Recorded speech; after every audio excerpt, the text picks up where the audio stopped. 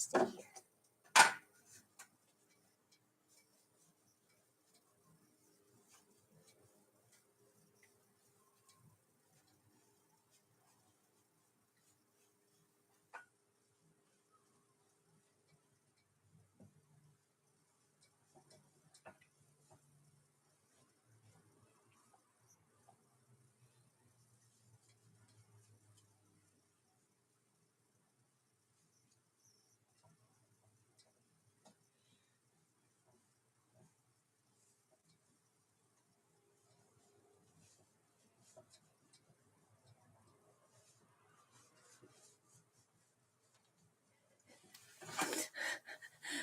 Just like a Virgo, to start class and then start cleaning. What are you going to do?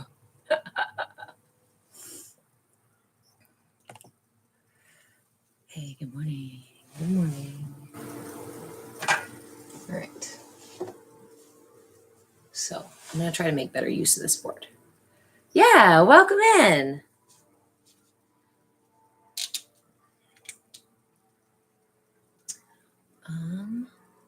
Let's see. How has your week been? Have you been practicing your third eye meditation? All right.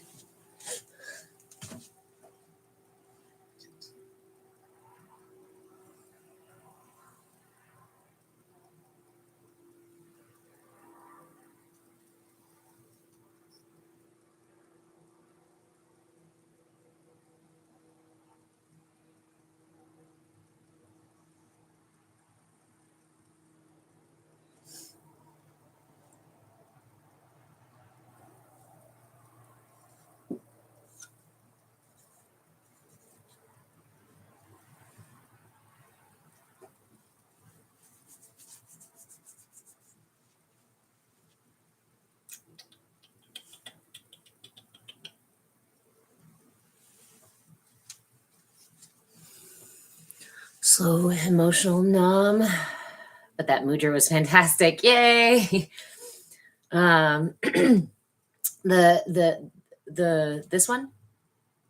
This one is the Apana mudra. And then we also have, I keep forgetting what this one is. I want to say Kashyapa, but that might not be correct. Yeah, this is the Apana mudra that you're using to release the floor, release energy, right? This is that release button.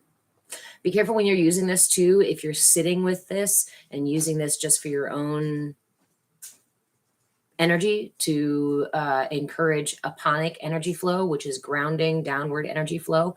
So if you're just holding on to that, please be mindful that it can speed up your digestion. I made the mistake. Hey, Blindly Evolving, how are you? I made the mistake of doing this one right after I'd eaten. And let me tell you that my digestion moved a whole lot faster than expected, and it was quite uncomfortable. So it's why actually it's recommended to do any mudra practices, breathwork practices, even your yoga practices. It's recommended to do them on an empty stomach because your body is busy realigning the energy, getting into your physical, like getting into realignments rather than focusing all the energy on digestion. Digestion takes a lot of energy. So yes, the Apana mudra. But when you're using it as like a tool to clear your space, this is a different direction and different energy, right? You're kind of just using this to drop it all. I really like that we're using a yin energy to drop that energy out, because it seems like yin is also the dark side of the yin and yang, right? It's also our resting and receptive. It's the darkness of the womb. So we return it to the dirt, to the womb. We return it to the dark so that it can be reborn as something else. That's always my thing. It's like we think about banishing negative energies and it's like, get out of here, you know. But really it's like, go be reborn. Go like back to gestation. Go rest a while. Hey, Tammy, good morning. So we were just talking about a combination of mudras as everybody may be experiencing heightened state of negativity, especially out in the world and on the social media places, and maybe even in your social circles or in your family spaces, right? I encourage you to use the tools available to you. So this mudra is a combination of two mudras. And I was just saying, I'm just trying to remember the name of this one, and I can look it up right now if we really need it. But it's two mudras combined. You use your right hand with the Apana mudra. Again, this is what I was just talking about when you came in, Tammy. This Apana mudra, when you press your thumb to the nails, creates this drop energy, right? Your aponic energy is the downward flow of energy, that resting, also receptive, rejuvenating energy. So I think about this a lot, like returning something to the earth or putting it back in the soil, kind of thing for a season. So this you use like you would maybe a sage or incense or bells or whatever it is that you're using to clear your space. And feel free to move this however you feel like moving it. This is your energy, your space. You can clear your own energy. You can use it on your phone, clearing stuff out, as well as your entire environment, right? So the right hand does the Apana mudra and is directive. We use that to move it around the room. And the left hand goes into, you split the fingers with the thumb here. And I'm pretty sure that's Kashyapa. I'll go look it up again. And you place this on the small of your back. And this creates a flow where you're using your channel, your vessel, for using that for clearing energy in the space. Bluebird, good morning. 3-eye Atlas. Awakening us to our third eye. Really interesting information, the 3-eye Atlas thing. I have been following it. I don't know who you follow for information like that. I really, really, really love. His name is Stefan Burns. He's on YouTube. And he just does such a good job, especially with 3-eye Atlas. He does a really good job of looking at it, like really chewing the cud and flipping it around at all these angles. And he has so much knowledgeable information about how it happens, why these things are happening, not just the whatever it is at 3-eye Atlas. Cause it's very, very unique, right? It's astounding. It's astounding. Time is fleeting. Madness takes its toll. Oh shit. Sorry, we went into musicals for a moment. Blindly Evolving. Thank you for introducing me to him. He is great at explaining everything. Yes, he is really good. I think he might be on the neurospicy scale with the rest of us. So I really love listening to him because I love the way that he gets like way deep into the scientific stuff. And then he's like pulling his head out. He's like, wait a minute. Okay. So, and then, and then we'll mention the like spiritual stuff or the possibles, the possible explanations for these things. I have been watching him for several months for all of the solar activity. Again, his name is Stefan Burns. Stefan Burns. He's in the Discord. I've posted it in the Discord in our astrology section. That's kind of where I post astronomy too. So maybe we should rename it. But I have a link in there as well. And if you on YouTube, Stefan, Stephan, Stefan Burns. He's great. He's so great. And sometimes he does meditations, and he also has this cute little shop where he sells like, what does he call it? It's like enlightened tea, or I don't know. There's some sort of tea that he has this kitschy little name for. And I really adore his character, his persona. You'd love to be on the Discord, Tammy. I have a link on my Patreon page. I have a link on my link tree. You can also just send me a message for it. Remember, everybody, we are doing the raffle today. Hi, I've been meaning to do this. I've been meaning to be better about this. Hi, everyone. Welcome. I realized recently I was watching somebody else's content and I'm like, gosh, they have such a nice intro. Why don't you have an intro? I thought I used to have an intro. Yeah, you just get started and bleh at the beginning of class. Oh, infinity. Nice. So welcome everyone to our Saturday CAYA classroom sessions. My name is Reverend Deborah. I'm an interfaith minister, a movement facilitator, and dubbed by this amazing TikTok community, your shenanigan shaman. Today and this whole month of September, we are working on the Ajna chakra, the brow chakra, aka the third eye. So bring your questions, bring your concerns, bring your alignments or misalignments, bring your confusion, especially. We will go over the mudras for this month that I'm offering this month. If you want more tools, I offer PDFs on my Patreon page. TikTok's going to ding me again for sending you guys away, but that's where I have all my stuff. They don't let me do digital downloads on TikTok. Otherwise I would, maybe, except they take too much money. Okay, so the cheat codes offer mudras, mantras, sounds, breath work, visualizations, asanas, herbs and stones, nutrition tips, energy healing tips, and reflection questions, all for $5.55 over on my shop. Moist. Hello, my friend. Hi, always confused. Well, let's work on that third eye. So I did give everybody a practice last week that I encourage you to take with you all month long, no matter what tool you're working on. Anytime you think about your third eye, anytime you think about this class or these practices or your chakras or whatever, if you can remember to trigger yourself to do this, I invite you to practice opening your third eye simply by looking through it. What do you mean looking through it? So we actually have the biology of it, right? We actually have the, like, what's it called? The inner workings of the eye that are back through the angle of the third eye. There's only one, I found this out recently, there's only one creature that actually has a lens for their third eye. While most creatures do have the inner workings of the eye, we don't have a lens, and it's a spider that has the lens for that third eye. But the rest of us just have the inner stuff for that third eye. Your third eye channel also, as we are commonly familiar with, right? I don't want to put a bendy on my forehead, but I feel like maybe I need like a sticker for what chakra we're working on. The third eye, front of the third eye is here, right? Almost all of us can go, I know where my third eye is, and we can touch our third eye. But the back of your third eye is also important because the channel of the third eye goes through the pineal gland. And the pineal gland, as we know, is important to our enlightenment process, to our overall wellness and whole balance, self-actualization, Christ oil coming down, lots of cool things and buzzwords and things. So the pineal gland is right at the base of the skull there, where the skull and the spine come up together. It's up tucked in there.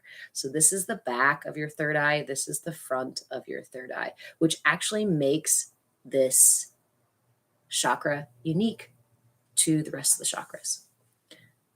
Blindly Evolving. I haven't looked at his shop. I always love the shirts he wears. I'm just in love with, I have a secret crush, I think, on Stefan Burns and all of his sciencey stuff about the sun. He has taught me so much in the last several months, maybe even year that I've been listening about what happens to the sun. I feel so smart because of Stefan Burns. I admit I secretly crush on people who who give me cool information.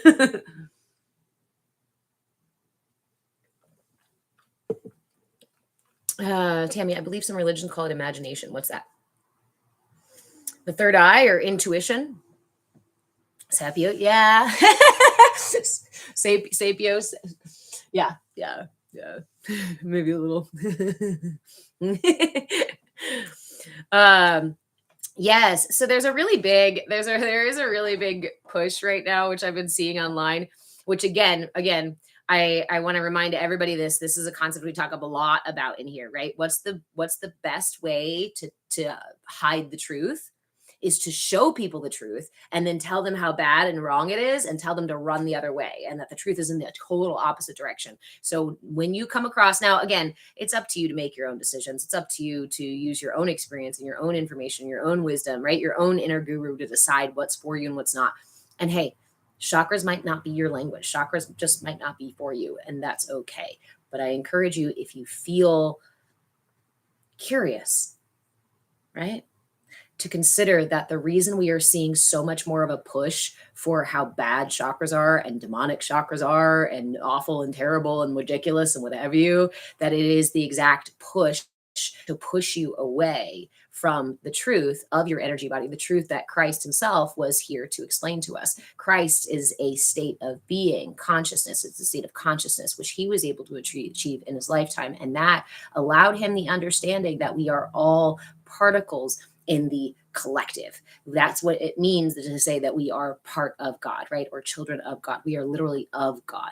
And the bastardization of his teachings and of those words are brought about by controlling class, by people who would seek to control most and harvest the rest.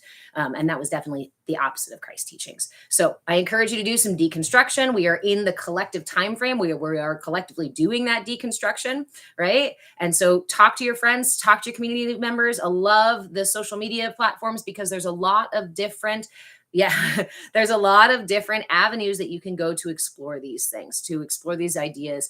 And I encourage you to explore both sides. I will add this piece here that the information about the energy body has not only been around since 1500 BC, but we have ongoing, current, and decades worth of study on the energy body, on the human body, on the chakra system, and how it works, how our hearts interact with each other, how we have electromagnetic fields, toroidal fields around our body. I was just going to look up this morning the fact that the chakra vortexes are are directly related to clusters of nerves, of tendons, nerves and blood vessels. They relate to things like the endocrine system and whatnot. Like, they are actually not just associated with like arbitrary associations, but they actually do connect to these things, right? When you have a cluster of all of this energy inside of the body, it does actually generate more of an intensity in that part of the body. We also have minor chakras all over the body. If you refer to acupuncture or acupressure, they use the exact same foundational information that we are talking about in the chakra system. So the next time you hear somebody go, the chakras are demonic, remember that the institutions would hide your personal power away from you so that you can be more easily controlled. You're much better of a puppet if you do not know how to operate your system and you do not know that you are intrinsically part of God, not separate from God, not having to seek God's approval, not even having to subjugate yourself and martyr yourself or sacrifice yourself for some other sort of narrative. That is not the narrative that I have come to understand as a non-denominational reverend. I've been a non-denominational reverend for 11 years. This has been the bulk of my study for the last 11 years. Plus, before that, when I started out as a young little Catholic girl trying to find her relationship with not only God, but Christ as well. So, yeah. Sabrina Wallace stuff. I don't know who that is. Is that the kind of person who's doing the opposite stuff? I think that might be who somebody sent me a link several weeks ago when I was on live, right? We get a lot of people who come in and want to push the narrative of you are weak, you are broken, you are sinful, you're bad, you have to prove yourself, right? That kind of stuff. But I had somebody come in and send me a link after a class about how the chakras are demonic. And I was like, oh, I just said, again, what I usually say is like, to each their own. I encourage you to look into both sides of this. To encourage you to look into the fact that this stuff has been around since 1500 BC. Again, BC, before Christ, right? Before Western religions. This was the stuff, and it's still within the Western religions. It's just been used different terms for it and changed and altered, just like they took pagan traditions and other things like that. They do that as a means of control, not as a means of enlightening you. If it's meant for enlightenment, if it's meant to give you back, if it's giving you back your power, if it's showing you the path to bring yourself closer to the truth of who you are and your experience and more in tune with nature and your surroundings and each other, then it's probably a more close to truth than that whole divisive rhetoric that we like to inject into our culture as a means to keep the monkeys fighting each other. Anyway, that's my thing. Okay, now I have 2 pens in my hands and I can't write on that board with this one, so I'm putting that one down. Okay, the biofield stuff, that's why I had it up. Sabrina Wallace, what do you say?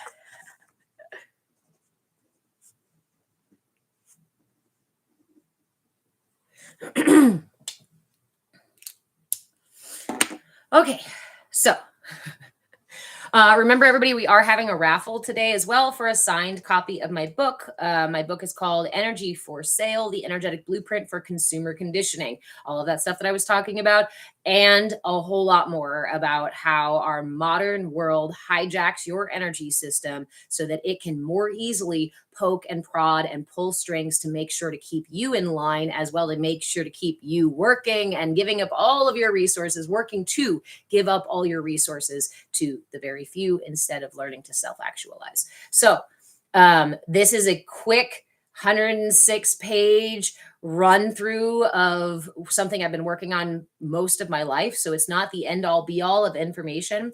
Do have it, Rebecca, I don't have it available on Audible yet. Thank you, Tammy. I personally would like to read it myself. And it is on Amazon because that was the quickest way to get it published and ready for the public. And it's something that you order. It's like print on demand, right? So I don't have to hold a bunch of copies of it. But I don't have it on Audible yet. Not yet. I think maybe once I reach a certain amount of sales or something like that, which will allow me to then pay for that to happen. But I don't know yet. So anyway, our raffle today, there's 2 ways to enter. If you are here on TikTok, you can send the manifesting. You see the little box here. You can send the manifesting gift, and that will get you 1 name into the hat. The reason awesome, Kay, yes, you got one too. The reason I'm doing 1 name into the hat here on TikTok, well, hold on. 1 name into the hat if you do the manifesting gift over on TikTok. Otherwise, anybody and everybody can go to Cash App and you can put a $5 donation into, let's see. And that'll get you 2 names in the hat. And the reason is because TikTok takes up to 60%. I made a video last week or the week before about how TikTok literally just gave me 50% of what I made on the live, right? And it shows, I sent that to you guys so you guys can see what TikTok takes. When you guys send gifts through the live on TikTok, it does help boost the live and get it out on the FYP. So I totally appreciate it. And we're playing with marketing. How does marketing work? Notice when we do the raffle, we get less dings, we get more on the FYP, right? So we're playing that game right now. But if you want to get extra entries, you can enter as many times as you'd like to. And I give you double entries because it goes directly to me over on Cash App. So, meh.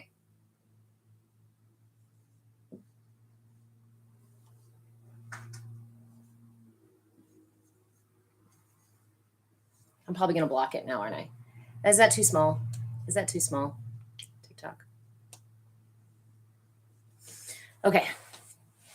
I am also over on Patreon. Again, if you want cheat codes, we're going to talk about mudras today. We'll talk about a little bit about mantras. We'll talk more about the stage of development for the third eye, why the third eye practices are important, and what the third eye actually does or rules within your system. Remember, we talked about how they're not just hyperbole or made up little energy spots or what have you. They're actually associated with different parts of your actual system. For example, the third eye rules the eyes, the pineal gland, the brain, the nervous system. And so its purpose is vision and cognition, not only material vision, but spiritual vision, not only material world cognition, matrix cognition, but higher levels of cognition.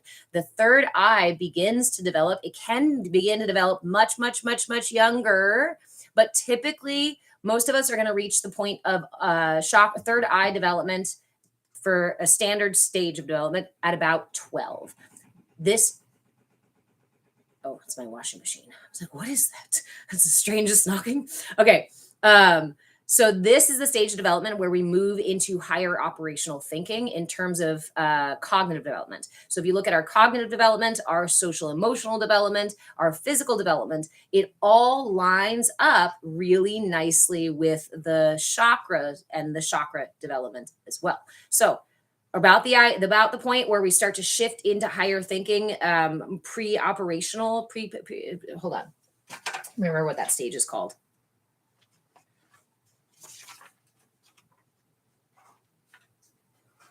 Formal. Okay, it's formal operational stage. Once you get to the age of 12, you get to formal operation stage in your cognitive development, and that's via Jean Piaget. If you're interested in looking up this physical development or the child development info, you can go look up John Piaget for that. Eric Erickson gives us the social emotional stages of development. I really like to look at the correlation between Eric Erickson's social emotional development and the chakra development, because while our body is physically developing and our brain is physically developing, our system of needs is intrinsically woven into our energy body, right? So each of these chakras also talk about a need. So our need here in the third eye is wisdom, is insight. It's being able to consider and have, again, higher states of thinking beyond just the most basic forms of thought. So another way to talk about this is in our physical development, we go through stages of, it's called gross motor skills, and then we develop fine motor skills. So gross motor skills said my whole arm can move, right? As an infant, gross motor skills means I can start crawling or I can lift my head up. That shit is cool, right? We learn to jump, we learn to skip. We learn to dance, then we learn to ride a bike, then we learn ballet or something like that. You see how that process becomes finer, more refined and more refined. The energy body does the same. The brain's development does the same, right? We go from gross motor thinking, from it's day or night, I'm tired or I'm not, I'm hungry or I'm not, right? Or I'm satisfied. Those are gross motor skills in terms of the way that we think. So if we also look at the way that as we're evolving, right, we are seeking finer and finer processes, cognitive processes. And that is available to us only at certain stages of development. When we look at these chakras in correlation with those stages of development, we understand better how the chakras, how the energy body is interwoven with all of these other parts of self. Another way we can talk about this too is the hierarchy of needs, which Maslow adopted from the Blackfoot tribe. It was not his original idea, and he took a circle and turned it into a pyramid. But the idea being that humans have intrinsic needs. And for us to be able to self-actualize, we need to satisfy those needs. Consider this. If I am constantly scrambling, hi, Roach, how you doing? If I'm constantly scrambling for basic housing or food, shelter and food, if every day is spent on housing or on shelter and food, then my ability to pause and consider more philosophical ideals or consider whether or not this decision is for me or not for me, there's a lot less time for that. I'm very focused on survival and survival alone. Again, another insidious piece of our culture is when they put us in a position where we are clamoring for that survival without our needs actually being met. And I think the worst part about it is they offer false satisfactions for these needs. All those people on those Facebook friends lists, McDonald's or fast food that doesn't actually give you nutrients or actually gives you toxic stuff, the stuff in our grocery store that has toxins and stuff added to it, preservatives and things that are messing up your system. It feels like I fed myself. It feels like I am taking care of myself. But at the end of the day, these things are not actually they're not actually supportive to your system. And in that way, your culture manipulates you into thinking, oh, I satisfied my needs. Oh, I have shelter, but you could lose it at any time. And you don't even own it because you still pay rent on the property you own to the government, right? I've fed myself. Yes, but the food is actually devoid of nutritional value and or is full of stuff that is actually toxic and hurting your system. I have friends, but most of those friends are maybe only on social media, right? And again, no, like we're all processing our deconstruction of getting out of the culture. So we talk about this through the third eye, through the lens of the chakra system, because the chakras also talk directly about our needs. So again, our need here in the third eye is to evolve, is to find higher wisdom, right? Is to consider these higher states, these higher places of these higher states of existence. these other, let's just say other states of existence. Oh, Vicky, I'm so sorry. I've been sleeping in my car for 8 months due to mold in our RV. I know that you are not the only one who is dealing with housing stuff. We are right in the middle of a move right now, and hopefully this is a last push until we are somewhat stable for a minute. But a lot of us are going through, again, a great rearranging, a great restructuring. And I think a lot of it has to do with the fact that our system has become so over laden, right? Remember that we this is one of those funny things I like to say, right? We live in a supply and demand culture. The culture or the capitalism or the business, right, that or whatnot would respond to our actual demand. That's different than what we have, which where the demand is supplied to us, is given to us through marketing, through overconsumption, through throwaway culture, that sort of things, right? Then we are encouraged to, yeah.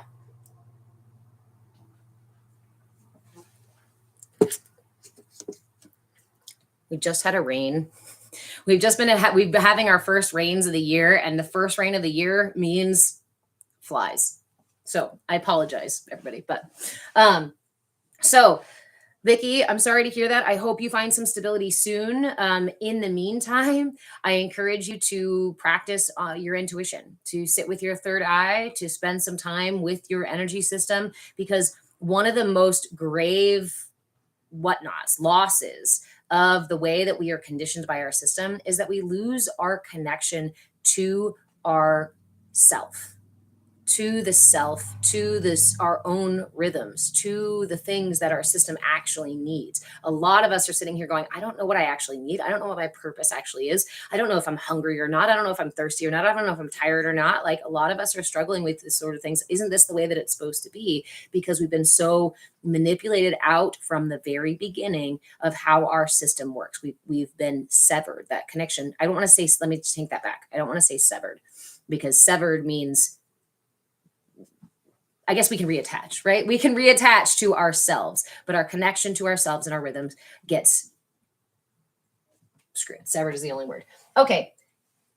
Thank you, Blindly Evolving, very much. Again, for the raffle today, if you want 2 names in the hat, $5 to the Cash App here, or if you're on TikTok and you want to put your name once in the hat, you can send the manifesting gift as described over here in the little box. Again, remember, gifts help get us out in the FYP. TikTok does like to ding my content because I don't make them a lot of money, because I'm not trying to get them a bunch of money. And also, I'm telling you exactly what they're doing and how they're manipulating you. And most systems don't like that.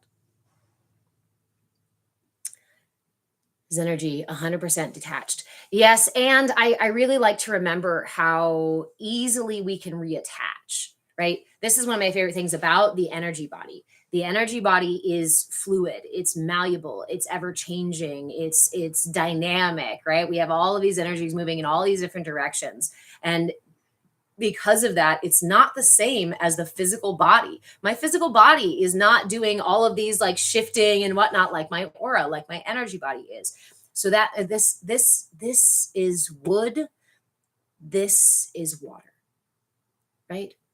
So if I'm working with wood, I might need an axe or a nail or a chainsaw or, lots of other material world heavier duty things. When I'm dealing with water or air, even, you can't grab a hold of air. You can't trap it in a bucket, but you can learn to move with it. That's why breath work is so powerful. Yes, absolutely. Because it is actually quite easy, once you know the tools, to bring your system into balance. If you've ever experienced that moment in meditation or in breath work or holding a mudra where something shifts and it's visceral, and it sends chills, or it makes your breath catch, or you sigh, the moments that you feel yourself shift into balance, I want you to remember that this is how we retrain the brain, right? You've already experienced balance. Another example of this, right? Having the right tools for yourself is so vital. Yes. Okay. So again, breath work is one of those most important things, right? Mudras are also a really, really important thing, or useful thing. This month for the third eye, the biggest practice that I'm encouraging everyone to do is just to gaze into your third eye, gaze through your third eye. Again, if you're like, what the heck are you talking about? You can do this by simply closing. Actually, you can keep your eyes open as well. It just looks a little crazier because because what you're doing is you're turning your eyeballs up toward the point in your brow. If you need some help finding that point, put your finger on that point and then close your eyes and turn your eyeballs up as if you're trying to see what's on your forehead here.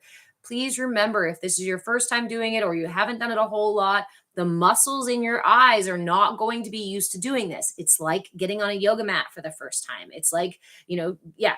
So, when you're doing this, that makes my face shake. Exactly. So when you feel something like that, what it's doing is attempting to release the tension. Okay. So looking up into the third eye to the point where it's comfortable. Yeah. I don't want you to strain yourself too much. We are not going to, remember, this is wood, this is air. We don't really change anything. We don't do anything by straining ourselves, by creating more tension. So if it makes your face shake or it's straining too much, then don't look as intensely into it. See if you can just cross your eyes toward the middle of the bridge of your nose. You can do that with your eyes closed or with them open. I've got a good eye cross, so we can do that together, right? You can look right into the middle of the brow. No, your eyes won't get stuck like that. If anything, you'll at least pop open your third eye and then you won't be stuck, right? All right. So crossing the eyes toward the bridge of the nose or even toward the tip of the nose and then slowly working your way up to a point where it's comfortable. Don't just try not to strain yourself. Ooh, that's fun. Yes, Zenergy, doing that from level cross to slowly bringing them up helped. Awesome. Your eyes have been really sore, so you had to back off. Yes. And again, you are your own guru, right? I can't be in your body. I can't be in the room with you, right? And we're not even working one-on-one unless you're doing coaching with me. So I encourage you to please remember, this is wood. This is the material. Most dense part of you is the body. And the energy body is much more fluid, much more like air, right? And we don't grab a hold of that with tension. Here's another reminder that is really, really important, right? We're talking about finding balance, and we're talking about how easy it is to find balance. The difficult part is staying in balance. Now, remember, we're not static creatures. We're not stagnant creatures. So we're not meant to stay perfectly in balance at any point. But just like, remember those old clown punching bags that had weight in the bottom and you could tip them this way, you punch them all over the place and they'd flop and back and forth, right? We do that as humans, if we're centered and balanced and grounded, then we can sway and move all over the place as life does what it does around us. When we are not grounded, when we don't have that experience of center, when we don't know where center is, we can end up living like this for a long time or fucking flat out like this and going, I don't understand why I can't find center, why it's so hard to find center, right? Hold on just a second. Let me give my son a hug and then I'll come back and do this thing. Hello, son. Hello. I know where my gold is. There it is. Yeah, right there. Oh, by the way, those are your meditation balls. I found mine. Okay. Okay, so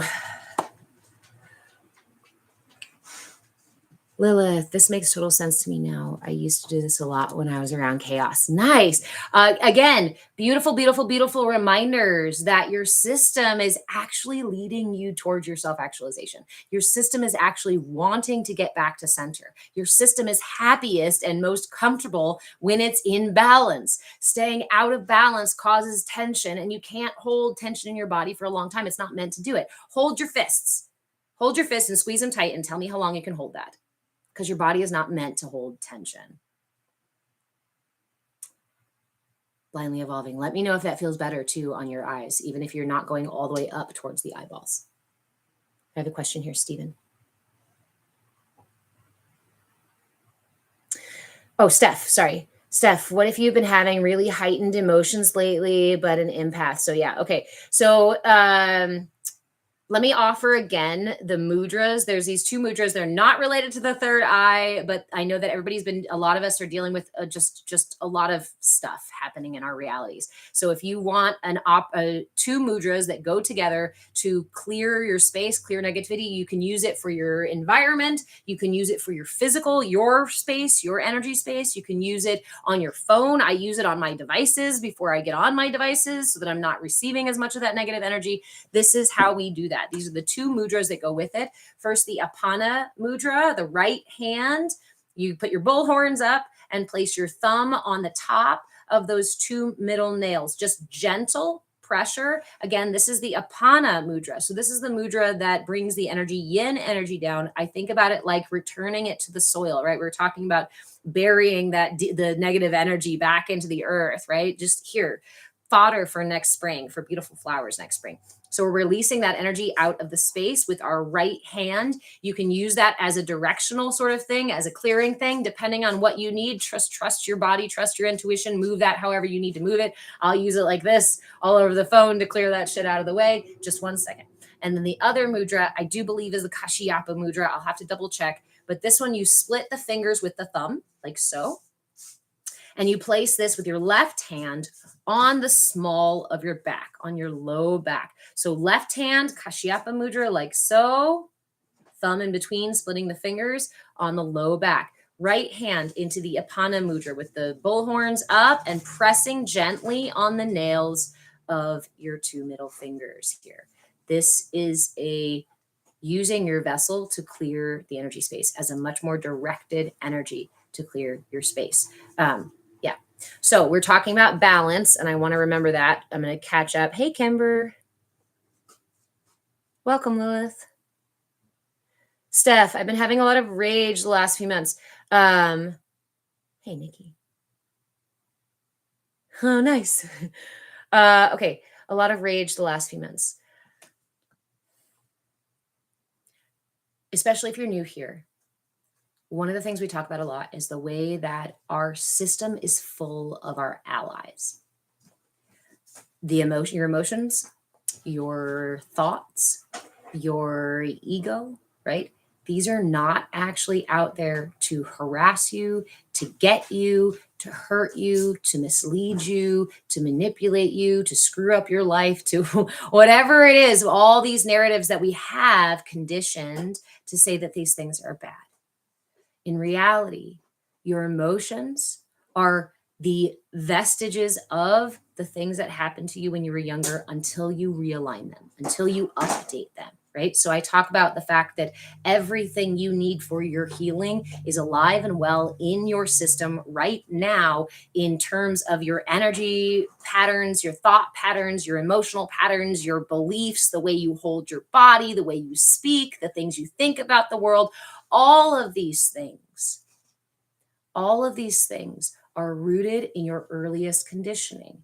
And that conditioning remains your conditioning until you rewire your system or until the universe goes, time for a rewiring, time for a total, right? And a lot of times if we don't do the rewiring ourselves, we get to a point where the universe is like, it's a more difficult birth because we're not working with the universe to rebirth ourselves, right? And I definitely have experienced that a lot in my life. Even having this information, I still walked around ignoring the necessities of my system because, like most of us, I was also conditioned out of any connection with my body, with my intuition, with my hunger, with my sleep patterns, with my natural rhythms at all. And again, that's through the enculturation process. I keep referring back here for those of you not sure what I'm doing back here.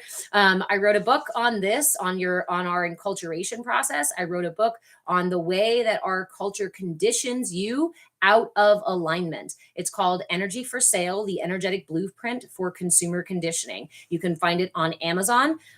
You can also join us today for a raffle. The raffle is you can either send $5 to Cash App, and that will get you 2 names in the hat. Or if you're on TikTok, you can do this manifesting gift here.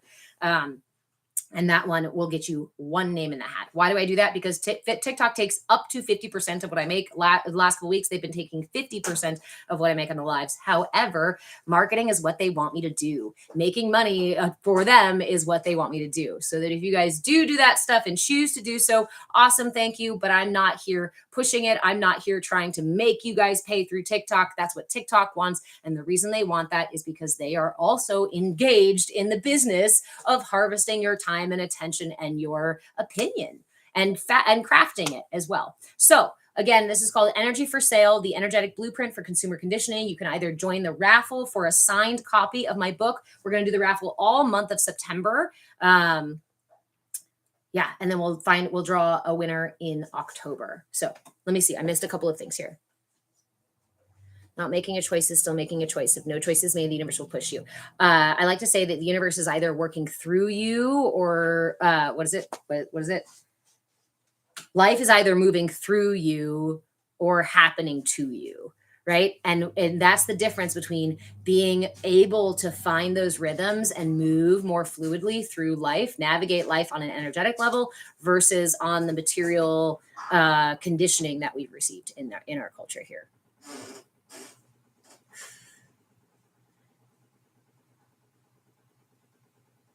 Just checking in here.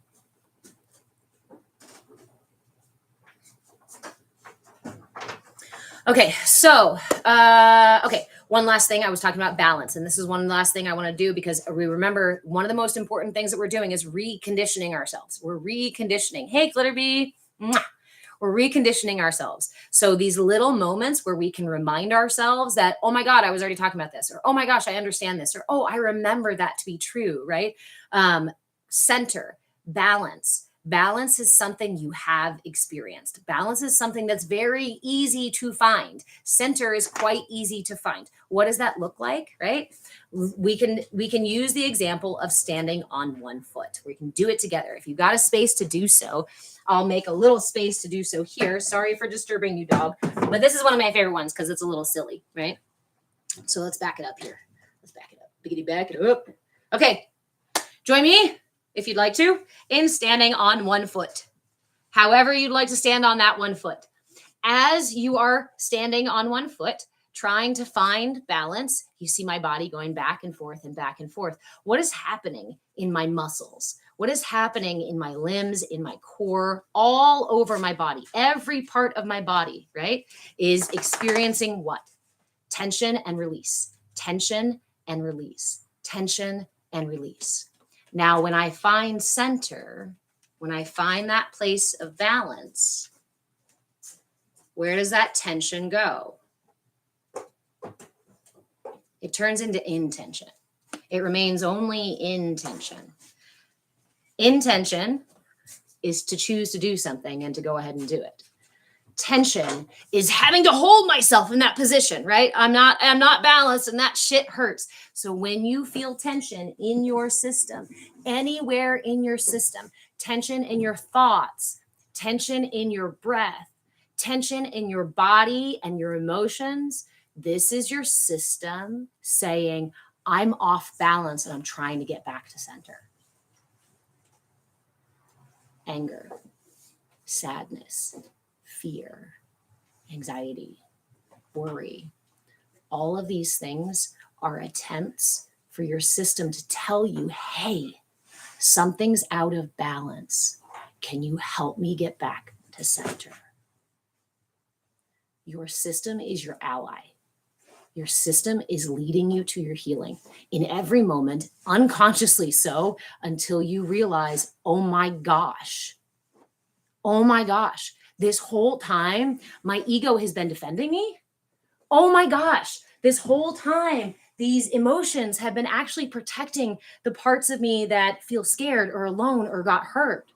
Oh my gosh, the reason my ego keeps popping up or anger keeps popping up in this particular time is because, the earliest messages I got were that it's not safe for me to be honest or speak my truth.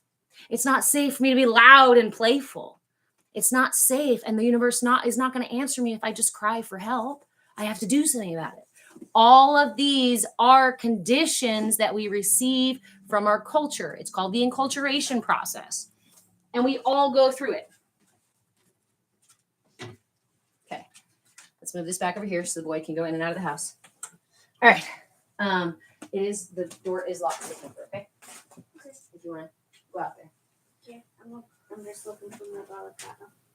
Oh, I think in here, honey. Okay. I would love to buy a few of these books. Steph, absolutely. So again, they are for sale on, oh, I messed up my angle here. My book is for sale on Amazon. Ironically, unironically, I don't know. It's called Energy for Sale. If you want a link to purchase the book, you can just send me a message. You can also find it on my Patreon page, which I still don't have a thing up here for. Let me catch up on these comments. Leif, I knew you were cool, but I didn't know you have a crowfoot tattoo. I don't have a crowfoot. Oh, the crowfoot. It's a rune. It's a rune. It's the rune for protection. And actually learning about that rune, I used to think it was for physical protection, but later and appropriately found out that it has a lot more to do with your greatest protection is aligning your system, is your energetic and emotional balance. That is how we protect ourselves, i.e. evolving yourself to a higher state of being, right? We talk about staying away from negativity and how do I protect myself from negativity? Clear the negativity out of your own system. It's a call and response. The universe is a call and response system. If the more now my pirates wanted to tell a story about a Native American story about rabbit and how the medicine of rabbit came about, because we know rabbits to be very skittish and jumpy creatures, right? But it's a perfect example of the way that the universe responds to us. I don't know if I want to. I don't know. You guys want to hear the story? Should I tell the story? Otherwise, I can give a shorter version of it. But let me see. Let me catch up on here. Glitterbee, enjoy your walk, my friend. Okay. All right. So this is one that I really enjoy because there's a witch in the story. Yes, son? Do you know where my box of toys were to put? Not the big black one. Or the brown one. There's one out there. And then the boxes are stacked at the top of the bed, at the bottom of the bed. There's 3 boxes stacked at the bottom of the bed. The black one, the cardboard one, and the laundry basket one. We're in the middle of a move. Okay, so once upon a time, once upon a time, long ago, last Thursday, there lived a witch in this little village, and one of her best friends was a rabbit. And the two of them would go on walks pretty regularly, a couple times a week. They weren't scheduled or anything, but the two of them passed each other so frequently and enjoyed nature so much that they would often run into each other and go, let's go for a walk. Let's go walking together, talking together, sharing stories, sharing ideas, laughing, playing, right? Good friends, solid friends. On one particular walk, Rabbit, as they were going through the woods, kind of just mentions, "Oh man, I'm kind of hungry," and Witch, being a generous friend, says, "Oh, my friend, I've got you." And she goes over and she talks to this tiny little green plant in the ground, and she puts her fingers here and she does a little thing. She does a little thing, and next thing you know, she pulls up a bundle of carrots, a little bunch of carrots.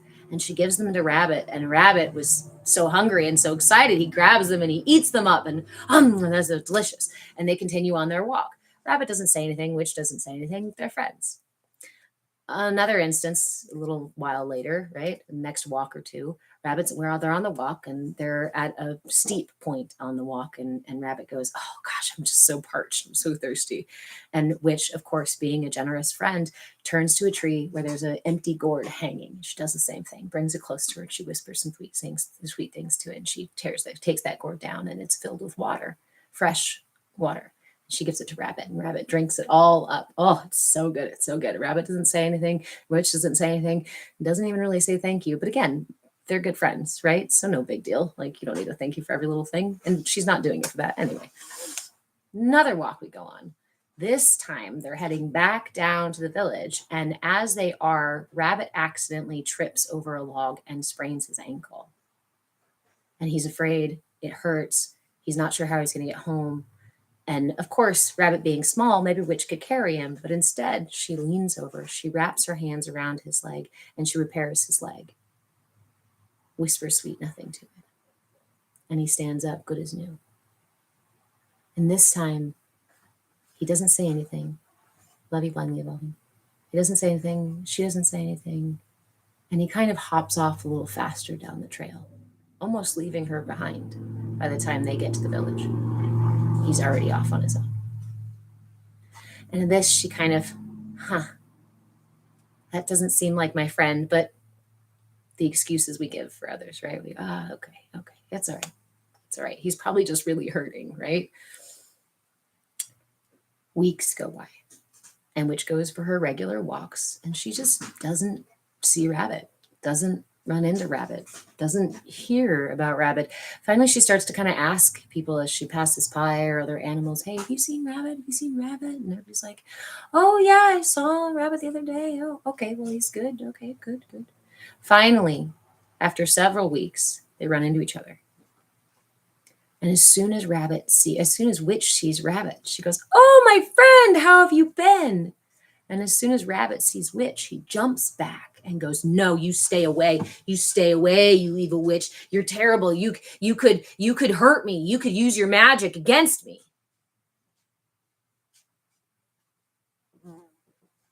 What?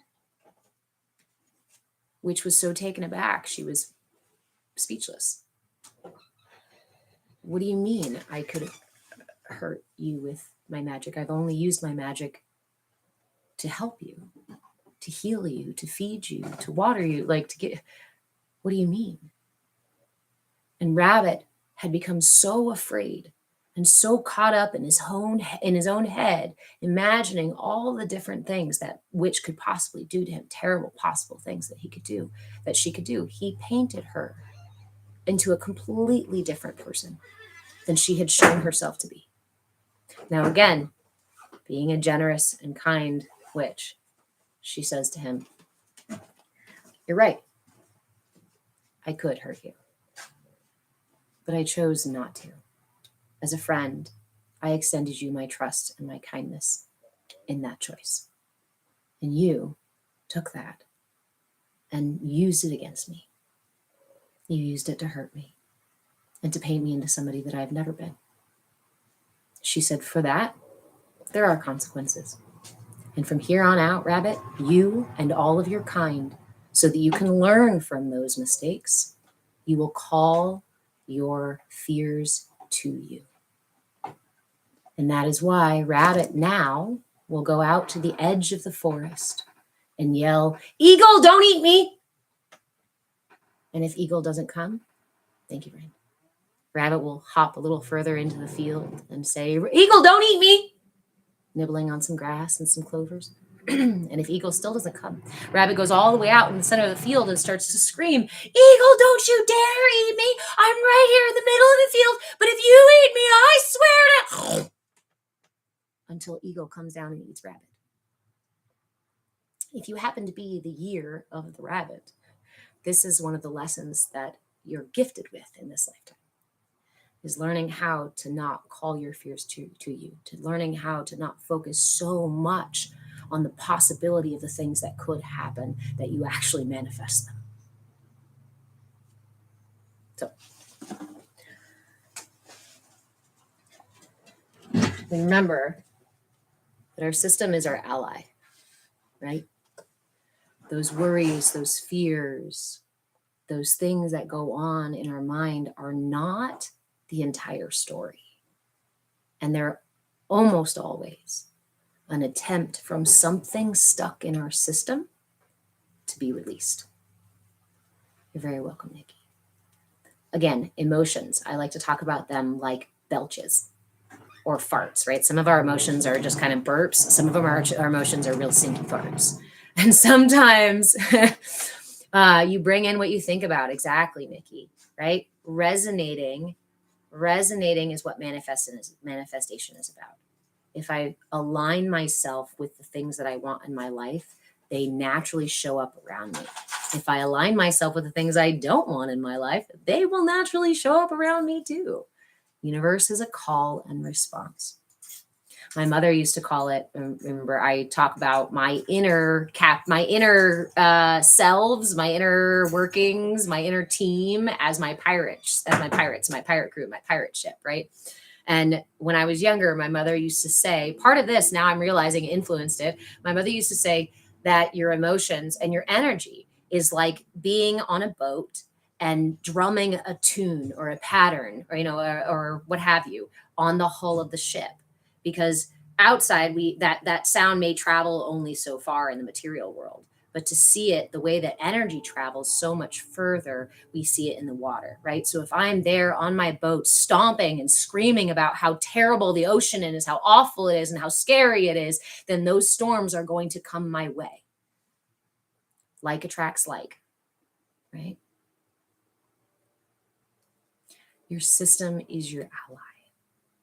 Your system is designed to actually lead you to your self-actualization. Every emotion that comes up is an attempt to release tension that's held in your system. Think about this. Again, another analogy to show exactly how this works on a very tangible level. If I consume something, if I eat something, and it stays stuck in my gut, this is a bad thing for my system.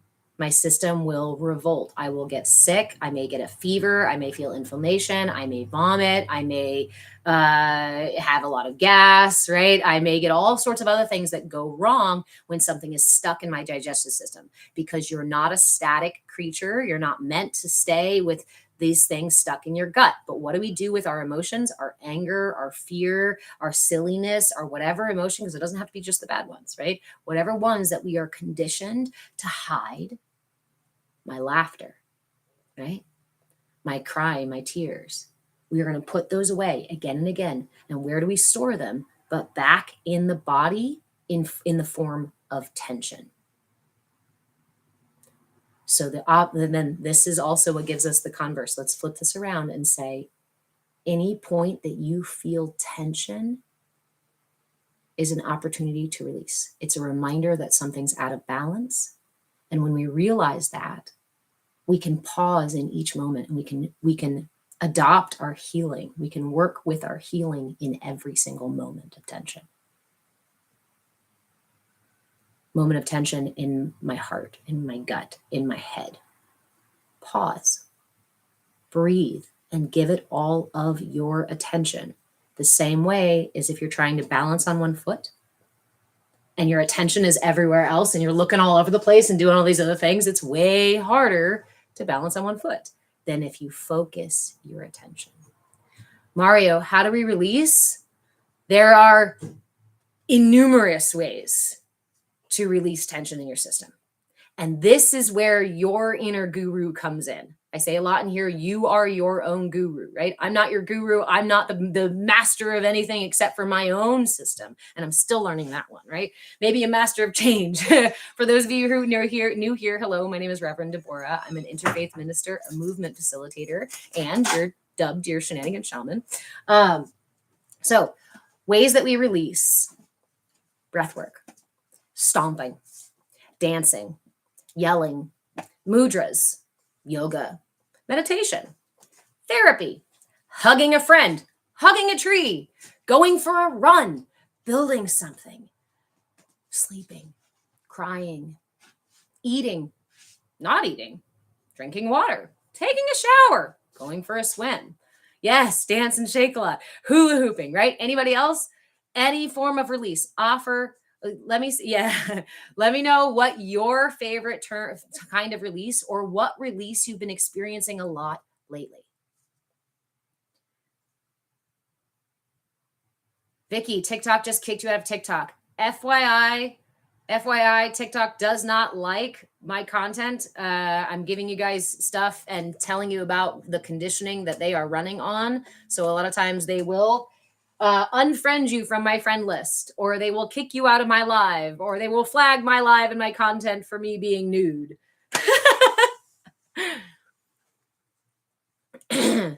B, death is its own form of release.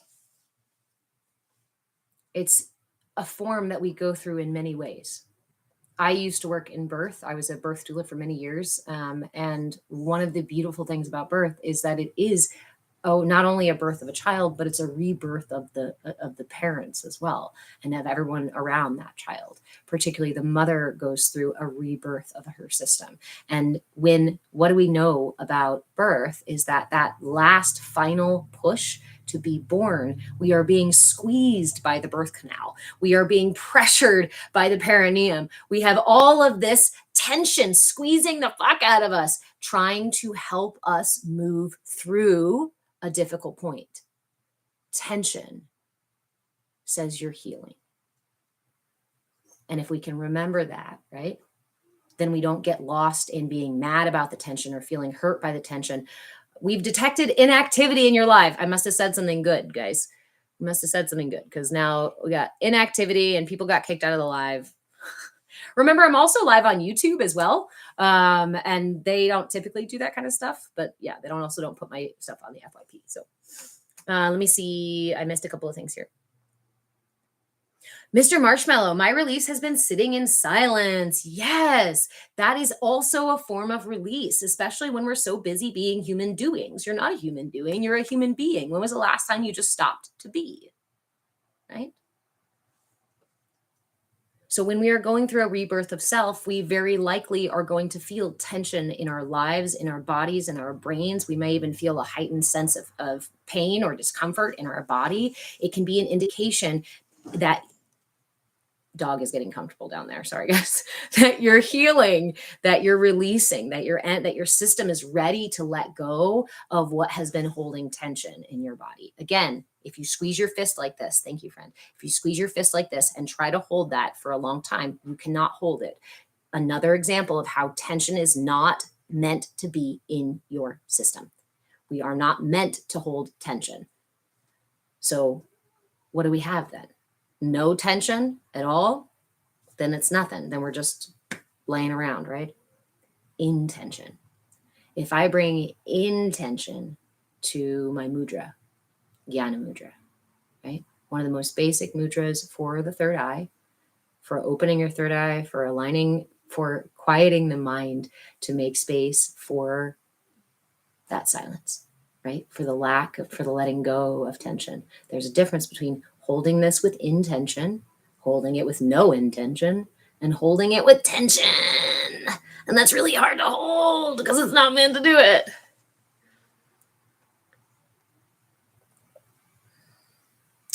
Steph, the release of not having a mother or father as a child and having to learn everything on my own. That right there is a blow to the root chakra, to the sacral chakra, and potentially to the solar plexus chakra. The damage, I want to choose my words wisely. The blow to the root chakra, the blow to the sacral chakra are going to influence the way your solar plexus, your heart, your throat, and your brow all develop. And if we have a lot of trauma down there in those lower chakras, we're going to move up in our chakras much more quickly and instead find ourselves scrambling to find an answer to fix the problem, fawning or running or being unable to speak clearly or over speaking and those sorts of things, because we're trying to bring the energy back down and to balance those chakras. These chakras being out of balance tells me that these chakras are asking for help.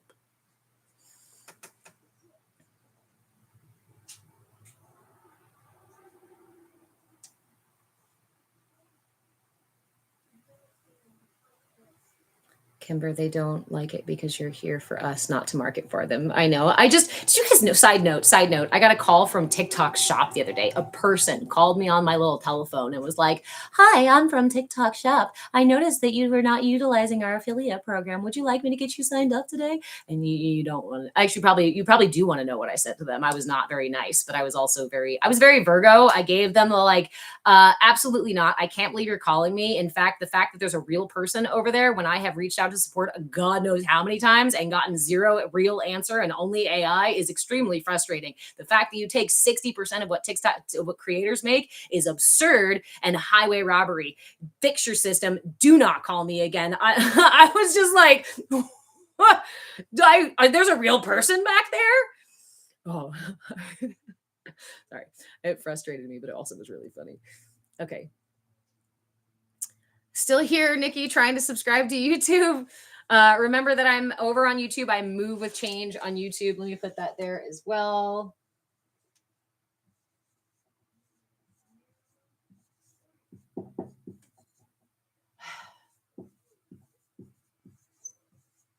Okay, I move with change on YouTube and I move with change on Patreon. Those are two places you want to follow me, especially as TikTok is changing. You can follow me for free on Patreon as well as on YouTube.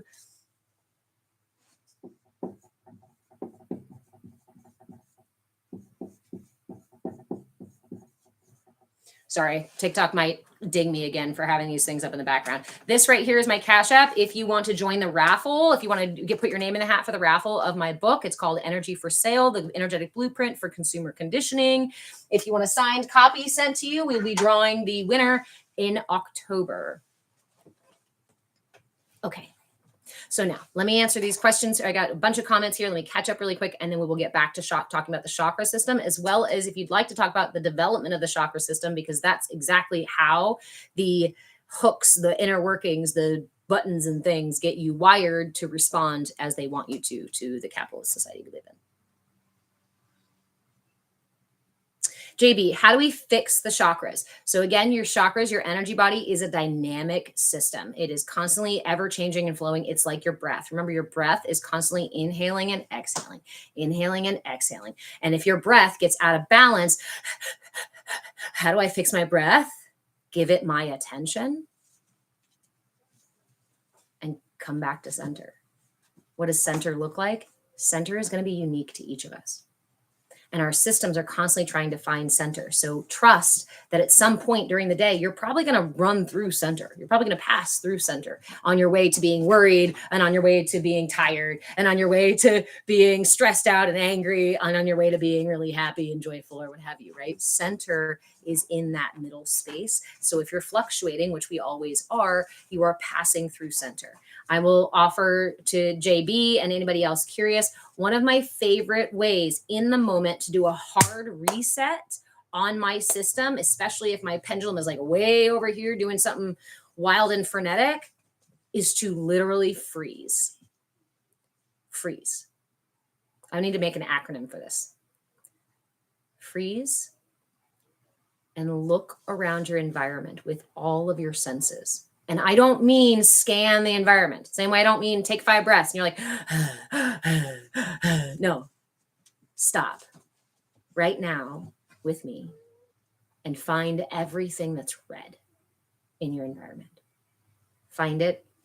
Let your eyes absorb it. Feel the shift as you look from red to red to red, pausing on each thing. Orange, orange, orange, yellow, yellow. Go through all the colors. Take your time. Give it your full and undivided attention. Tune your ears to the sounds in your immediate environment. Tune your ears to the sounds as far away as you could possibly hear. Bring your hearing back in to your heartbeat itself. Notice the way your heart beats gently in your chest. Notice the way it rises and falls in your breath. Notice that tingling sensation somewhere in your body. Notice the fullness of your system when your attention all comes back home. We are so often distracted, like scattered cats, right? Monkeys jumping all over the place. All of these different things. What I got to do on my to-do list, what I did yesterday, what I'm worried about this thing, the thought harassing me about what's going to happen and what might happen. And all monkeys scattered everywhere. So at least once during the day, every day, if you can remember to, gather up all your monkeys, herd all your kittens to right here, bring all the children to the mat, and check in. because this is your system. These are your allies. This is your team. The monkey that's worried about what might happen is part of your system trying to protect you against something not going well, right? Or something unsafe. The monkey harassing you about the last time you did dishes and how horrible that situation was is telling you that there's something stuck in your system that's festering that needs to be released. These are belches saying, hey, this isn't healed yet. Can we clear this out? Because I don't like carrying this baggage. Your system is full of allies, untrained allies a lot of the times, right? Because they get developed when you're young and they use whatever tools available to them, which may not be for your highest good. So remember, again, at first, it's a herd of cats. It's a bunch of monkeys. But you probably also have some wise, helpful parts too, right? I like to call myself I'm the first mate to my captain. My higher self, I don't pretend to be my higher self. Like that higher self is wiser than I could ever be in this lifetime. Like I so appreciate her. And at the same time, it's my responsibility as the first mate to negotiate with my pirates, to negotiate with all those monkeys and all those cats, because the captain is not going to busy herself with going and arguing with the mutinous pirates. She does not need to. She has the skills and experience, and she is waiting for her crew to be ready. Your captain is waiting for your crew, is waiting for you as the first mate to say, hey, everybody quiet down so we can listen to what the captain has to say. But if we're so used to operating in all that unconscious programming, you're not going to hear what the captain has to say so easily, because your pirates are yelling, or your monkeys, or whatever characters you got within you are constantly trying to fix the problem now with no direction and oftentimes out of date experience.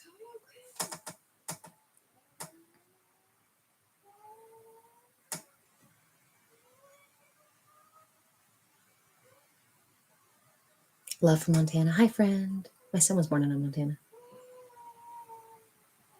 Okay, I'm catching up here. Finally I'm on Instagram. I am on Instagram. I don't really use my Instagram. Instagram, Facebook. I'm not on Facebook. I try to pull my plugs out of the systems that I know are intentionally pulling on my energy, right? This is one of the things I suggest in the book, is just to pick and choose and to cut the ties with the things that are draining your resources. Facebook is one of those things that is intentionally meant to manipulate you, intentionally meant to push propagandized ideas, extremism. It's the algorithm is meant to be divisive and to instigate tension and friction. And that is not a space that I want to give my attention, my time, or my money, or my information to. I encourage you to make those choices for yourself as to what is necessary or not, right? Some of us need to be there. JB, am I fully awakened? Did Kundalini travel through all your chakras? Are you still working on it? So I think it's pretty rare for us to actually find full actualization in this lifetime. It's why we only have a few folks like in our history, and often taken by religious doctrine and whatnot, who have actually come to really show us the pathway toward enlightenment, toward reconnecting with our truth, our essence, right? The source that is running through everything in the universe, that is all the things in the universe. I am still on my path. I share what I have done, what I have learned, because I spent 12 years in college, several years in workshops, as well as lots of time doing the research on my own, exploring these things, trying to understand these things. I was gifted my family's lineage of energy work when I was a child as well. So there's a lot of this stuff that I have been working with for a long time, but I am still human and on my own path with my own folly. And for a long time, I operated almost entirely centered in ego, not putting these things into practice, but instead sharing the information. Look at what I found. Look at the cool information I found, but never actually feeding myself those practices or the wisdom that was available within the information. So am I fully awakened? I don't know. In moments. Have I had Kundalini experiences? Absolutely. And just being able to bring the Kundalini energy up into the pineal gland and back down, because both are necessary. It's not just about Kundalini energy rising, it's about Kundalini energy also through the Christ oil dripping back down through your system, because your system has to have both the pranic and aponic energy. I am a Kundalini teacher as well. And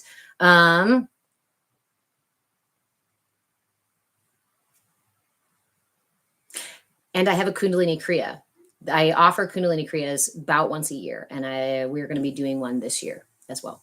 So if you'd like to join us, I finally did it.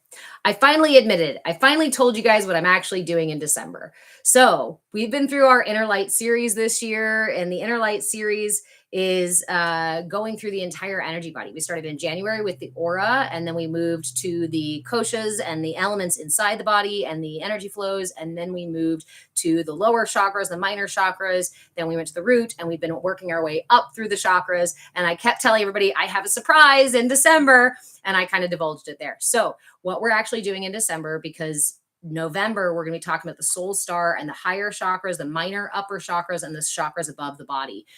December, we are going to start a Kundalini Kriya, and that Kriya is going to be a 40-day practice. We're going to meet together every day. I encourage you to join us every day.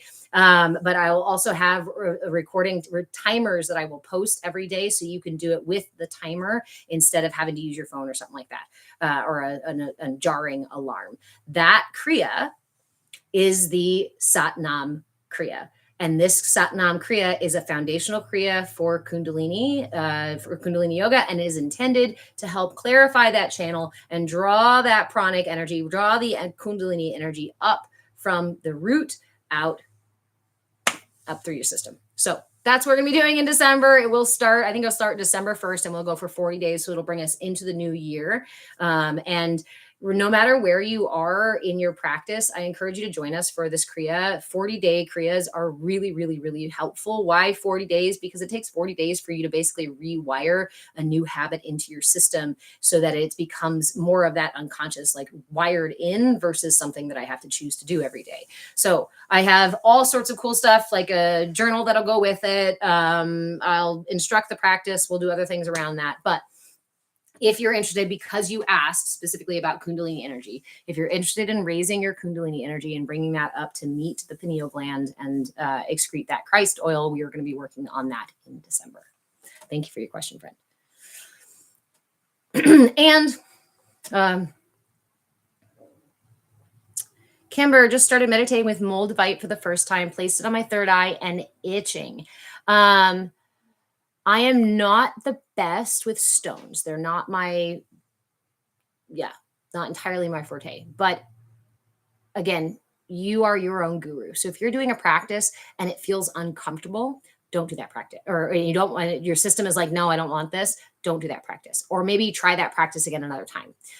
If you want to work directly with me, we can dive deeper into like your stuff, and I can help more directly in one-on-one. And that's available through a membership on my Patreon page. Again, I'm Move with Change on Patreon, if you're interested in that at all. I also have a shop over there with a bunch of different tools. If you're tired of hearing me jabber on about all these other things about the chakra, and you're like, will you just give me actual tools for the third eye?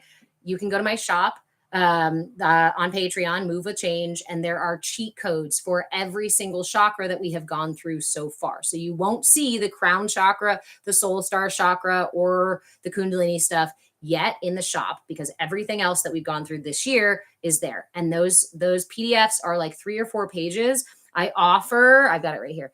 I offer mudras, mantras, sounds, breath work, visualizations, asanas, herbs and stones, nutrition tips, energy healing, and reflection questions for every single chakra that we've worked on so far this year. So that's there at your convenience, that you can go ahead and go grab those tools and practice on your own. If you have any questions about it, you're always welcome to come ask me. Okay, now going through the chakra.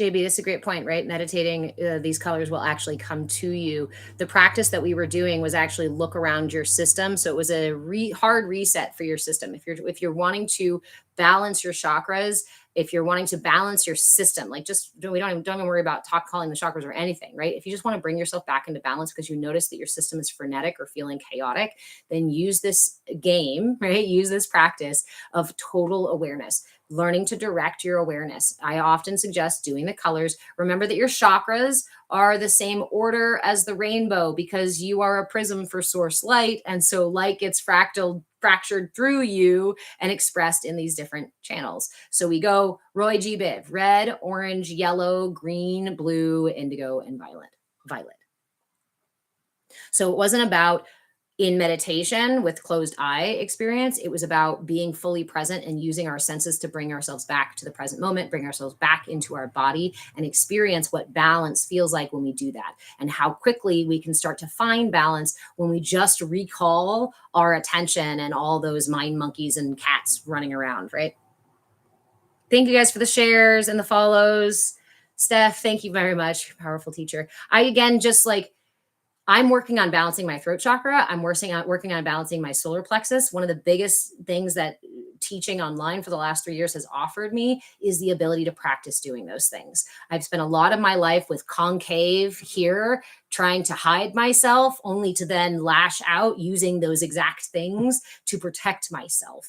That's what wounded chakras look like. We may have a deficient chakra or underactive or overactive chakra, or we end up with what I call the wounded chakra, where we use our chakras to push back, but we hide, and we push, and then we hide.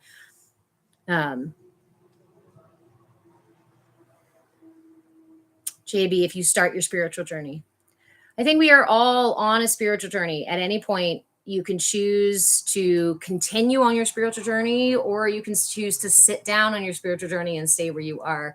And I say that from a non-dogmatic perspective, right? Not a dogmatic, not with certain sort of things, but the journey itself is spiritual because you are spirit. We are comprised of spirit and earth. And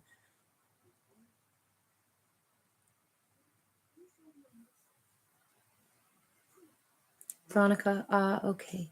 Was that a good okay? I can't tell from the emoji next to it.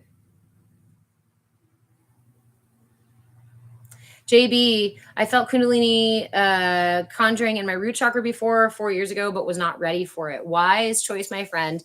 When we notice that we are not ready, right, or the energy feels too intense, again, this is where your inner guru comes to play, and you're like, I don't know if I'm quite ready for that. The reality is we can actually use these practices in a way that harms our system. Anything used too much or used out of alignment can be toxic to your system.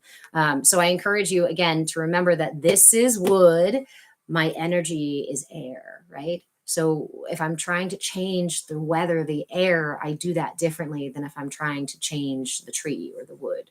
And that's a very big distinction when we live in a world that's very external matrix focused, that tells you no pain, no gain. You need a hammer and a nail. You got to push, and fight to make sure that you get yourself done. You have to use control and whatnot.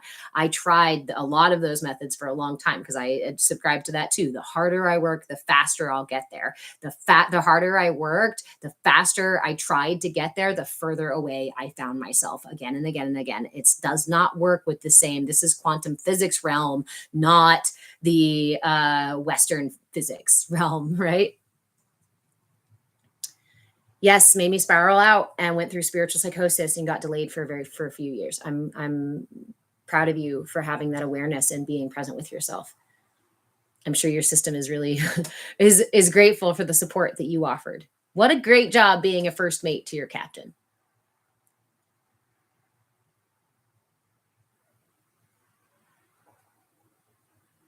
Nikki, your Moldavite. I know Moldavite can bring in really big shifts. And I know that all of us are going through our planet itself, the sun itself, the universe, like we're all going through huge shifts. Moldavite can be really supportive through a shift, but it also can be, again, if we're already going through, it's like having a fever and adding heat, right? It's already hot and then we're going to add more. So just remember that if it's feeling too aggravating, if it's feeling too, there's too much friction, then find practices that are a little softer on your system. Everything doesn't have to hurt, right? Your healing actually isn't intended to hurt. When that hurt lets us know that we're out of balance and we're stepping off path, or not stepping off path, that part of us is still off path. Hi, Galactic Overlord. I froze again. Oh man.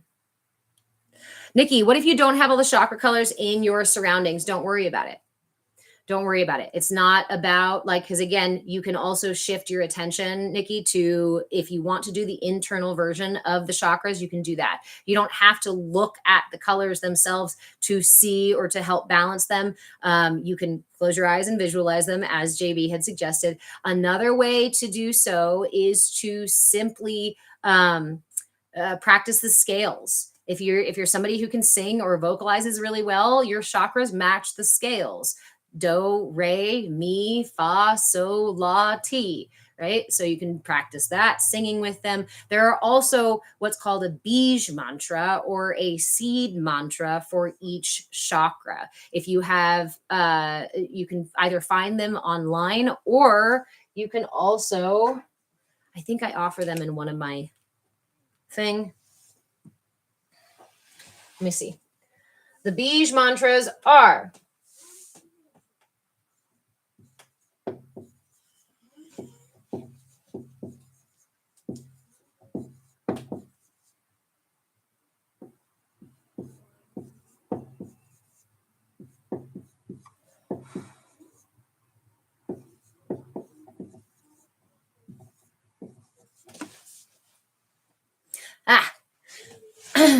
Kimber, you're very welcome for sharing information. Okay, I'm gonna scroll through comments really quick, and then we're gonna go through the bij mantras. These are the bij mantras, the seed mantras for each of the chakras. Raven, you got my monkeys too. Mine are pirates. They're not even monkeys. They are pirates, because monkeys seem kind of silly and playful. These guys are not always silly and playful. Yay, Glitterby, welcome back.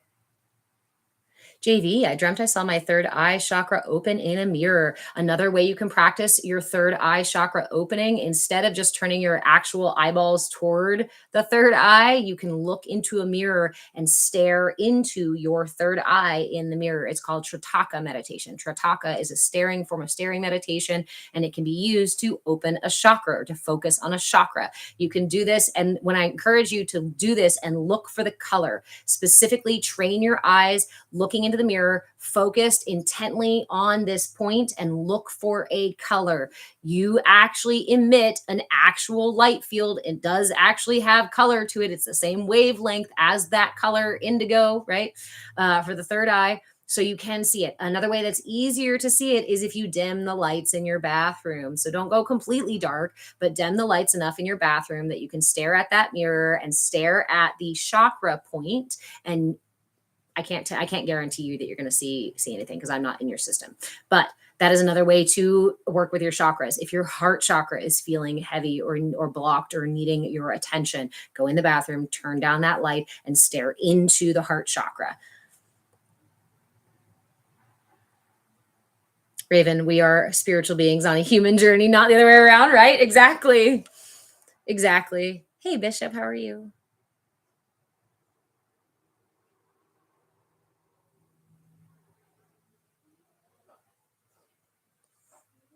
Oh, thank you guys for answering about the stones and stuff, because they're, again, not my forte. I'm just learning about a lot of these things now.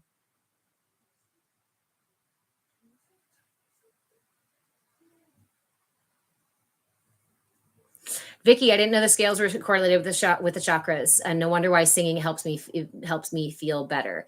Yes. So that's the thing, singing. So you're okay. Let's simplify it. Sound is a resonance, right? And it's one of the most material wavelengths that we can create, that we can experience.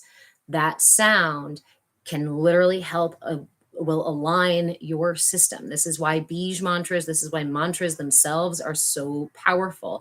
If you repeat any mantra 108 times, it's said to be as powerful as a full open Om. My camera's mirrored. Sorry, guys.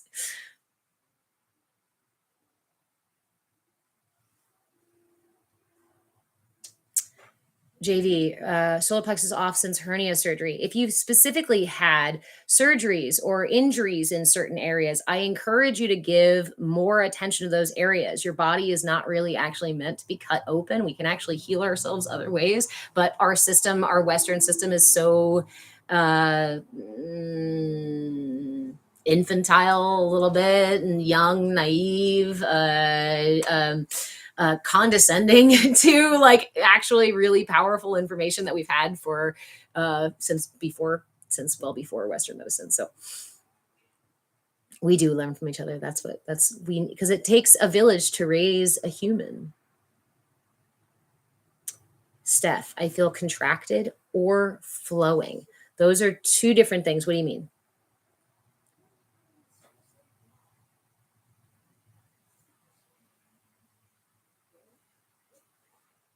Okay. Oh, okay.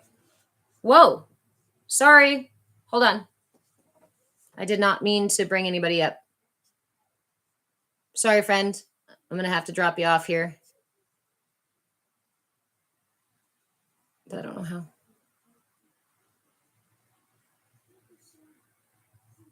Sometimes I accidentally press buttons.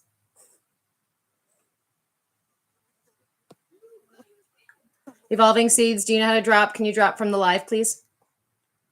Again, I apologize. I didn't mean to invite.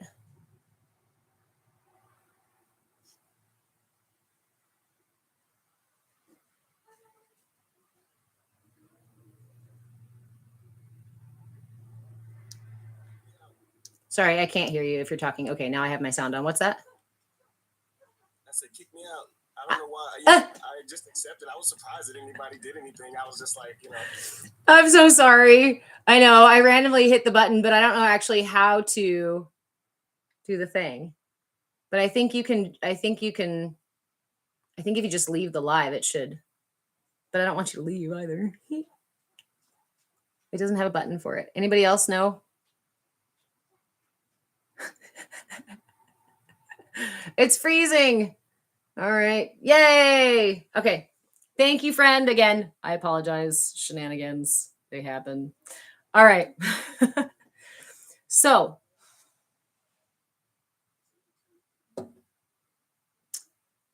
Beige mantras. I'm going to slow down just a little bit since it was freezing a bunch for everybody. Here are the Beige mantras. This is funny. Thanks, Kimber. That happens, right? We bend when the wind blows. When life shifts, we play, right? We dance, we sing so that we can get through it. It all happens for a reason. So, and it may have, yeah. Okay. Can I adjust the camera over a bit? Yes. That way.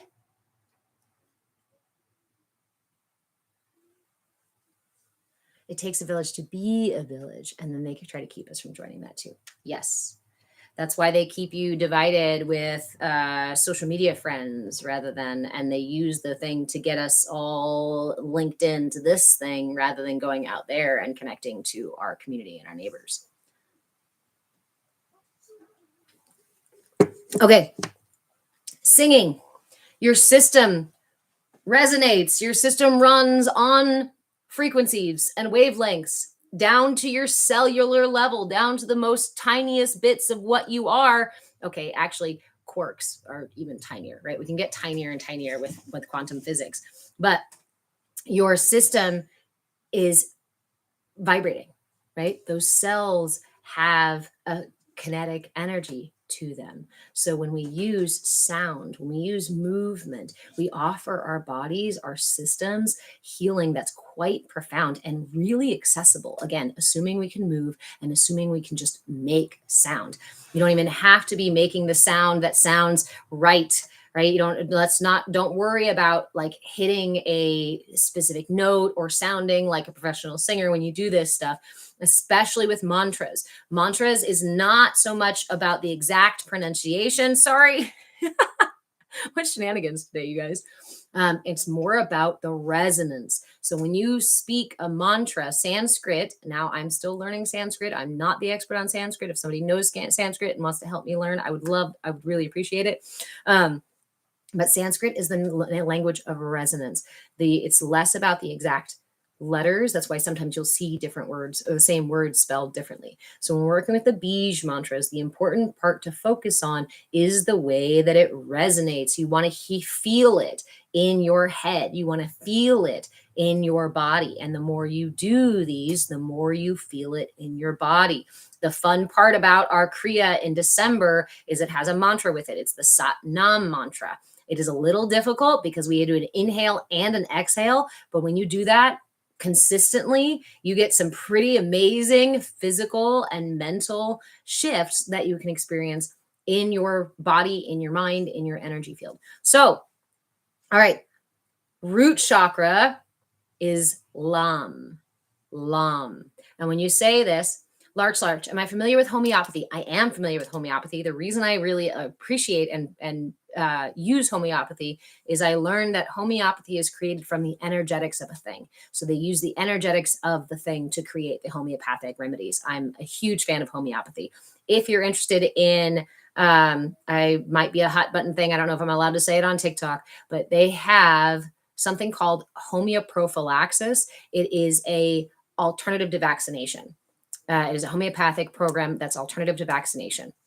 And it's a really amazing thing. You don't hear a lot about it. I had to like dig deep to try to find it, or I didn't want looking for it, but I ended up finding it after digging deep for finding what to do in terms of not kind of what the medical recommendation for that many vaccinations. And I don't want to get too deep into that topic, but yes, homeopathy is created through the energetics of a thing. So, and that's why they're so effective and so powerful, is because they interact with the energetics of the system, right? The hair's going crazy over here. All right.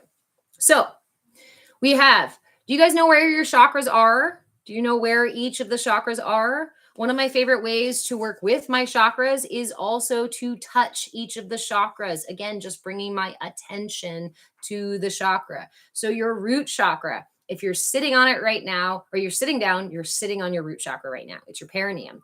It's the base of your system. Remember, this is like an instrument or a flute. So we've got the bottom side of it on your perineum, and the top side is right at the top of your head.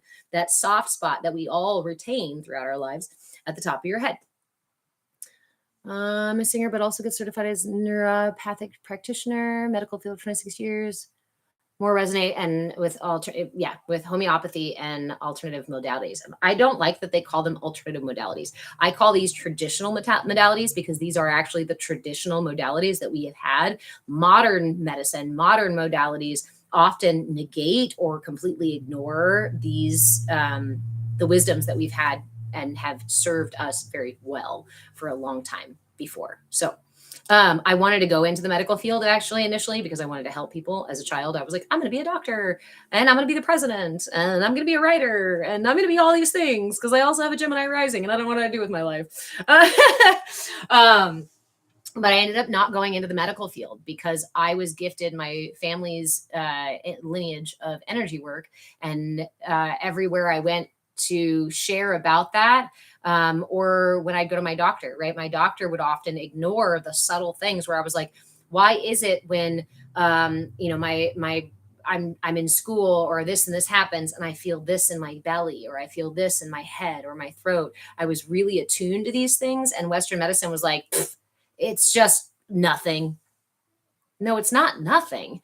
It's an actual experience I'm having. Why are you telling me it doesn't exist when I know from experience it exists, right? And a lot of us with Western medicine often have that experience of being dismissed for our very real experience of our systems. And that is another way that our culture separates you from your intrinsic knowing, separates you from the rhythms of your system. Ooh, Nikki, extra Gemini in there, my friend. I bet I'm Gemini rising. Because I still don't know what I'm meant to do with my life. Again, another thing I do in coaching is go over, I've done astrology for many years and studied with some really amazing gray astrologers. I don't put it externally because this is the focus of what I do, but your astrology is actually really important to understanding what your system is inclined towards. So for example, you can look at astrology, you can look at human design, you can look at numerology, you can look at any of the others of those other lenses. What you're looking at when you look at that is your constitution, right? We know that in child development, when a child comes in, children are not blank slates. They have a what's the word I'm looking for? It's a child development word. It's they have not their, it's because it's not constitution, it's temperament. They have a temperament, right? We come in with our own temperament because you're not just an empty vessel. You already have the inner workings of a very unique, only one will ever be you at this time in the way that you are designed. And therefore, you are, there isn't any run of the mill answer for you. There isn't any run of the mill answer for anyone. There isn't any one size fits all anything. But our culture would like to have you believe that everybody can stand in line and get the exact same treatment and everybody would be okay or everybody would be healed. And that's completely false. And they also send the narrative that says, oh, if you don't fit inside the box, well, then you're wrong and you're broken. No, the system is broken that tries to fit unique, interesting shapes into the same mold over and over and over again. And again, it separates you from your natural rhythms. It separates you from your intrinsic knowing of yourself. It's been a learning curve. Well, I'm really happy to hear somebody in the field who is taking that curve in the road, right? 46 is not too late to figure it out, right? Okay, I want to comment on that really quickly, and then we'll talk back about the Beige mantras and get back to this stuff too. Let's see. 46 is not too late to figure it out. There is no too late to figure it out. What we understand through through our understanding of quantum mechanics, right, is that time and space are relative. Time and space are relative to light, to your attention.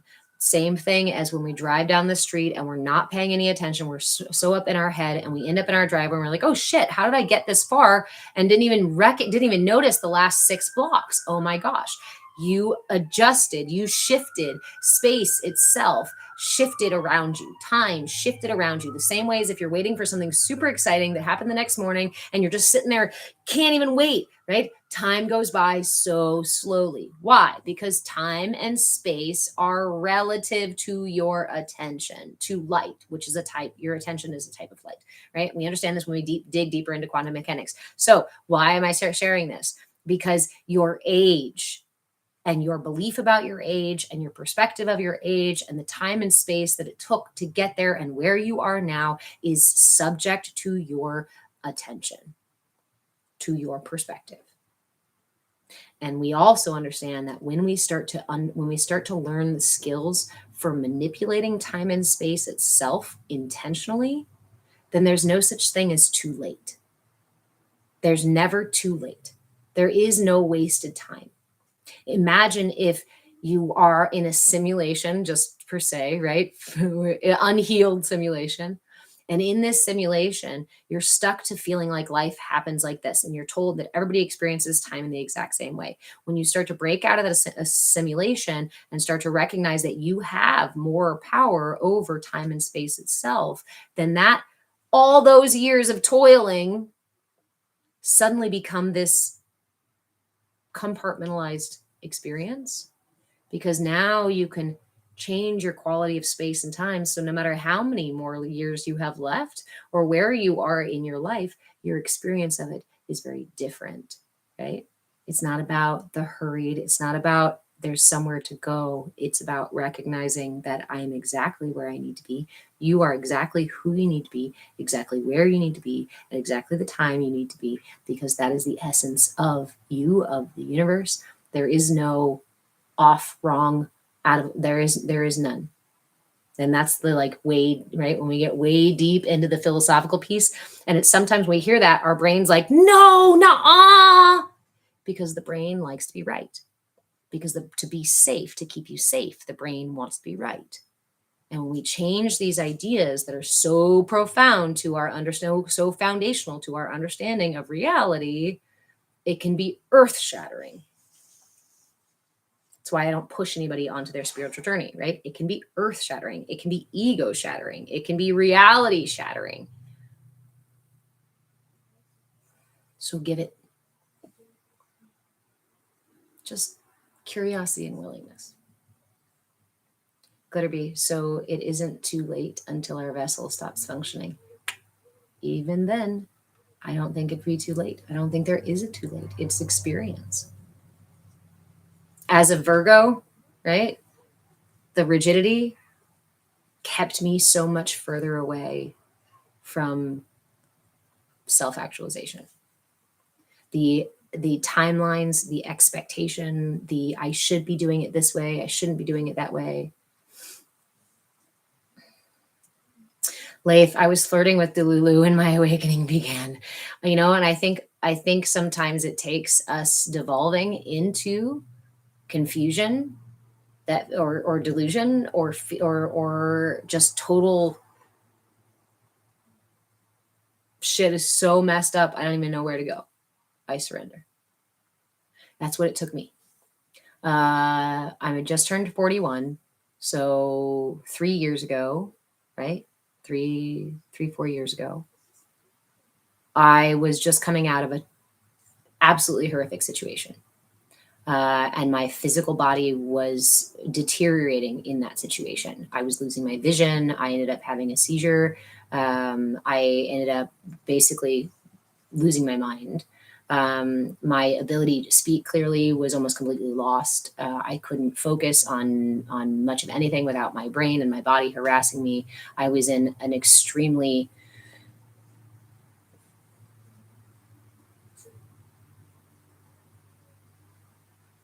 what? I was trying to hold everything together with such tension that I just couldn't do it anymore. Yes, it was negative, but it didn't feel negative. It was trying so hard to hold it together. Jackie, catatonic. I became catatonic. That when I left, the only thing I had left was to exist. And as a previously type A Virgo who is like, I'm going to get all the right things and I'll check all the boxes and do 110% of my to-do list, blah, blah, blah, blah, blah. It was totally disorienting. But it was exactly what I needed. Because if I had continued to operate like that, I literally developed disabilities. I literally developed chronic conditions because I was living my life with that kind of tension, because I was living my life trying so fucking hard to fight the system, so fucking hard to hold all my shit together. And if I just kept fighting harder, and if it just hurt a little more, if I just, right, no pain, no gain, if I just pushed a little harder, if I just fought a little faster, if I just scream a little louder, if I just found the right answer and searched a little harder or further or what have you, then I'd fix it. And the reality was I was pushing myself away from the source of my personal power, from the essence of my truth, because it's here. It's already here.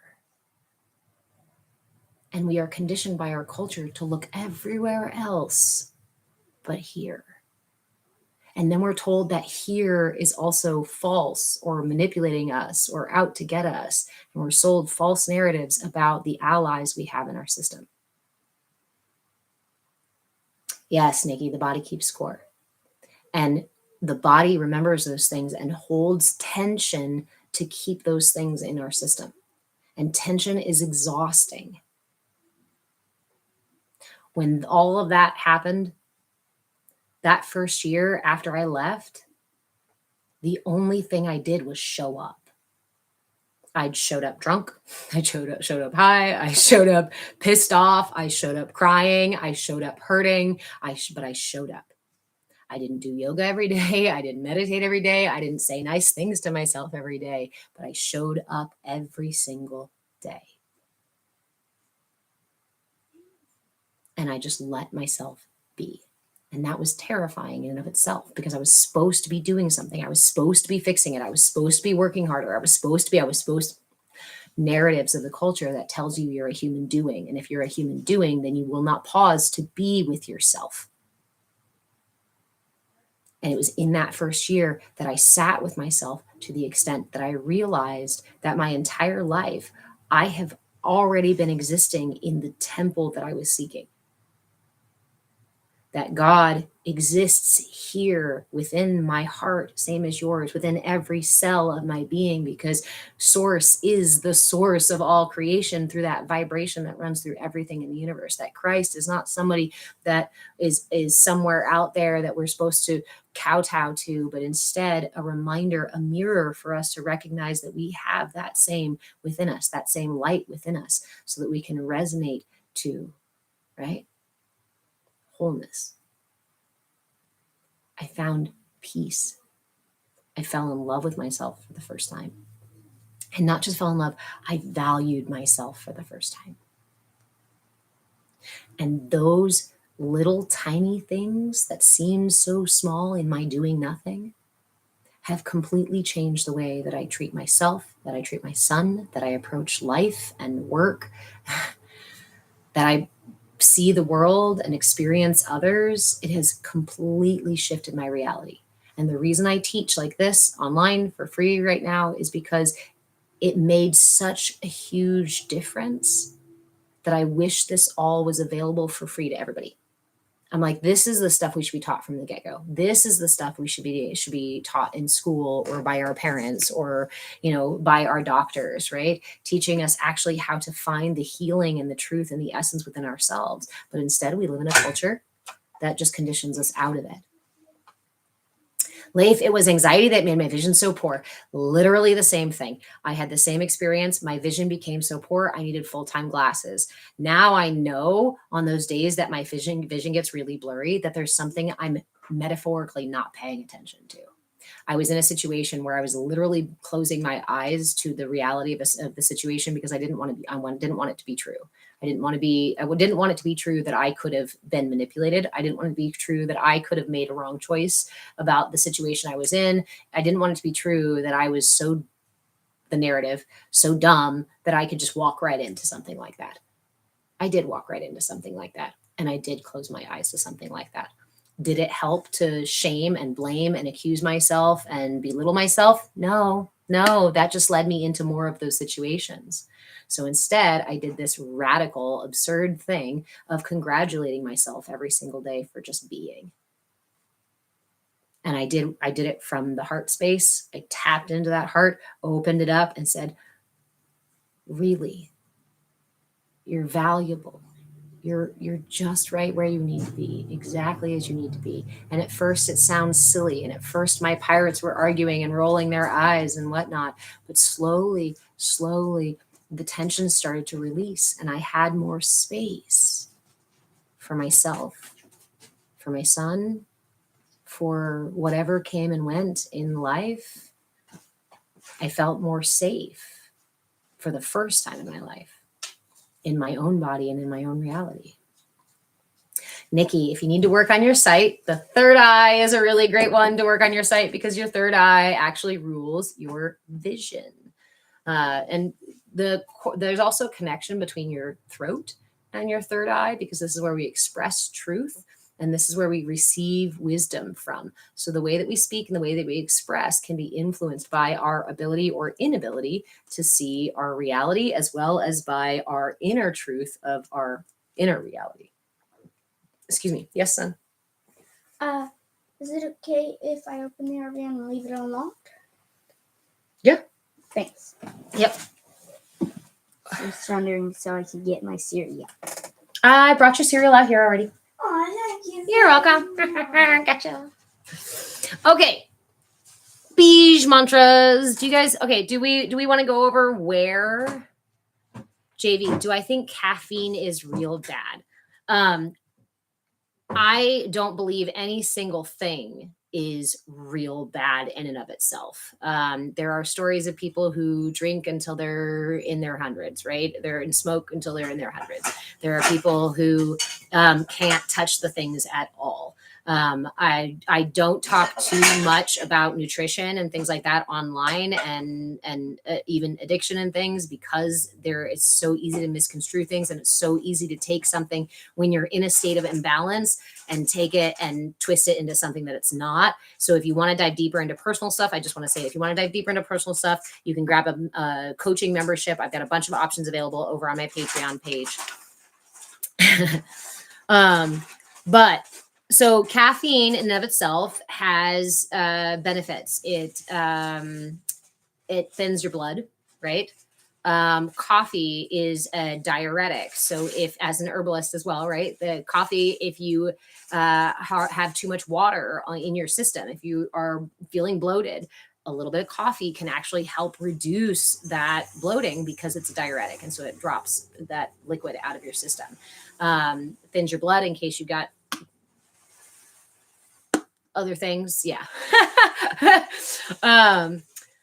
It can also help boost our mood, right? And so another example of this actually is a really good one. This is one I learned from my mother when I was younger, is that when your system is depleted and needs, like, you're hangry, right? If you're feeling hangry, one of the really powerful things that you can do is a twofold, is to get yourself sugar. I know. What? Sugar's awful and terrible and always bad. Well, a nice natural form of sugar is better, but if all you have is a freaking Snickers bar or something nearby, or a soda, go ahead and have what you have available. Stop nitpicking yourself so much all the time, and then follow the sugar with protein. It doesn't have to be meat. Beans and rice together make a complete protein that's actually easier for your system to absorb than meat itself. So feeling hangry, sugar boost, and immediate protein after, because your system needs to get the back to center, but it's only going to last a little while, right? It's cheap fuel.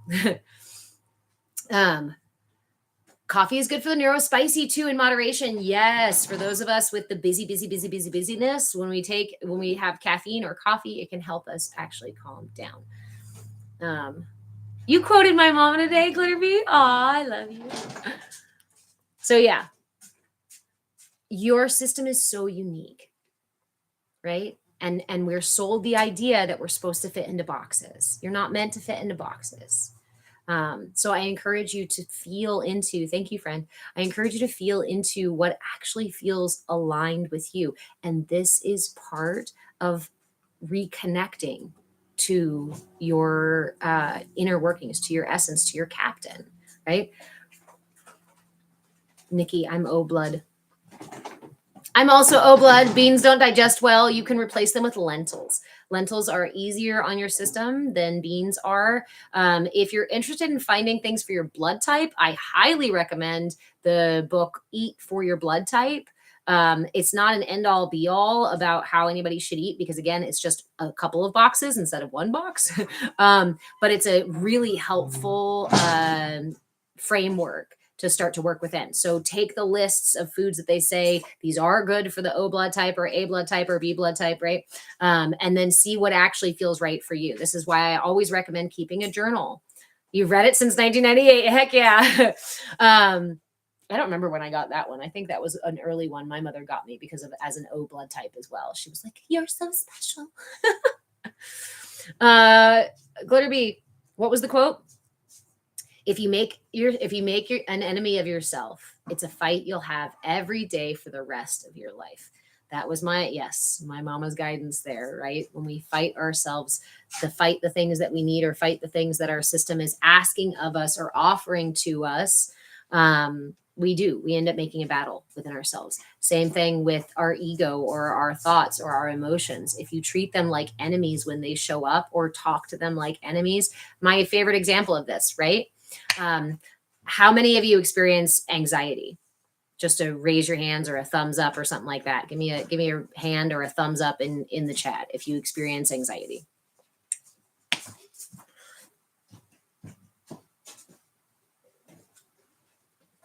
You too, son? You experience anxiety? No, I'm asking for something. Real quick. Do you know what blood type I am? I think you're also an O. But can I focus on the Yes. class for a little bit longer? Yes, you may. What time is it? 12. Okay. Thank you. All right. Not anymore, Nikki. Woohoo! Or have experienced anxiety. Okay. So your experience of anxiety, right? I experience anxiety as well. And one of the things I notice is the way that I talk to my anxiety, right? Anxiety comes up and it's almost always like, oh my gosh, not again. Oh, this is annoying. Geez, this is frustrating. Oh, my body's out to get me. Oh my gosh, I wish it didn't feel like this. All these kinds of things, right?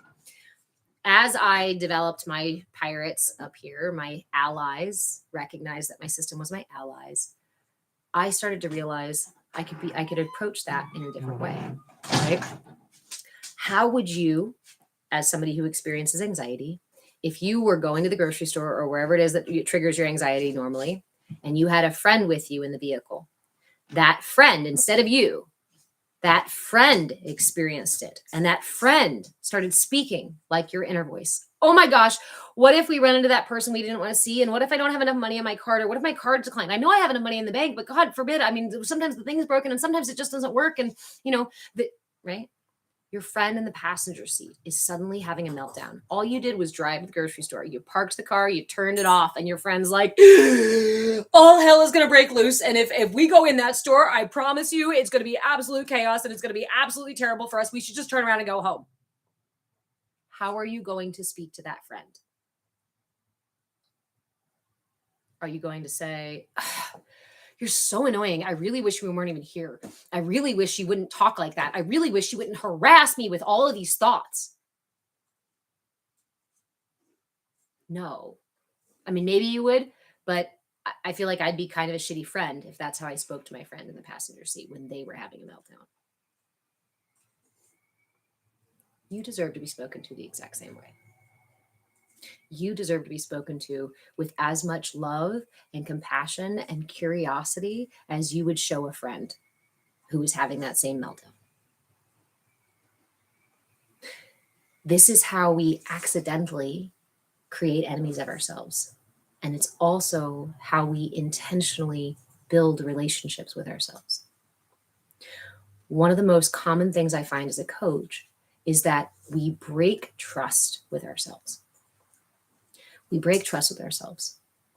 When that feeling of fear, when that little silliness comes up, thank you, Bill. When you've got a bit of silliness, right? And let's say, again, you're in the grocery store and you're singing a song and you catch yourself singing a song and dancing and you suddenly say, oh my God, how embarrassing. I can't believe I just did that. You just broke trust with yourself again. When these things come up within ourselves, we can meet them as friends, as allies, as guides, as our inner children, or our tyrannical parents who don't need to be pointing the finger down at us, right? Nikki, also when you speak about someone, you're speaking it to yourself. Yes. But we often find it so much easier to say these things outside of ourselves because we're taught, again, we're conditioned by our culture not to value in here, but instead that our value is what we give to others. And so there we go. Oh, well, I must be a good person because I can speak nicely to Sarah when she's having anxiety. But when I'm having anxiety, I need to put that shit back in line. I need to treat it like it's a bad guy. What? Because what ultimately happens is that the way that we treat ourselves, the way that we speak to ourselves, will be projected out into the world in the way that we speak to others and about others. As inside, so reflected out around us and reflected back to us. Why do I keep finding people in my life who put me down when I'm having emotions? Do you put yourself down when you have emotions? Why do I keep finding people in my life who aren't valuing the work that I do and don't, feel like nobody congratulates me. Nobody tells me a pat on the back and says, good job. Nobody even seems to appreciate anything I do. Do you value what you do and who you are? Truly? I mean, again, I didn't like it to say when people said, you don't love yourself. Actually, no, I could totally love myself and still not value myself. Cynthia, have I experienced anxiety? Yes, I have. I have diagnosed CPTSD. I also have a couple other chronic conditions from a long story, and that's not what this live is about today. Yes, I experienced CPTSD. And I have for much of my life. It's been something that I actually, earliest traumas put me into the neurospicy camp because of the way that it structured my brain. because when we're that young and and we get experiences that are that intense, it can actually create the dynamic of a neurospicy brain, because we get wired differently to approach the world differently based on those early experiences. Why does that happen? Because our systems are trying to keep us safe. So, for example, if I'm a 2-year-old and I think it's cool to go take something off the shelf or go climb up on top of something and get the cookies out of the jar, right? I'm a 2-year-old. I don't have the right or wrong stuff up in here like the adults do. In that moment, I saw the cookie jar and that sounded fantastic. So I followed my natural impetus, as our 2-year-olds do, because that's when our solar plexus is developing. So I go and do that. What happens? I got in trouble. A lot of trouble. Scary, painful trouble. So what does my system do? The next time I have that, ooh, that looks good, I'm going to go get it. My system goes, don't you dare. Do you remember what happened last time? The more we allow that track to run, the more ingrained it becomes in our personality. And then I grow up to be an adult who says, I don't need to go get the things that I want in life.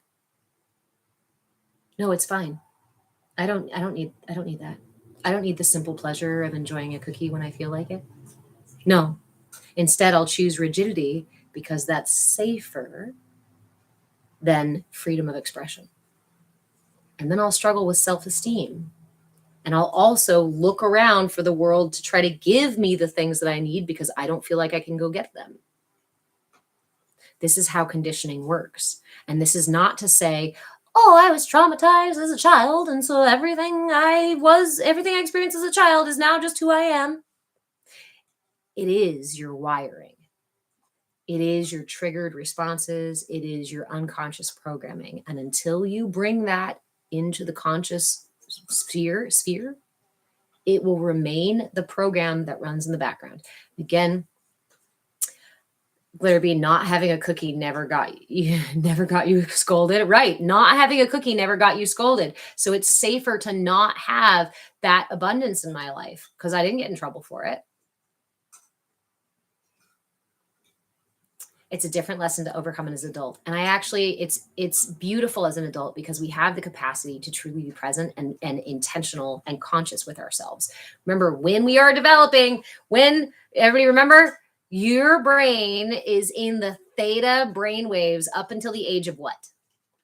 Up until the age of what do we stay? Theta brainwaves is the REM sleep time when you're an adult. When you're an adult, you go into REM sleep, your eyes are darting back and forth, you're having the dream time. That's theta brainwaves. When you're awake, it's like gamma delta, I think. But theta is the REM sleep time. Can anybody remind us, when does your brain come out of the theta brainwaves consistently? I know you guys remember. 7 or 8, around the age of 7 or 8, depending on your development. And sometimes it can even happen a little bit sooner. Yeah, it can sometimes happen a little bit sooner if it's a necessity for your survival. If it's a necessity for your survival, i.e., if your situation when you're growing up is very scary, very dangerous, or otherwise just very unsafe to your system will push your energy up higher and higher faster to get you the fuck out of there, to keep you safe and to protect you. But ultimately, we are completely out during our waking time. By the age of 8, most of us are out of the theta brainwaves. That means that before that age, all of this early conditioning, your root chakra, birth to 6 months to a year. Sacral chakra, 6 months to a year or 2 years. Standard development stages. Solar plexus, 2 to 4, 5. Heart chakra, 5, 6, 7, 8. Throat chakra, 7, 8, 9, 10, 11. Brow chakra, 10, 10, 11, 12, 13, 14, 15, 16, and we get up into our crown chakra that we work on for the rest of our initial development and also throughout our entire lives. So again, that's just a general framework for the stages of development, depending on your situation, depending on your experiences, and depending on your constitution as well, depends on how fast you move through these. So again, those of us who had that experience of either neurodivergence, because it can be caused by trauma, not just genetics, may have the experience of a very tumultuous and very difficult early childhood. Sends that energy up. Hey, Heather, friend, how are you doing over there? Tons of anxiety. How do you speak to your anxiety, Heather? Do you speak to it like a friend, or do you speak to it like a parent or teacher who's tired of it?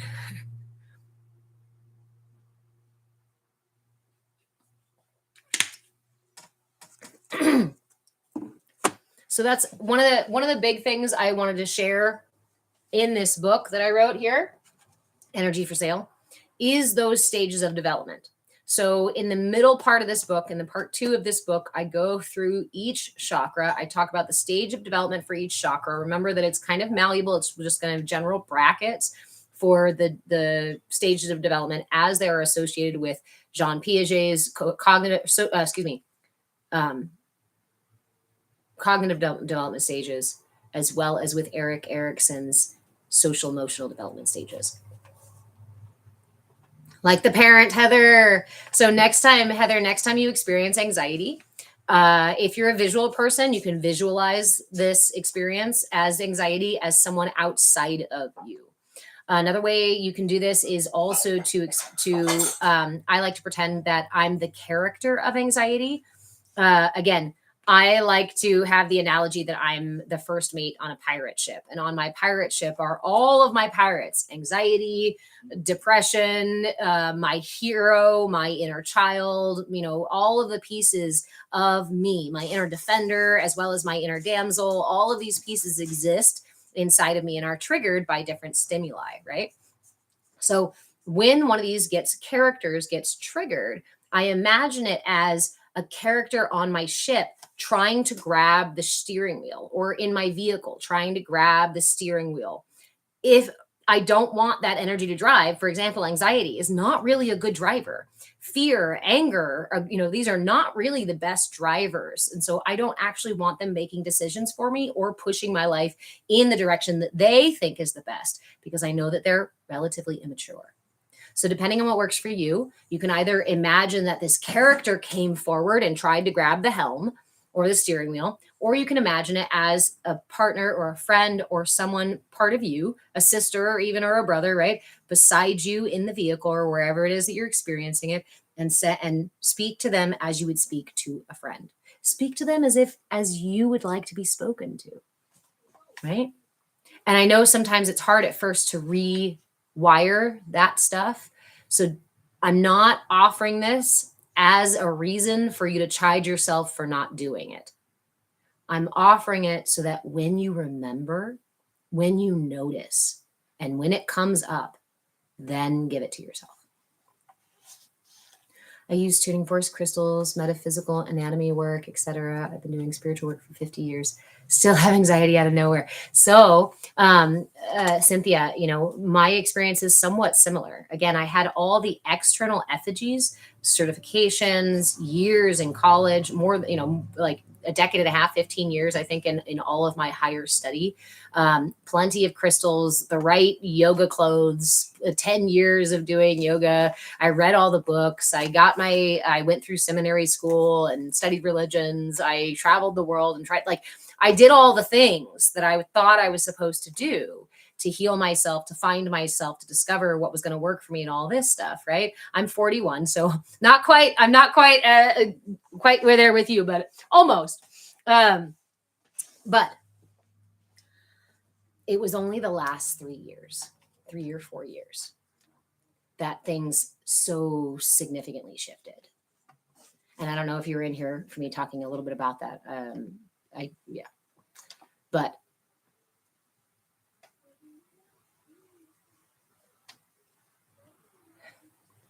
It's so hard. It's so interesting. The resistance to sharing it is so interesting because it feels like there's a defensiveness when I offer it. There's a defensiveness inside of my system that's like, ugh.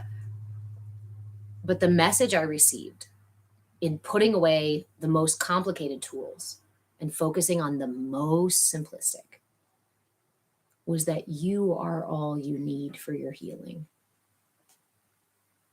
These other things just amplify what you're doing. You are all you need for your healing. And every part of you that needs to be healed is alive and well in you now. In your thought patterns, in your breath work, in your breath, in the way that you hold your body, in the triggers and emotions that you experience. All of it is alive and well within you now. And you have everything available that you need for your healing. Breath. Attention. Intention. Curiosity. Willingness. These are so, so powerful that we've been told that they're just, oh, you mean just listen? Yep. Oh, you mean just be? Yep. Oh, you mean just breathe? That's it. Yeah. It was kind of like a kick in the something when I started actually implementing these things. So here's what I suggest to anybody who, no matter where you are on your path, on your work, or what you feel like is working or not, I suggest everyone adopt the practice of spending at least 5 minutes a day with yourself. And that can be first thing in the morning, your alarm goes off, hit a 5-minute snooze and lay there in bed for 5 minutes. Listen to your breath, listen to your heartbeat, feel into your body, look around your room, not with the narrative going already, not with the, oh my God, today is going to be another day. I have all these things going on. Let me quickly check my phone and wait. 5 minutes checking in with your system. Where's my heart? There it is. Where's my breath? There. How do my big toes feel? Where are my ears?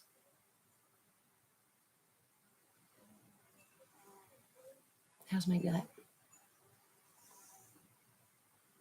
What clouds, thoughts are trying to come up into my surface consciousness first thing?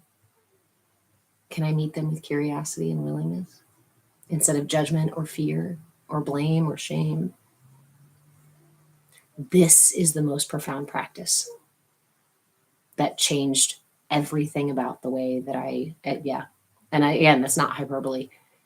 It shifted everything that I have learned on its head and made me realize we start with washing rice and carrying water. We start with breath and awareness. In this space, I talk about what I call the 4 pillars of mindfulness. And I found that if you implement these 4 things, that they become the solid foundation. Thank you, Gigi. They become the solid foundation to build upon. Those 4 pillars are attention, intention, curiosity, and willingness. We're going to use the analogy of the pirate ship again. My intention is my North Star. My intention is a carrot on a stick. My intention is the star that I hang out in front of me so that I know where I'm going, right? This is where my direction is. This is my intention. And it can be as simple as be present with myself for 5 minutes. It can be as complicated and long-term as heal myself completely and self-actualize and become the next most enlightened being. Whatever it is your intention is, set that star out in front of you. And then, if you've got your star out there, but nobody's navigating, you're not likely to stay on track, right? So you need your attention. Your attention becomes your compass. Your compass keeps you aligned with your intention. Now I'm on track, right? If my intention is to do the dishes, I focus my attention on doing the dishes. But we're very used to being scatterbrained, right? So I say, yeah, my intention is to do the dishes, and I focused my attention, but I stood there doing the dishes, wondering about a million other things. Then your attention is not focused, it's scattered again. And this is the foundation of mindfulness, right? Set my intention. Here's my North Star. Grab my compass. Here's my attention. And I stay focused on what I'm doing. When doing the dishes, that can look like using all of your senses, noticing the different textures of the food on the plates or the soap, noticing the smell and the sounds of bubbles popping or water running. Notice the sights, the way that the light kind of reflects off the little bubbles and you see the little rainbows and the way they swirl around. You will have a very different experience of doing your dishes if you align your intention with your attention. Thank you, wellness. Thank you so much, friend. So where does that curiosity and willingness come in? Is that as I go along my journey, whatever comes up, any wave, any wind, any change in my environment or my crew, I meet it first with curiosity and willingness. But what about love? Aren't you supposed to meet yourself with patience? Aren't you supposed to be like super accepting? Aren't you supposed to drop the narrative? I can't always be loving. I can't always be patient. I'm human. And I'm still evolving and taking these shifts and turns as they go and learning how to truly navigate through life in a way that offers ease, right? But I can be curious and I can be willing, maybe a little stubbornly willing. You know, the inner self who's like, fine, I'll do it. That's still a kind of willingness. So let yourself be a little stubbornly willing. We're humans. We are so curious. It's one of our superpowers. It's what keeps us digging deeper into things and exploring things, and what gives us our momentum through life. Be naturally curious. I was doing dishes with all of my attention focused, and I was listening to the bubbles and the water, and then suddenly this random thought came up about like when I was 15 and I got in trouble because I broke a dish. Wow. Look at what happens. Hey, Elio. So this is another way I like to look at it. Same analogy, pirate ship, right? Ship on the water. When my attention is pulled in different directions, it creates tension. My system likes to be nice and focused so I can get to my North Star, right? I need my telescope. Is it a telescope? What's it called again? Where's my star? I need focused attention to find and stay focused on my intention. When my telescope does this, I'm looking this way and I'm looking this way and my eyes are all over the place and my attention's all over here. It creates choppy waters. Choppy waters create surface tension, right? This is basic physics with water. The more friction, the more movement at the top of that water, the more surface tension. The calmer the water, the less surface tension. So what happens when my brain is all of those emotions and little things that want to come up, the body whispers, the mind, the subconscious whispers to us. The higher, wiser self often comes in like this, just to see if you're listening. Are you hearing me?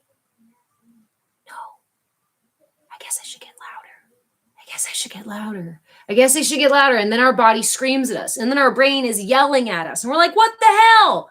Well, I tried to talk to you.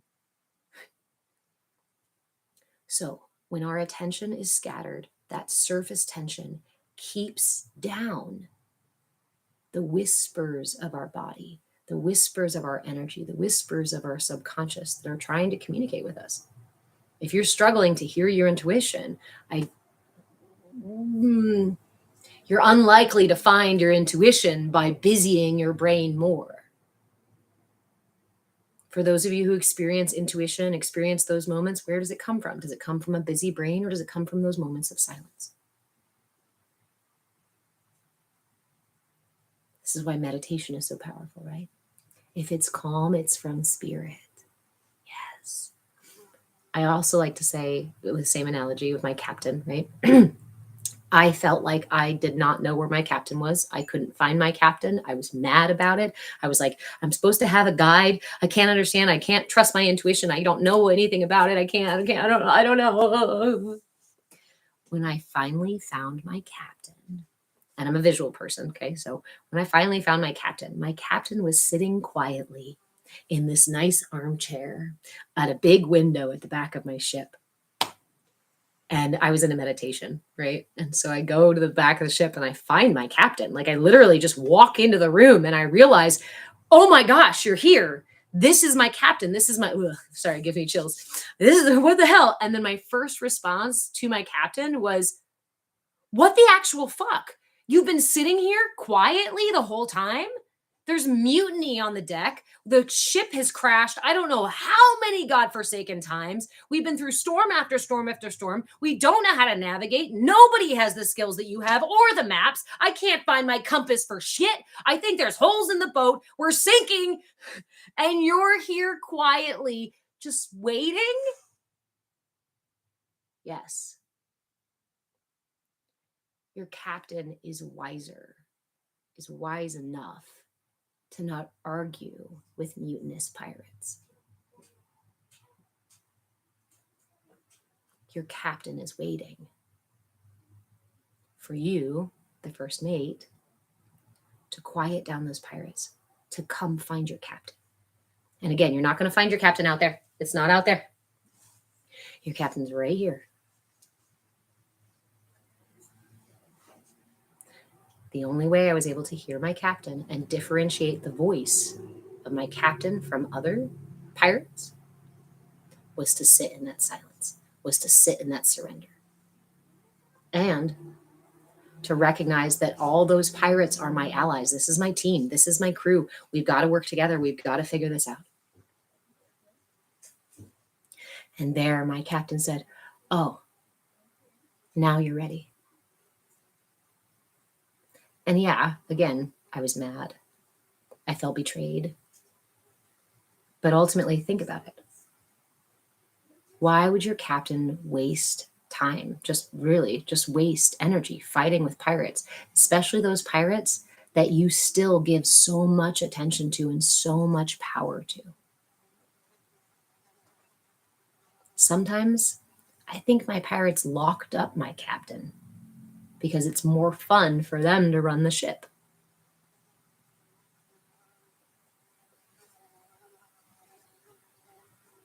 Building a relationship, building a trusting relationship with yourself is one of the most important things that you can do.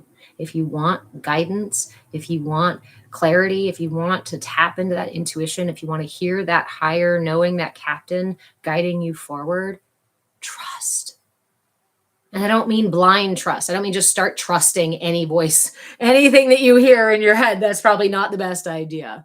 But build trust with yourself in the way that you respond to your crew, to your pirates, to those emotions as they come up, to the thoughts that busy themselves in your brain. Learn to hone the attention and intention, because that's the only way I was able to find my captain. Otherwise, the voice of your captain sounds a lot like the voice of ego, sounds a lot like the voice of anger, sounds a lot like the voice of pain, sounds a lot, right?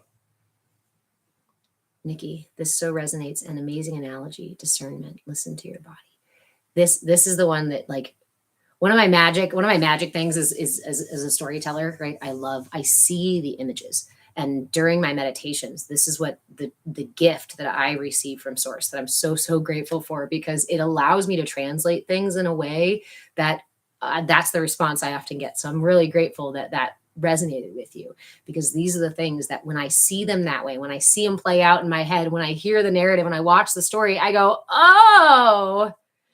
But we know that from all human history, storytelling is such a powerful thing, because it allows us to embody the thing, to experience the thing, rather than just looking at the words of, like, listen to your body. What does that mean? To what? What parts? The burps and the farts? Or the angry voices? Are they the right ones? Right? How do we discern? In silence, in the presence of silence, discernment is something your system does for you, because you can feel it. You can feel it in your heart. You can feel it in your muscles. You can feel it in your breath. How do I know I'm balanced or out of balance? I notice it in my body, in my breath, and in my mind. What does it look like? Because it can look different for all of us. How does it manifest? Because it can sound different for all of us, right? Tension. In the most simplest of terms, tension. Think about anxiety. What does it do to your system? It tenses you up. Anger, what does it do to your system? Tenses you up. Even sadness tenses you up, right? They're expressions of something that needs to be let go of, and then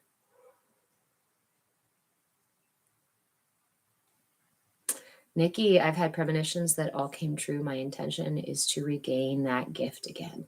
So in the spirit of that, of reconnecting with our intuition, right? For all of us, again, one of my favorite practices that I want to offer you, and I encourage you to do this anytime you think about it.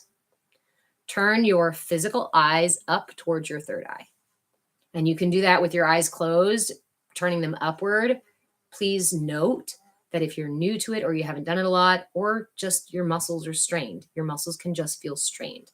If it's too stressful, if it hurts, please don't cause yourself pain. That's not how we work with spirit, with energy, right? That's material matrixy stuff. So turn your eyeballs up towards your third eye. If that feels like too much, you can also cross your eyes towards your bridge and then gently just roll them up to the point that feels comfortable. Another easier and even easier way to get into it. Open your eyes and look at the tip of your nose. Cross those eyes nice and naturally, and then slowly move up like you're trying to watch the bridge of your nose, like you're trying to follow the bridge of your nose. And you can just leave it here. You can close your eyes and keep them there too. Remember to relax, relax, relax the muscles in your face, in your jaw, and in your neck, and in your shoulders. Just gazing into the third eye can help open up that third eye. Hey, Forest Green, how are you? Elio, I'd love to have that gift working for me. Again, work with your third eye. If you're wanting to reconnect with your intuition, or first time ever connect with your intuition, work to open your third eye. Really gentle exercise. So another way you can do that exercise, one more thing about that exercise, is that if it's too stressful on your eyes to keep them looking at your third eye, then I encourage you to cross them at your nose, go up and back down, up and back down, again and again until it starts to stress or strain. Please don't hurt yourself, right? But doing so repeatedly will also help stretch. Again, there's muscles in your eyes that are helping them do that. JV, I'm grateful vision intuition happens in dreams since age 7. Nice. Very beautiful, my friend. It's such a beautiful gift to have, right? With eyes closed, it's comfy. With my eyes open, it's uncomfortable. See, this is why you are your own guru. So just do what's most comfortable for you. Do what feels best for you and keep practicing that one. The other practice that I offered also for opening your third eye, this one can work for any of your chakras as well, is to use the mirror. So instead of crossing your eyes at all, go look in the mirror, dim the light a little bit so that you're not having blasting bright light at you because you're working with your energy body. You're working with your own light, not that light. Turn down that light or just allow some light in from the sun or from the window or whatever you got. Staring into the mirror, stare into that chakra. So there's a practice called Tritaka meditation. Tritaka meditation is a staring meditation. You can do it on a candle as well, Cynthia. Tritaka meditation is traditionally done by staring at a candle. It can also be done by staring at any other point. Tritaka meditation specifically helps to clarify your vision, your physical eyes, so helping to strengthen your vision as well as your inner vision and your intuition. It'll help open your third eye because it is another one of your eyes. So staring into the mirror, find that point. You can even draw a dot on yourself if you want to and focus with all the intensity that you have on that dot. As you do the Tritaka meditation, you will probably notice that your eyes get a little bit tired or they'll start to want to blink and things like that. Be your own guru and remember that you don't get strength of spirit through force or through pain, right? That we're not by causing these things. When we're working with the energy body, with air, right? We learn to move with it instead of trying to control it. So if you're doing this Tritaka practice and your eyes are getting all sort of uncomfortable, close them and rest them. What you'll notice is when you close them and rest them, you will most likely see the impression of your image in the mirror. You may even be able to see more clearly the color coming from your chakra. Your body, your system, the energy field does emit a color. You want to see those colors, turn down the light in the room and or use the staring meditation and then close the eyes and let them rest and you will see an imprint of it. Aha, Glitterbee, strength of spirit comes with allowing it because it's already ours. Yes, because your spirit already is strong.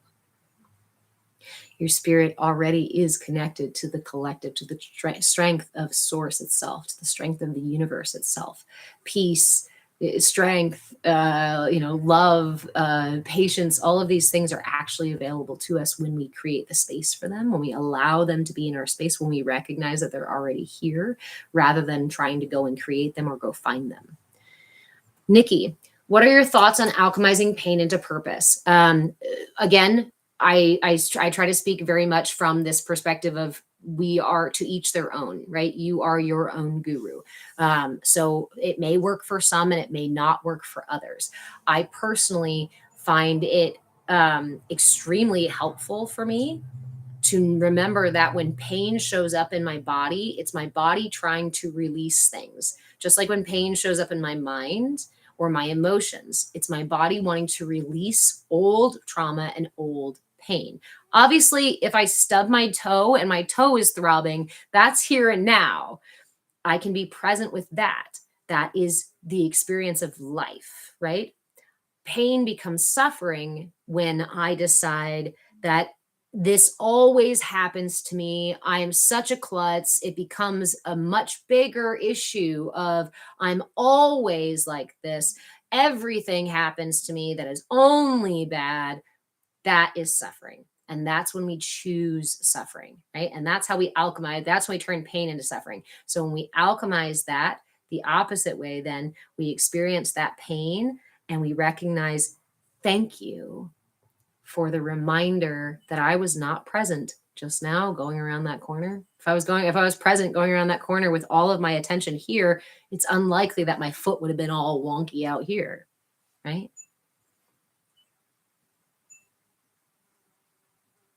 Eli, yes, the difference between pain and suffering, right? Yes. And it's a really difficult, again, I want to balance this out again. I want to balance this out again because we have a tendency to blame ourselves when we hear this. Oh my gosh, I've been creating my own suffering. Crap.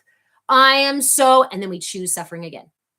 I am so broken. I always do it wrong. I'm never going to get this right. This is way too hard.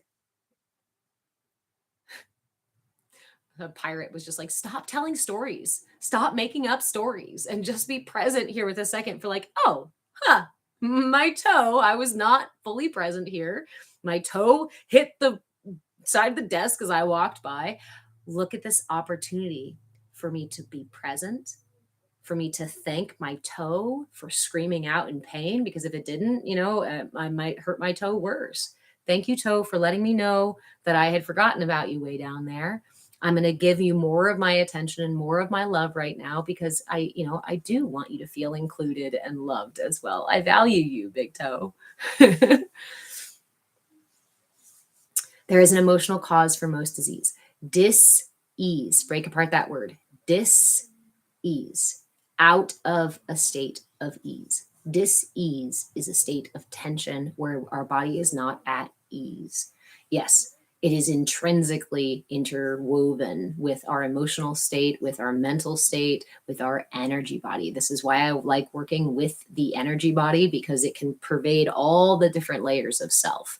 If I want to heal myself from chronic dis-ease, then I can address my energy body. I can address my chakras. I can address my emotions. I can address my breath, right? All of these things allow me to get myself back into that state of balance. Eli, I agree. I think so. Yes. So everything we experience is a sort of a message. If we have ears to hear it, and eyes to see it. Yes. Yes. And it's a story. In a world where your greatest superpower is choice, why would you choose to put yourself in a horror movie? Why would you choose violence and fear and these other things? And yet, why do we? Because we've been conditioned by our culture to believe that that's reality. And in a lot of ways. Cynthia, being careful with my words. Can I offer so speaking of words, can I offer just one shift in your statement there? Being mindful with my words. Careful is also offering care, right? Again, offering care for me means extending myself even further. So just be aware of my words, and aware so that I can choose in that moment. Maybe I don't want to be careful with my words. Maybe I want to be really direct and, maybe come across as mean, but that's my choice to make if I am aware with my words. It happens for you, not to you. That's right.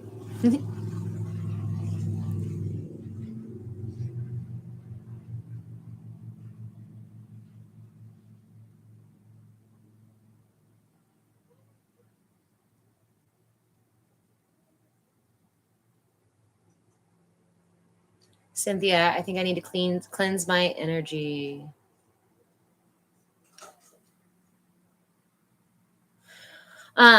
So what are your favorite ways? Well, I'll share some of my favorite ways for clearing my energy, right? There's some big ways that we can just like clear our whole energy space. Remember, your energy is really, really dynamic. And so it's actually pretty easy to bring us back into center and to clear our space. The habit of falling out of balance is what ends up with these perpetual dis-ease, these long-term issues that we deal with, is because our systems are used to being over here and out of balance.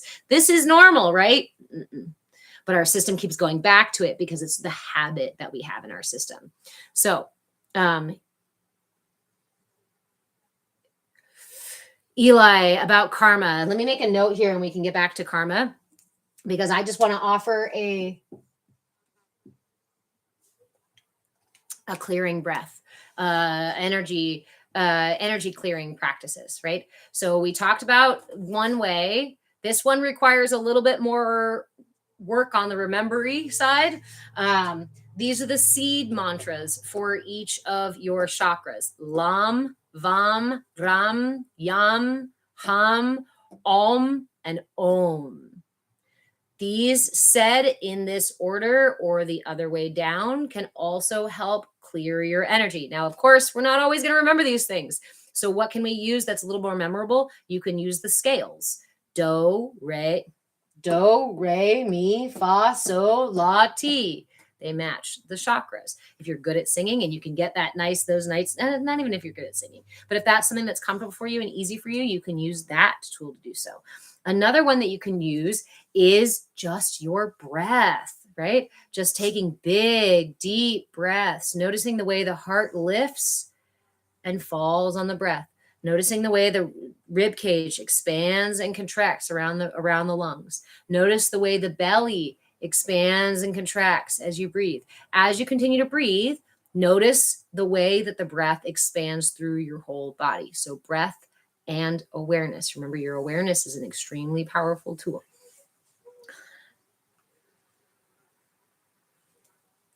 Jumping up and down is a really good way to clear your energy. Laughing, dancing. Laughter is actually a really, really, really good one to clear your energy. And I know sometimes it makes us feel cuckoo to do laughter practices, laughter yoga, but it's so, so, so powerful. If you find yourself in a place of tension, especially if you have a little bit of something, a little bit of a light at the end of the tunnel or a light out the window kind of thing, and you can bring it to yourself, start giggling.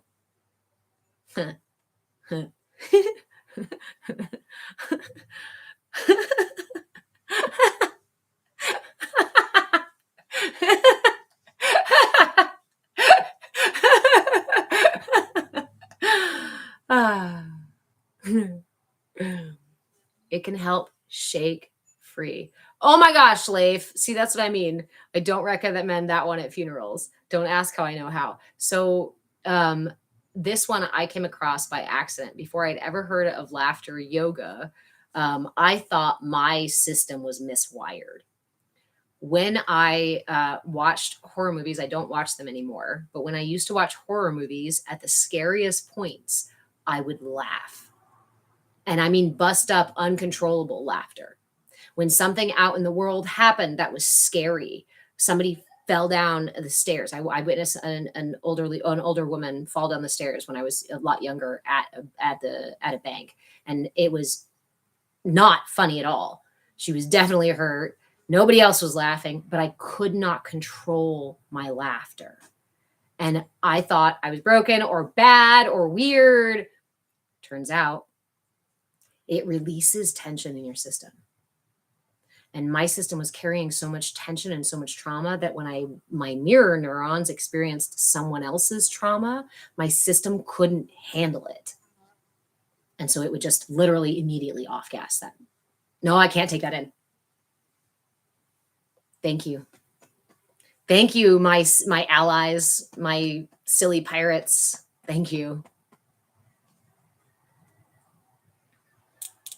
I would find the funniest things in horror movies and laugh too. No, this was like the scariest parts. This is like not even the funny parts. This is like I'm in the movie theater watching Saw, and people are moving away from me in the theater because they think there's something wrong with me. I think there's something wrong with me. I'm walking through a haunted house at Halloween time with my friends, and I start giggling. So they hide behind me and push me forward. And I'm like, you guys don't understand. I'm just as terrified as you are. Ha ha ha. Avery.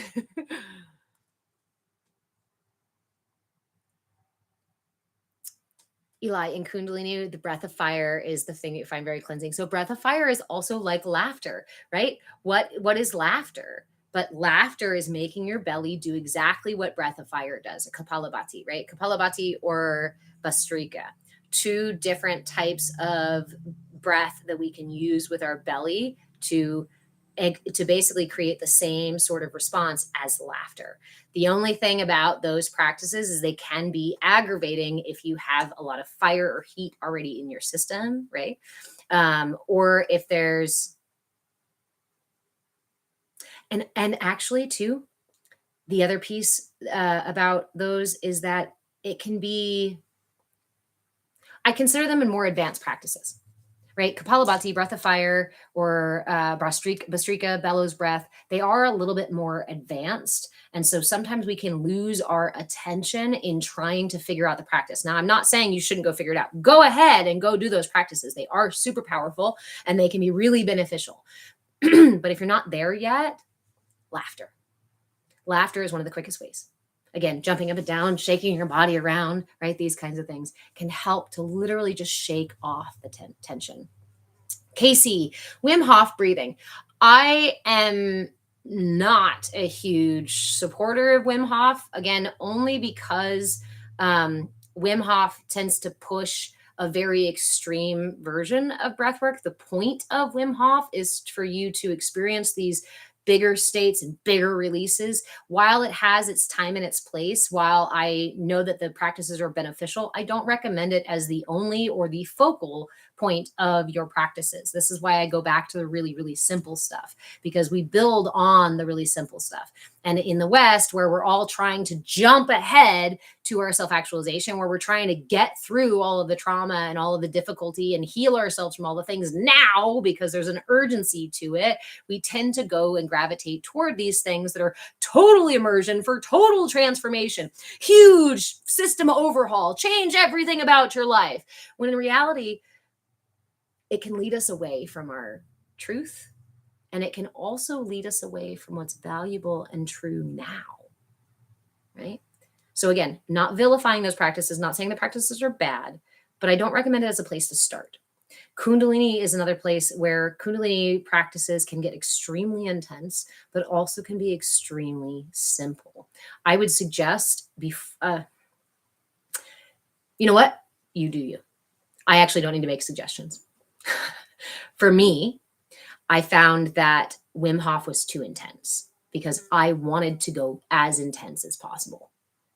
And I ended up hurting myself. I ended up sending myself further out of balance than if I went to Kundalini yoga and then started with the most foundational practices. Again, just simple om, simple breath work, simple presence, mindfulness, attunement, right?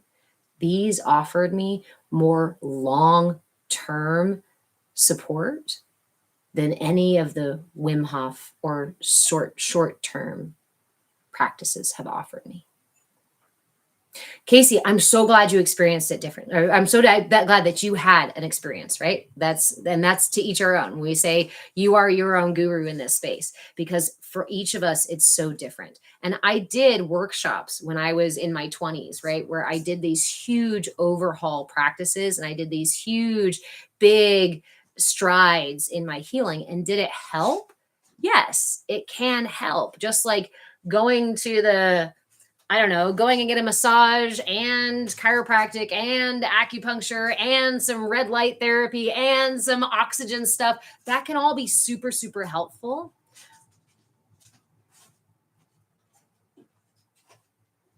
But for me, the most impactful things, the most powerful things were the things that I could keep in my pocket, that I could do at any time, anywhere, without making a scene, without needing to remember something complicated, that I could show up for myself in the moment when I needed it most.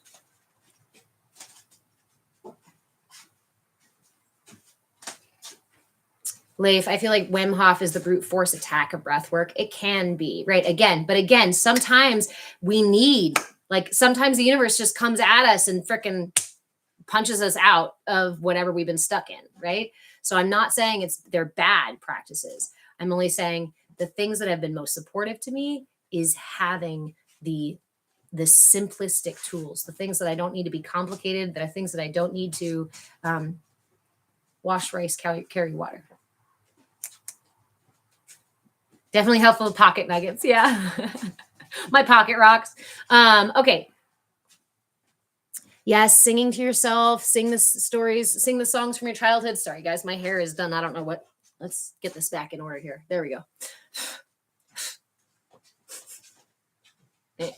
My camera's mirrored, so I can't see what I'm doing. Simplicity is key. Simplicity is key to consistency. If I make it too complicated, I'm going to probably fall off track much more likely than if I make it very simple. That's why I suggest 5 minutes a day. Set your alarm in the morning if you wake up to alarm, or set a timer for 5 minutes in the evening, or whenever the hell you choose to do it. But just start with 5 minutes a day and spend those 5 minutes a day. Listen to your heartbeat, listen to your breath, check in with your body, notice the thoughts that are passing by without holding on to any of them. 5 minutes. And before you know it, 5 minutes becomes 8 minutes. 8 minutes becomes 15 minutes. 15 minutes becomes, I spend a whole half hour in the morning laying there doing a little meditation and maybe some mantras and some affirmation work for my day. But it starts with 5 minutes. And it starts with curiosity and willingness before it starts with patience and peace and compassion, right? When aggravating thoughts show up in my mind, I might not be compassionate. I might be really agitated, but I'm trying to go to the grocery store. I'm trying to do something. And all of a sudden this agitation happens in my brain. Why are you there again?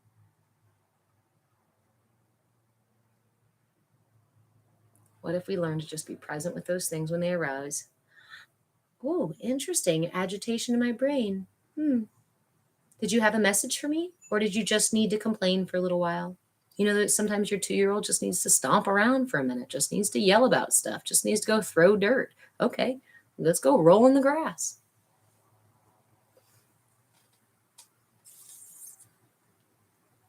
Oh, let me plug in my phone really quick. Oh.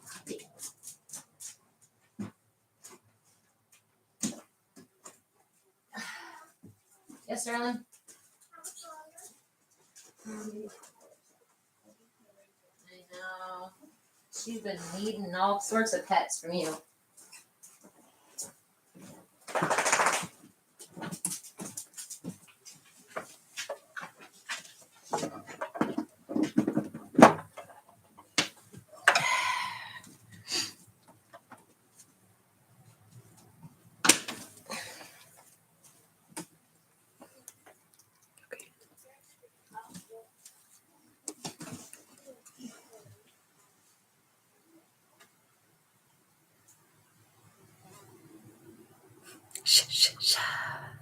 Okay, speaking of pocket sand, what a great little segue into karma.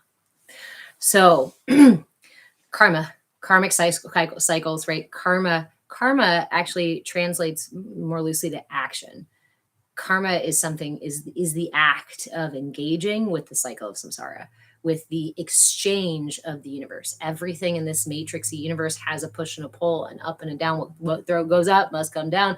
What goes in must come out, right? All at once we go to sleep and then we wake up. It all has that's kind of cycling. That is the cycle of samsara. That is the cycle of being stuck in this illusion of temporal time, of the duality of the universe, right? So karma in and of itself isn't a bad thing. It's something that we experience by being in this experience, illusion, in this reality, right? Through the process of interacting with the universe like that, we can actually retain something called Renanabandha. Renanabandha are the considered karmic stones, karmic debris. This is stuff that gets stuck in our system. Think about it this way. If my channels are nice and open and totally clear, and there's water running through all of my pipes, right? All of my pipes are clear. All my chakra pipes, my energy body, they're all clear and nice and open. They're fresh new pipes, and all of this water runs through. Well, that energy can also carry debris from the well, from wherever else, right? Sometimes a little bit of dirt gets in the pipes. Sometimes a little bit of food goes down the kitchen sink, that kind of stuff, right? So our systems can actually end up with a little bit of this sort of sediment in our bodies. And this, especially if our systems are tense, can cause pain, can cause confusion, can cause inflammation, can cause dysfunction of our system, because our system, just like your pipes at home, are not meant to have all of that debris in it. And the more that builds up, the more difficult the flow of water is, right? So we can have this idea that karma is preventing us from doing our work, or it's my karma that this and this happens. But if we switch it to this visualization where we see our karma as literally just the debris of the process of water, of source, of fluid, right, of energy moving through us, then we realize how important these clearing practices are. And ultimately, the process of enlightenment pulls us out of the system of samsara, the cycle of samsara, because we clarify our systems, our channels more and more and more and more and more, until the only thing that goes through us is pure light, is pure source. So again, in the West, we're sold like a simplified, silly version of what karma means. It means you're either doing something good or you're doing something bad. But when we get deeper into, yes, Leif, I once thought karmic lessons were something bad, when the opposite is actually true, right? We get into the idea that karma, you either do a good karma, you do good karma, get good karma, do bad karma, get bad karma. But that's a simplified version. Let's look at the story from the Bhagavad Gita, where Arjuna, who is the leader of a little army in this battle, right? He looks over the battlefield, and he looks on both sides of this battlefield, and he sees neighbors and friends and brothers and family members across the battlefield from each other. And he suddenly is filled with this angst, anxiety, of like, oh, wait a minute, this is bad. I can't pit brother against brother. I can't be part of this thing where I'm encouraging them to fight each other. He suddenly felt, right, that he was out of alignment. Because if we look at it, we can say on a simplistic level, fighting is bad. War is bad. Hurting each other is bad, right? I'm not, just follow me here. So he petitions Krishna, or Krishna comes to him to help him kind of see this more clearly, help him zoom out a little bit. Arjuna's karma, Arjuna's experience of the path of samsara was to be part of this experience, not because it was good or bad, because it was necessary for the whole. It was just part of experience. And as the leader of one of the sides of this battle, it was his responsibility to walk through his purpose. Only through his purpose could he clarify his channels and become that enlightened self. If he remained toiling in this what's good or bad or right or wrong in general out there versus for me and my purpose, I'm going to keep toiling in that cycle of samsara. I find my center, my purpose, my essence align with what that means and follow that path out of samsara. Especially in the world today, with a lot of what's going on in the world today, it's really, I think,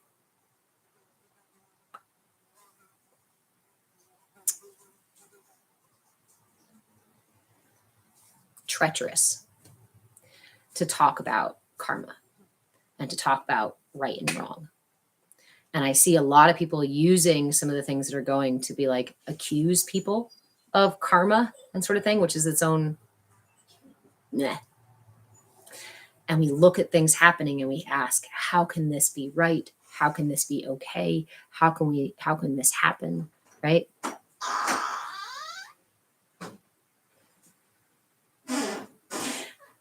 This is the discussion. This is not where we start. This is not where we start. Right? Right, Cynthia. Karma isn't about right or wrong. But this is not how we start our process of enlightenment, because it's a concept that we have to understand through experience and recognize that what's right for me could be very wrong for you, and what's right for you could be not really for me, right? But how do I decide what's for me or not, especially if I've been conditioned by a culture that tells me it's going to tell me what's right or wrong for me? I have to build trust within my system. I have to learn to listen to my system, to be present with my system, to hone my ability to set my intention and to follow that intention with my attention. I have to practice meeting everything with curiosity and willingness. Why? Because shame, guilt, blame, judgment, I'm never going to receive anything with closed fists. So when we show up with curiosity and willingness, no matter what wave washes over our ship, we can be curious and willing and receive the gifts from it. This is how we open those channels so that life happens through us, not to us.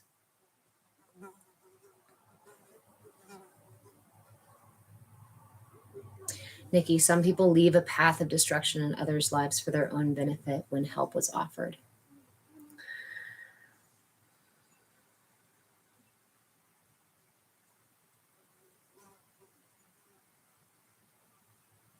We are all human. We are all going to make mistakes. We are all children learning and growing and experiencing. It's not about not fucking up.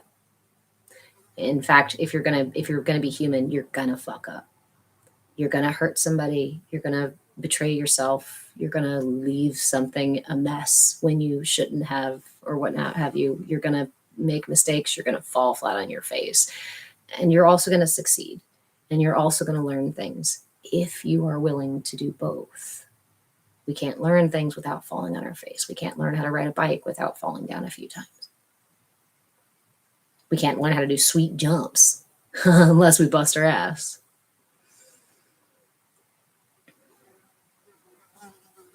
It's not about not fucking up. It's about how we move forward. It's about how we take responsibility for ourselves. Remember, responsibility isn't blame or guilt or shame. Responsibility is just honing my ability to respond. Honing my ability to respond. Learning to respond instead of react to life. And if I am reacting, I am repeating an action from before. My programming says, this is the way we keep us safe. And as long as I allow my system to keep doing that, what does it do? It creates tension immediately. When you're triggered, when you react, you can almost always experience tension in your body. It's because I'm falling off balance. Whoa. So we come back to center, release. Nikki, seems like they've done this their whole life.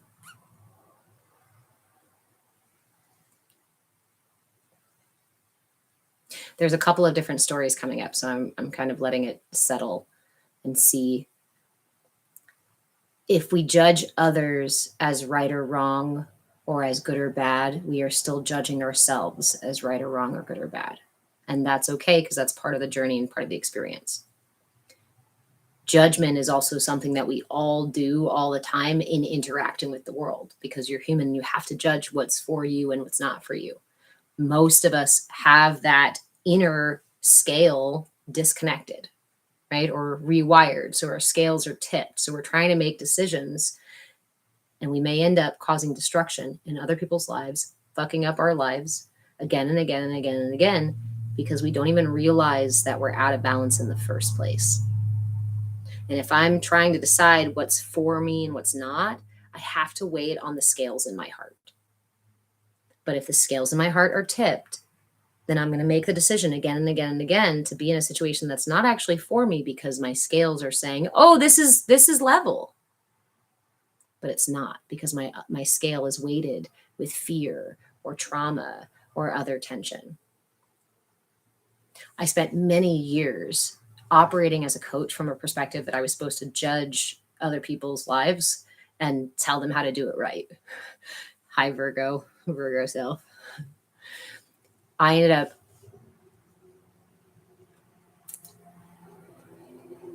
let's just say I ended up realizing how much of a misguided process that was, how misguided that was for me to feel like I had any wisdom over anyone else about their own life. Hey, welcome back.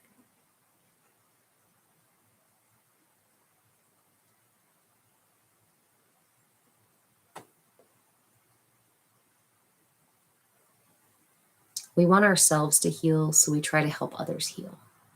When we push that energy out, right, instead of giving it to ourselves first. Judging, a big subject. Yeah, Nikki, that's it. I can only be responsible for my own response and allow them to do what they wanted to do. And ultimately, if we see people, especially people that we love, right? We love some people that are causing us chaos or pain or suffering or causing themselves suffering or doing things that we see them so clearly stepping on the same freaking nail in the backyard, right? They walk out the back door, go down the same path, and bam, there they are. They stepped on the nail again and they're screaming and crying about the exact same thing. And you're like, do you not see that it's right in front of you and you keep walking down this path? But there's this give and take. There's this thing with the universe that if I try to push that person off their path, they're almost more likely to step on that nail again and more feverishly come back to that nail. Pattern recognition is important. And also realizing that no pattern is perfect and static. And actually, the only pattern in the universe, right, is change. And so if we look for ourselves in the tiny ways that we change, if I am the one walking out the back door, walking through the backyard and stepping on that nail over and over again, I might not know how to fix that as a whole thing. I just realize I've stepped on that nail again, over and over and over again. And I have to start backtracking or figuring out how I got here when I don't even know what path I'm taking. This is again why I go back to those like simplest tools. I call them breadcrumbing. I breadcrumb myself, right? I stepped on that nail again. So pause and think, okay, one breadcrumb back. Where was I? What happened? What did I do? Oh, well, my attention was here in my brain about something else, or got whatever the response was, right? The next time, maybe before I step on the nail, I will feel or hear the thoughts first and go, wait. The last time I did that, I remember I stepped on a nail. I think if we want to help others, this is one of the best ways to do so, and just say, what was happening right before that thing happened for you? What was happening right before you quit your job in a tantrum, by throwing a tantrum again? Oh, you were feeling frustrated about an issue with your boss. Okay. Where did that issue come from? Oh, well, you feel like you're not being heard. Ah, okay. Right. So then we kind of slide backwards down into that space. But releasing our necessity to heal others, releasing our necessity to do the things for others is also really important. Lorraine, some people enjoy misery. They will stop when they are ready or tired of repeating it. It's okay.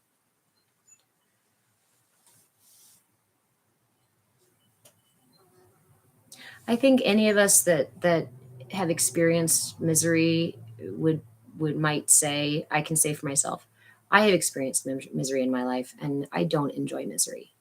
I don't enjoy seeing others hurt in general, right?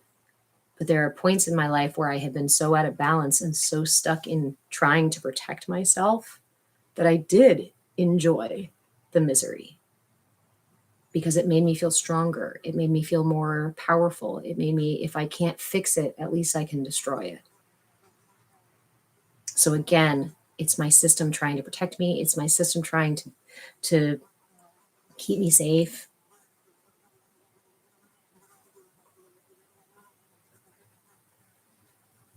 It's that idea that hurt people in a very, but that's not the whole story, right? Because hurt people isn't a reason to say you're bad because you got hurt, or because you're hurt and now you hurt people. Some people do carry it on and continue to hurt others. But I truly don't believe that our systems actually enjoy that. I think that our pirates and our misalignments and whatnot tell us that we enjoy it, but ultimately it hurts us too. If we were truly in touch and aligned with our essence, then we would recognize that pain that we are inflicting on ourselves as well. But if my ego is, if my sense of safety is centered around my ability to hurt other people, it's going to be very hard for me to separate myself from the identity that I am strong and powerful without having to also hurt people. Right?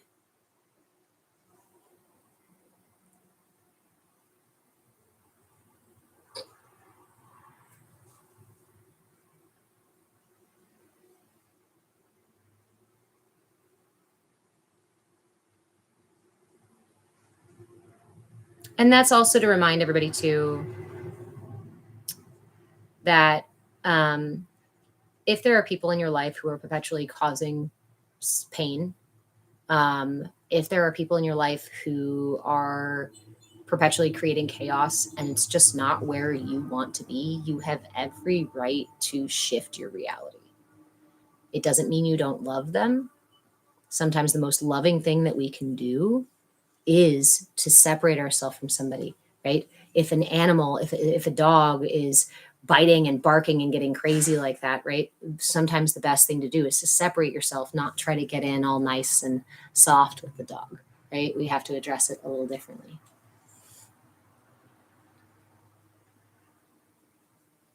This week has tested. That's it. And we're also in this place right now, and that's to speak to a larger overarching thing going on right now in our world. Like, so many people are hurting, so many people are in pain and have experienced suffering for so long that we're ready for a fight. We want a fight so that we can just be done with it, right? It's like all this pressure has been building and building and building and building, and so everybody's looking for any kind of reason to snap at their neighbor, or to honk their horn at the other driver, or to throw a fist, or worse.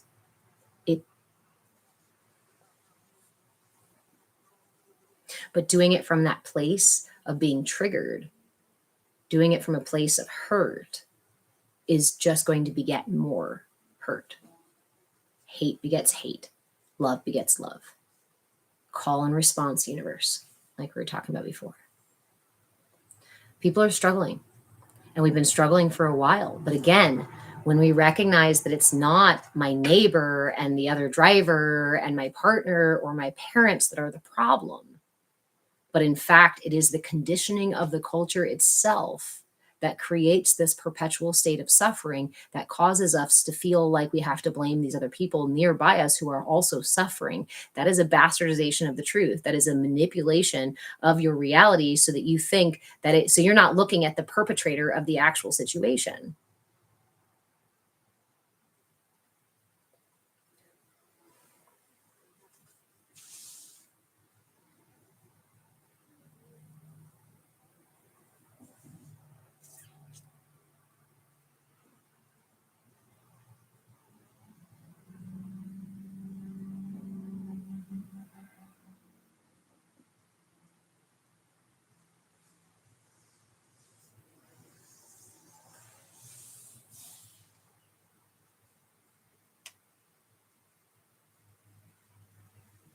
Blindly evolving, I caught myself getting caught up in all the shenanigans. I had to take a step back and look at the whole picture.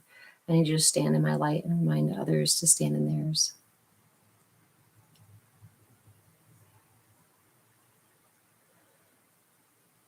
There's a lot right now, so I'm just letting it kind of process here for a second. Here's something that helps me a lot. Here's something that I find really helpful when I'm out in the world or even on social media and things like that, that helps me separate from my judgment of others or my own hurt or my own triggered stuff, so that I can step back, right? And see the whole picture, or see them for their human, and see them kind of step into the observer point, right? Okay. So the analogy, and I know those of you who've been around here for a while have heard this one before, but if we talk about the collective like a body, right? All parts of the body are necessary.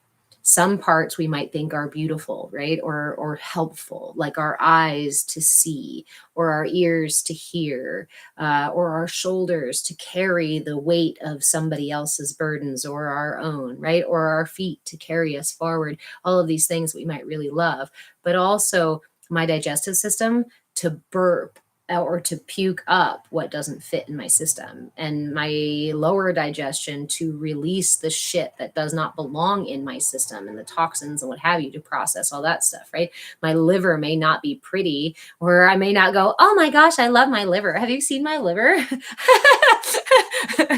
But it's a necessary part of your system. I think most of us wouldn't be like, I love my large intestine.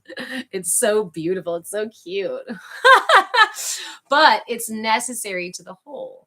So when we, Pun intended entirely.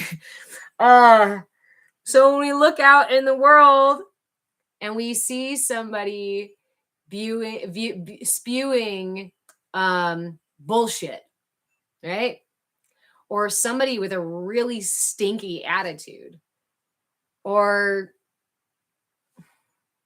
somebody all the way down in the dirt being crushed by the weight of the world. Somebody all the way up here being all high and mighty, pretending that they're not even associated with the rest of the body. In those moments, I look at that person and I go, what part of the body are they being, right? Are they being the gray hair up here that shows me that life, that my body is changing and aging? Are they, sweaty armpits? Are they, my digestive system? Are they helping to process the shit? Are they the liver that is helping to process the toxins out of the collective body? Right? Somebody's literally, like, you run into people who are literally being assholes. You can remind yourself, thank you for being the asshole of the body today. Now I know it's not my job. Thank you. And some days it's your job to be the asshole. Those are shitty days. Sorry. That helps me a lot. It helps me a lot because it allows me to step back from telling a story or making assumptions about, right, their experience, and to step back and just go, thank you again for having your experience so that we can all have these experiences. I don't even know how to say your username.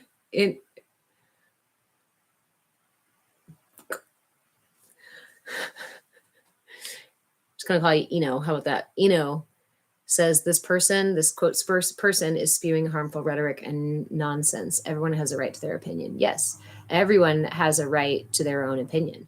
Absolutely. I don't have to agree with their opinion. They don't have to agree with my opinion. There's a difference, Okay. Here we are back to this one, right? It's good to get this shit out, right? Yes. We go back to this one here. That life is a prism. And all of us are all these different facets on the prism. What is the prism doing? Light comes through this prism and becomes fractured so that we can see all the parts, right? Sunlight, which just looks like bright light, white, it's not even white, right? It's just light. When that light goes through this prism, we get to see all of the different colors of that make up that light. There are people out there who would say only yellow is good and right and correct. And if you're not yellow, well, you're not getting into the special place. And there are other people who will say purple is the only way to be. And if you haven't been purple, and if you're choosing to be those other colors, well, there's something clearly wrong with you. Are these opinions, they're their own opinions. You can have those opinions and you can enjoy being purple and you can enjoy being yellow, right? But it doesn't mean that the person who decides to be yellow is wrong or bad any more so than the person who decides to be purple. And this is the part of when we get down into the spiritual or dogmatic kind of rhetoric where we're like, how can I not judge this as right or wrong when I see it hurting other people and I feel that causing pain to other people is wrong? That is part of my path. That is part of my experience as this facet of the prism. And somebody all the way over here is going to have a very different experience. They are all imperative for the prism to be whole. Another way I like to talk about it is like the ocean, right? The drops of water. We're all drops of water in the ocean. Some drops of water are down in the midnight zone, dense with the weight of the entire ocean on them, stuck in the dark, toiling around to find the tiniest little bit of light. It is a necessary part to support the ocean as it is so that it fills up the space, and then you can have those little particles at the top. of the water, the ones that are so warming and so, right, they're about to evaporate up into the air and they're full of light and reflecting that light from the sun and what have you and touching the air, right? These are two very different realities, very different experiences, but part of the nature of the whole.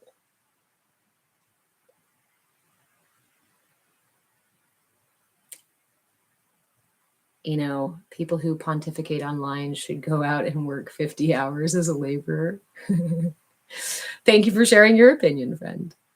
I don't believe in spending all of our energy and all of our time and all of our effort to prop up a system that is ultimately draining us of our personal resources, of our personal power, of our ability to self-actualize. I don't believe in supporting a system that is intentionally manipulating us out of the very tools that allow us to self-actualize and is instead encouraging us to stay unhealthy, unwell, and out of balance. I don't, in my years of work and experience and education, I have come to the conclusion that humans are not meant to be slave labor toilers. And while you may find benefit from that for your body and for your mind, that is your experience. But then, right, the mistake comes when we try to transpose that onto every other person. Again, that's like saying the color yellow is the only right color versus the color purple is allowed to, right? Nope. Every human should work 50 hours a week and do what this culture says and pay your taxes on time and be a good little girl. And then you'll get up into the good place. We're not all the same color. We're not the same drops of water. We are not here to have a static experience.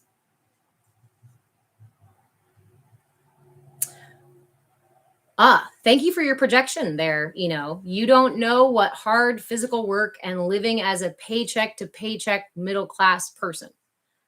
Are you saying that I do not? Interesting. Do you know me personally? Do you know my history? Do you know where I've been? Do you know what I've done? Do you know my family? Do you know, have we met in person before? Probably not. So what you're sharing with me is a projection from what you believe should happen and also the assumptions that you've made about me. I'm not here to give my entire life story. That's not the purpose of this. The purpose of this is for us to talk about the energy body, for us to talk about the chakras, for us to talk about how these things get wired into our system when the system manipulates us to believe that there's only one way to be. And then if we don't fit into that box, then we're somehow bad or broken or wrong.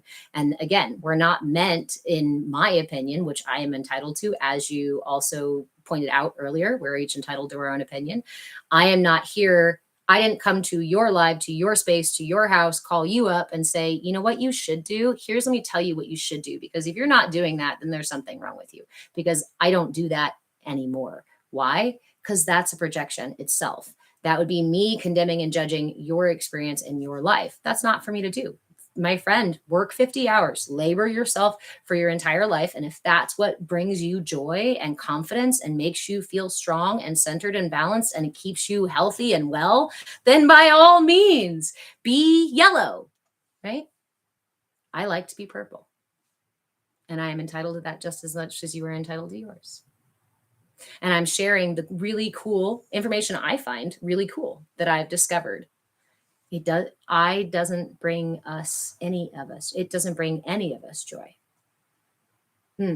So then your perspective on reality is that we shouldn't experience joy or that we shouldn't be allowed to have that much joy. That is an indicator of your sacral chakra having trauma or being out of balance. An underactive sacral chakra says that in my earliest experiences, when I reached out and asked for help or support or kindness or comfort, when I experienced joy and laughter and playfulness, I was probably thwarted. And my system learned that those energies were not allowed to be in my body. And so that can result in a chakra imbalance later in life. And that's exactly how our chakra imbalances show up in our world, in our beliefs, in our actions, in our thoughts, in our judgments. Oops. My earliest experiences when I cried as an infant just for comfort, which is a normal, natural human need, my caregivers put me through the cry it out method, or they told me I was bad or wrong for wanting candy or going and getting that cookie on the shelf, right? I learned to protect myself by not allowing myself to experience joy. Cynthia, it doesn't matter if it's a bot or not, because actually it's a really great example on showing how our chakras become imbalanced and eventually influence who we are. I love doing these lives. I do them here for free and live with a public space so that anybody can come in and out of these lives. Because what we get to see is the example of how our culture conditions us to believe certain things and to then justify our judgment of other people or our condemnation or our hate for other people based on our conditioning, which that conditioning comes from creating imbalance in our system. Because if we are self-actualized and truly balanced in our system, there's no need for me to put anybody down. There's no need for me to force anybody else to work the way I think they should. There's no need for me to shove anybody into any sort of box, because I can allow them the freedom to be who they are, because it doesn't then challenge my belief system or challenge the way that I live. To each their own. It's fun though. It's fun. That's how the energy flows, right? It means working class people should not be shamed or ridiculed. Nobody in here is currently shaming or ridiculing working class people. Again, to each their own. But we are going to go ahead and go back to talking about these other chakras here. So Alejandra, what if other colors actively seek to hurt others? Again, it is an indication of their imbalance. This is where we get to the fine tuning, right? If somebody is actively attacking you, protect yourself by all means, right? What we perceive as an attack is directly related to our ability to receive the information about the situation, as well as to be triggered or not from these things. So we may say that somebody is attacking, like this, individual may be perceived as attacking. That's only if I feel like it's an attack, right? I can choose to receive that gift as an attack. I can choose to see it as arrows or as mean or as what have you. But ultimately, I don't actually know that person's intention. I don't even know that person at all on a personal level that I'm aware of. So I have no information to make any sort of conclusions about that individual. And so instead, right? See, yeah, the intention is to just be chilling. And some of us perceive the different things as attacks. So that's what I'm saying when you're saying actively hurting other people, Alejandra, right? Actively seeking to hurt others is a question of how we receive what they're doing or how we judge what they're doing. And I don't want to get too deep into the whole idea of karmic right and wrong and stuff like that, because it is a topic that is not meant to be surface level topic. It's not meant to be something that we skim over. It is a much more in-depth understanding of that being present with the process of life, allowing life to flow through us instead of happening to us. If I am constantly feeling attacked by others in my environment or my world itself, or I feel like there's a lot of danger and violence and a lot of terrible things happening in my world, it is an opportunity for me to realign myself just as much as it is an invitation to interact with my external world as well.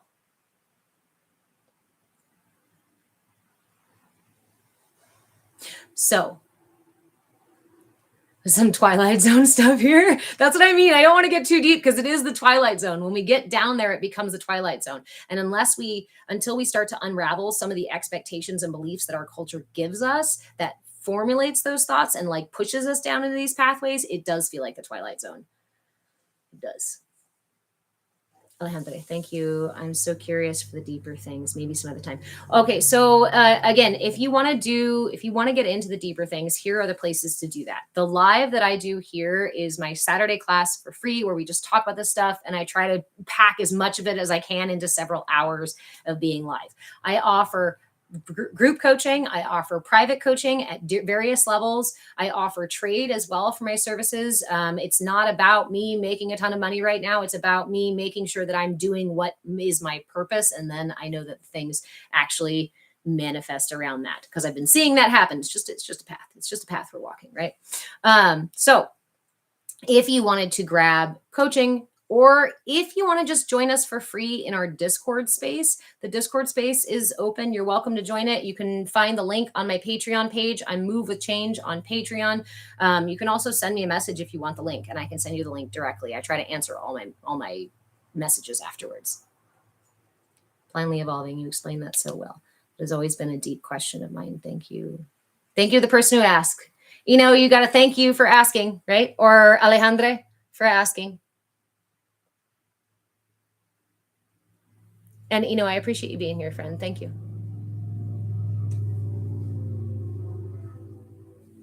Glitterbee, thank you for the way you're able to articulate in a digestible manner.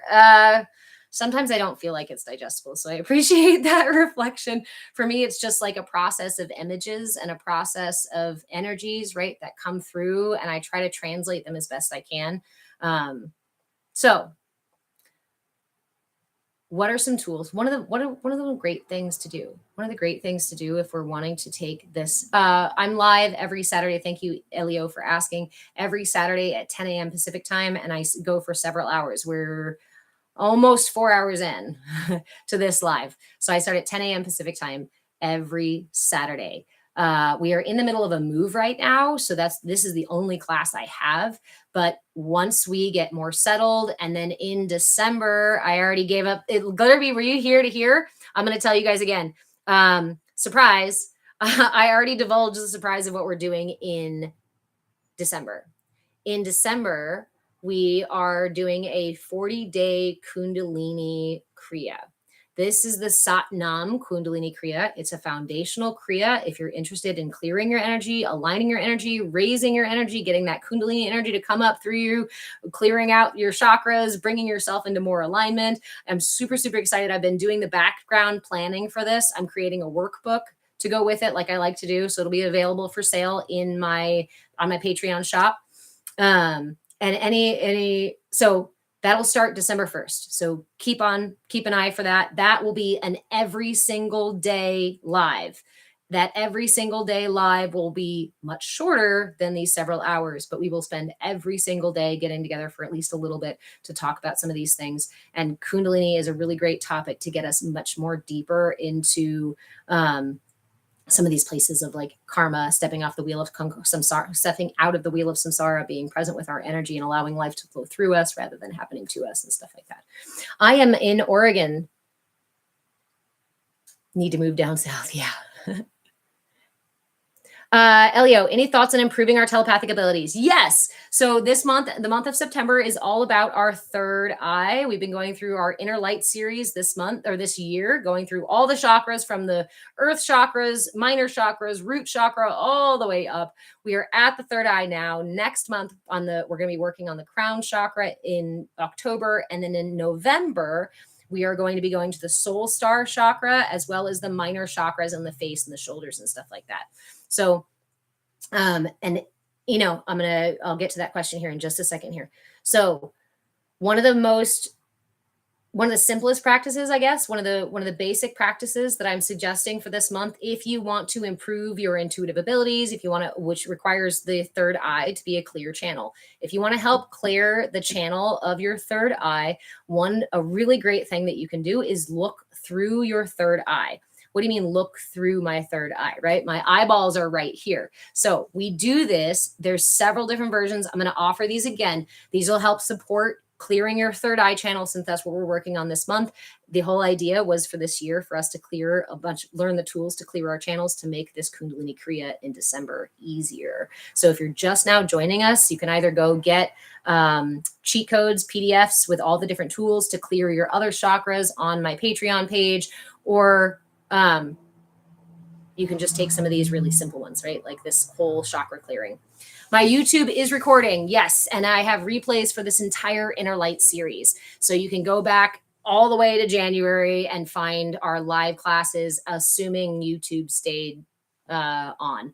If there's a class that you're like, oh my God, this stopped at an hour in, I need the full recording, let me know and I'll find the recording and I'll upload it. I'll try to. So I'm week 1 of the chakras. No, Nikki, we started in January with the aura. And then we worked into the minor lower chakras and the earth chakras. And then in February, in February, went to the koshas and so January, each month, we're covering a whole part of the chakra system. Red Mommy Eddie. Oh no, the secret is out. I know, but I've been so excited about doing this Kundalini Kriya. Oh my goodness. So I'm really glad I've been really enjoying, I love Kriyas and I love doing the 40-day practices with you all. And I think the last one I did was last September, was the Kundalini Kriya for addiction. And that was a really powerful one, but that one is going to be turned into a workshop, which will be available also over on my Patreon page. Nikki, I'm glad you're here, friend. Okay. So, okay. This is what I'm going to offer, a third eye practice. And then, I'm going to get to your question about time. Third eye practices. This third eye practice is really, like I said, looking up into your third eye. So this can be done a couple of ways. You can close your eyes and turn your eyeballs up towards your third eye, as if you're trying to look through the lens here at your third eye. Please note that it may be straining to your eye muscles, but the intention of this practice is not to experience strain or pain in your eye muscles. So if you close your eyes and you try to do that and look up into your third eye and you're like, ow, then try one of these, okay?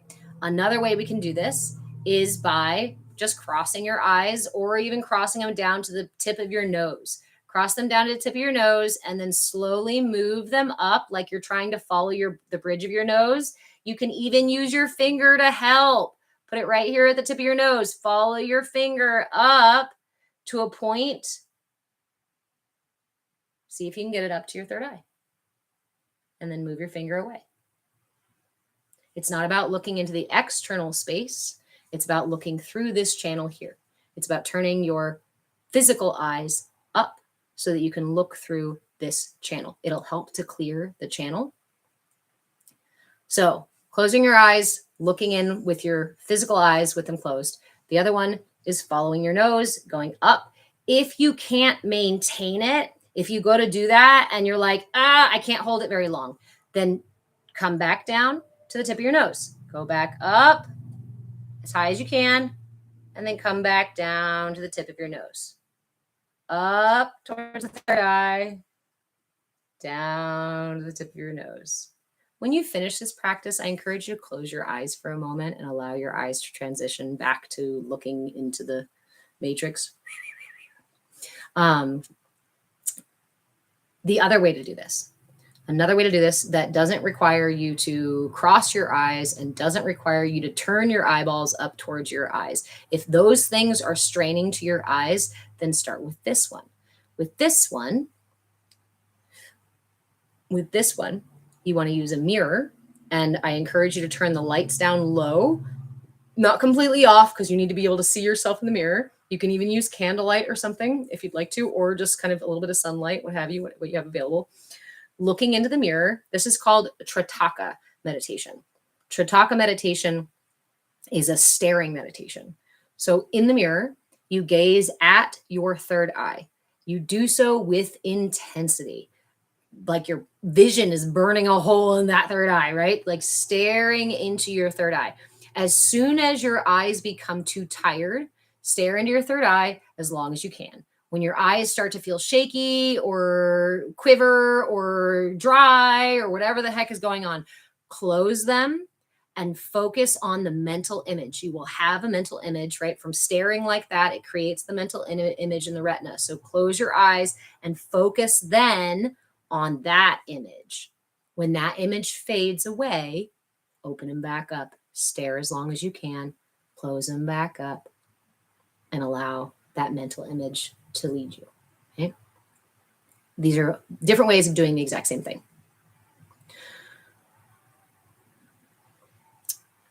Blindly evolving.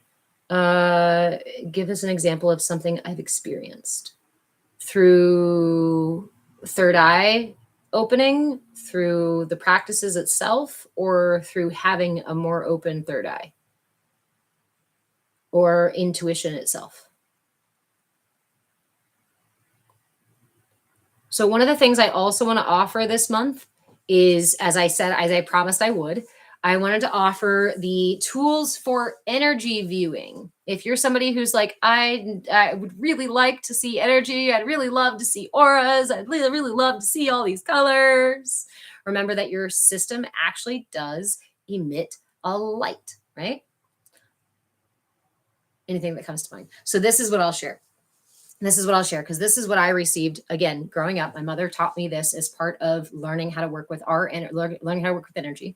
The setup is to be in a really dimly lit room. It's easier to see the light that emits from your system in a dim lit room because this is a really dim light, right? It's not super, super, super bright. So a dim room. My favorite place to do this is when I'm going to bed. Turn off all the lights, turn off everything, or have, like I said, because there's usually like a little bit of light somewhere from something. So laying there in your room, in the dark, a little bit of light. You're welcome to do it completely dark. I was going to say, I've actually done this in the dark too, but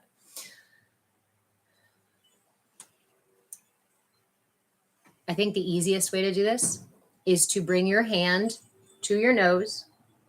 A lot like, remember those images that you have to like cross your eyes to see the image popping out, the 3D images? It's similar to this, but it's not quite the same. So if you can't get those, don't worry about it. So you start here with your hand to your nose, keeping your eyes unfocused. See if you can keep them unfocused, as if you're looking into the in-between space between your hand and your eyes. It's in this in-between space, the soup that we are in, that you're going to see that energy. You can look at the center of your palm, and you're more likely to see the periphery around the hand. You can also move up to the tip of one of your fingers, any one will do, and focus on that point.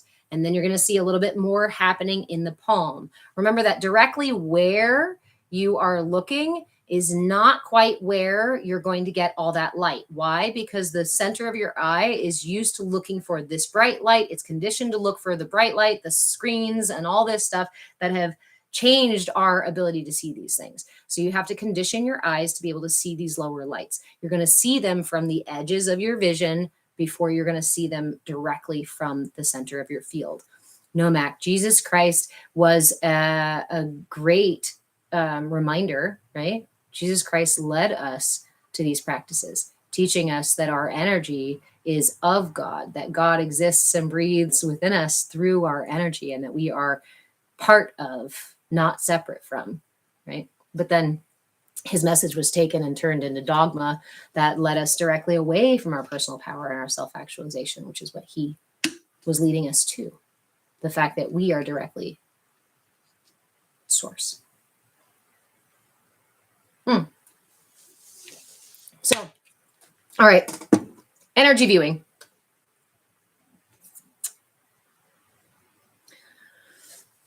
Thank you, Nomak, for your opinion. What's amazing is that we also have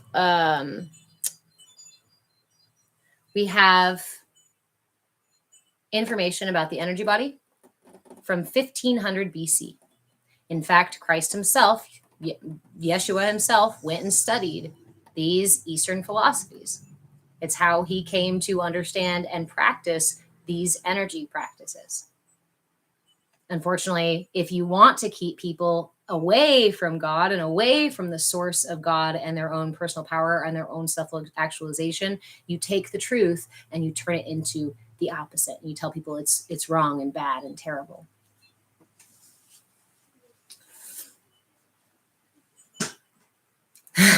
Origin Flame, it's true. I asked him, right? That was the message I got when I was sitting in that's another diatribe. Talking about my personal relationship with Christ is a different rabbit hole that we're not going to go down right this second because we're too deep into the live. I'm confused how love and chakras are mutually exclusive to some people. When the story has been broken apart and twisted, then we take apart the parts, right? And we're like, that part is bad, that part is good. Again, like the humans being a whole body, right? Well, my digestive system is bad or gross. My armpits are bad or gross. My feet are gross or weird or whatever the heck it is, right? That's the same divisive. That's the same. It's duality. It's choosing duality over unity. And Christ's message is unity. Dogma has taken Christ's message and turned it into duality and turned it into divisiveness.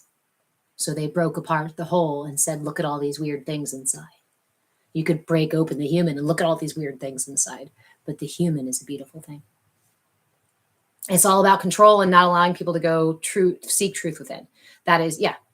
Because if you knew that Christ was the flame in your heart, right? Was the channels that of prana that move through your entire system. If you knew that your body was a temple for God, that God experiences every little vibration of every single cell because you are part of the body of God, the same way that we are drops in the ocean. The drops in the ocean are a part of the ocean itself. Then there is no toiling for his acceptance. There is no vilification of that one's wrong and this one's right and this one's bad. There is no experience of duality. But to keep that experience of duality allows for some to benefit while others do not, right? And that is the controlling class. That is the controlling narrative. That is the narrative that would have you believe that you are broken and wrong and sinful when that's not the essence of who we are. Chakras are just as important as going to see your acupuncturist, going to as getting a foot massage. Chakras or your energy body is just as important as your digestive system. Your digestive system is just as important as your heart. Your heart is just as important as your nervous system, because you're not a compartmentalized, boxable thing. You are a whole, and it's the whole, right? And there are, Nikki, many names for these things depending on culture. Absolutely. I apologize if you're still in here. You asked what's the purpose of time, and I didn't get back to that. So let me drop back into that. The purpose of time. While I don't pretend to know the purpose of what time is for. My understanding, right, through my experience is what I can share. What I understand about time is time becomes this reflection to where my attention and my intention are. We understand in quantum mechanics that time and space are relative to light. What is attention is a kind of light. I cast my attention onto something, and it's a kind of light that I cast onto the thing. We understand that otherwise the field is relatively more chaotic particles, a lot of chance. When we decide, make that choice, right?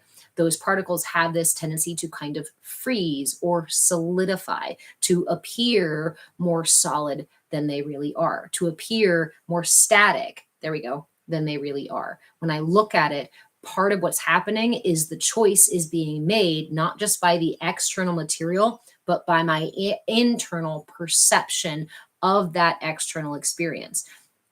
So again, if I walk into a room and I see certain things and feel certain things, and those then echo through my system based on what I know about the world and what I believe about the world and what was scary and what was not scary, I am going to see a certain thing, and I'm going to experience both space and time based on the way my system reacts or responds to that interaction.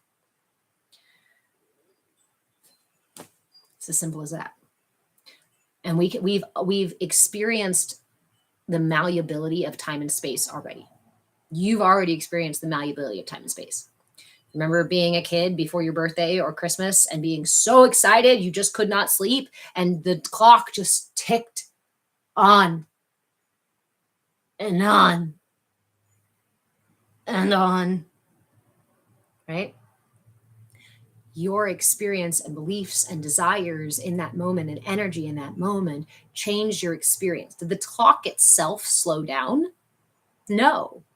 But your intense focus on pushing that energy, that clock to move is what actually created what? That opposite experience of it going so slow. Same thing. You're out having fun with some friends, or you're in the middle of a painting project and you're just so engrossed in all of this. Before you know it, the day is done. It's been several hours and you've only gotten so far in your painting. Oh my gosh, where did the time go? Because your attention was not on the time itself. Because your experience and your interaction of this altered your, right, created the combination between the two, the interaction between the two created that experience. A watched pot never boils. It does boil eventually. I've tried it. Don't worry, it does. But the longer you watch it and the more you stare into it, the more you see the fine details. Okay. So between, yes, like time jumping. Yes, absolutely. You've experienced time travel in your lifetime, right? If you've experienced any of those scenarios, you've experienced time travel or versions of it, right? You start crafting at 6 a.m. and now it's 11 p.m. and you've never moved from the chair. Honestly, these classes are a bit like that. Like I'll start at 10 a.m. and then we'll go and I'll look at YouTube and I'm like, oh my God, it's been 6 hours. You guys, I can't believe that. Holy moly. Best physics line, put hand on hot.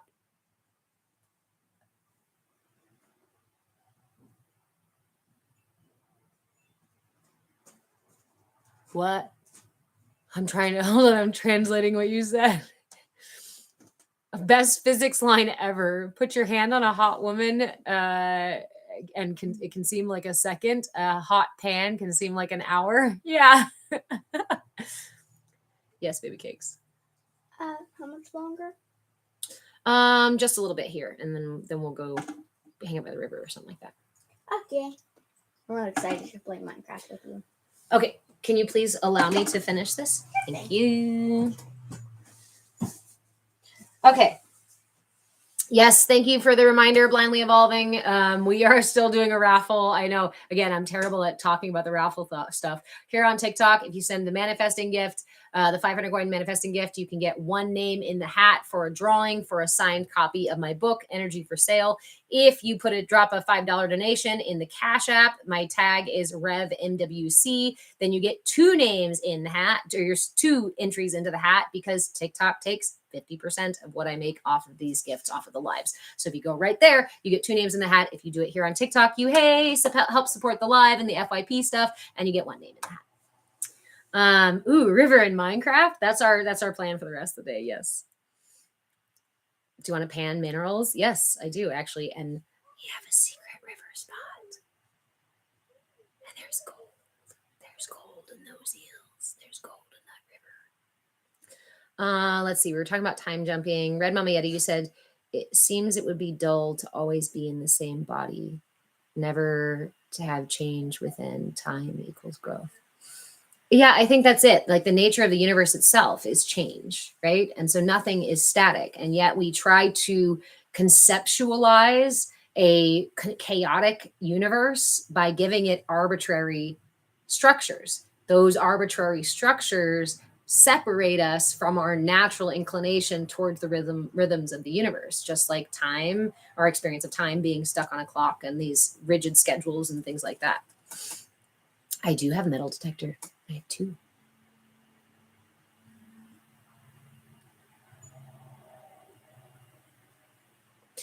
Amy, how do we tap into the 13th strand of our DNA that is dormant? I encourage you to start with the simplest of practices. If you want to tap into anything that is dormant or within your system and available within your system, the four most important pieces that I always say, the four most important ingredients are intention, attention, curiosity, and willingness. the way that we breadcrumb ourselves into enlightenment is in every single moment, not in these huge, overarching, or complicated practices, which can be really helpful in their time, right? And in that moment, in the time. But ultimately, taking the journey within, starting the journey within, and continuing to take that journey to enlighten ourselves for more and more subtle layers of our reality. So that's what I was going to say, is that watching the pot boil. Why do we experience that as taking so much more time? Because our attention is entirely focused on that pot boiling, right? But what's happening? What are we witnessing when we're focusing on that pot boiling? We are witnessing the actual tiny moments of the water going from sink temperature or whatever to boiling.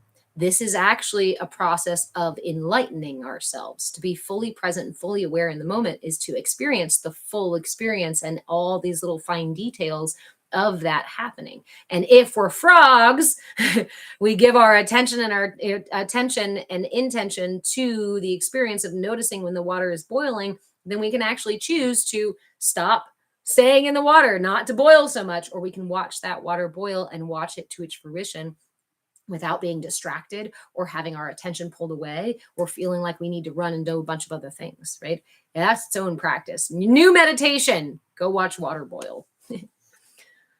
Stephanie, would you like to, we can do the Bij mantras. Yes, I offered them here for anyone who would like a practice for clearing the whole chakra system, but it's not the end all be all version. We shared these. I also shared the fact that the scales also correlate to all the chakras. So you can just sing your scales. You can also use breath work. You can also use movement, especially dance, and something that gets your whole body moving is going to help clear your energy body.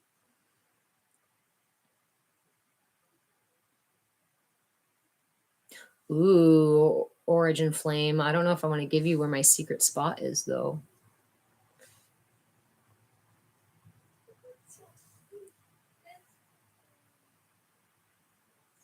Okay, let me catch up.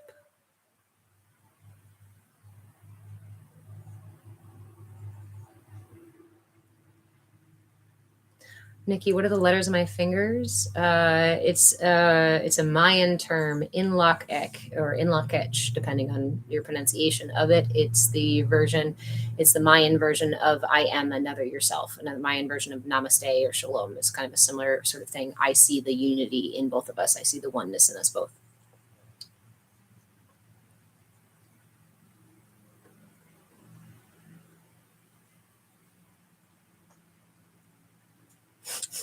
It's okay. I have the whole of the omniverse. Please say that again about clearing my energy body, about clearing the energy body, Ginger. So we can do several things to clear the energy body. You can use mantra. You can use sound. Another thing, again, is movement, jumping up and down. We can use breath, remembering that your system is dynamic and energy is a lot more like air, right? Than it is like wood or metal or dirt or not, or earth, what have you. So to clear your energy body or to bring it back into balance, thank you, Amy. To bring it back into balance, really it's about bringing all of your attention into the present moment here. When we are scattered elsewhere, our system wants to be in a million places at once. Doesn't want to be, but our system is a million places at once, and we experience tension, we experience confusion, we experience more triggered reactions because we're not actually here making choices. So if you're wanting to balance your entire energy body, again, holding presence. One of the practices that I offered earlier is to use all of your senses to bring yourself into the present moment. So for example, we can do that right now. Freeze. Stop what you're doing. If you're doing something else, if you're holding your phone, maybe put it down. Find something red in your environment. Actually, pick any color. You can do all the colors of the chakras, or you can just pick any colors. Look for red. And when you see red, allow your eyes to really absorb it. Don't just glance at it, but like look at that thing a little bit deeper. Maybe even like it's a new thing. The important piece to this practice is showing up with curiosity. If you can muster that sense of wonder, of awe, looking around your space and going, wow, I never quite noticed the way that the sun comes through the leaves of my little tomato plant there in the window. Wow, interesting. I never quite noticed that the shape of that windowsill is just a little bit off. Oh, interesting. The spider web over there, right, is shimmering with sunlight. Tune into my hearing, and I search for the farthest away sound possible. Farthest away sound possible. Actually, let me offer this one, because this one, yeah, and then smell it too. Use all your senses.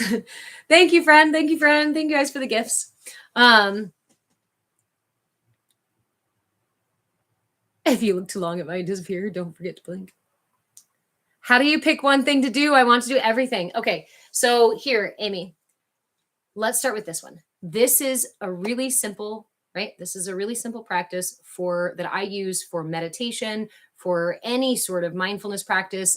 This is one that I often will offer to people who say, I can't meditate or I can't get myself into a meditative space. So I invite you to close your eyes with me. If you have headphones, go ahead and leave your headphones in. We can still do this. Close your eyes and just reach your hearing out for as far away as you can possibly hear.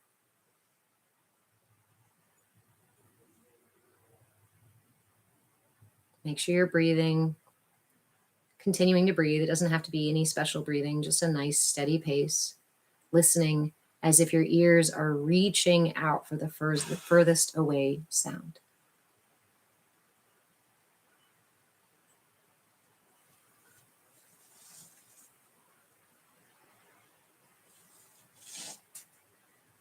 No need to identify it. If you do, that's okay. Reaching for the furthest away sound. Take a deep breath in, hold at the top, listening to that sound. As you exhale, let go of that sound and bring your hearing into a little bit closer. Maybe the sound's outside of the room you're in. Return to breathing. The sound's just outside the room you're in.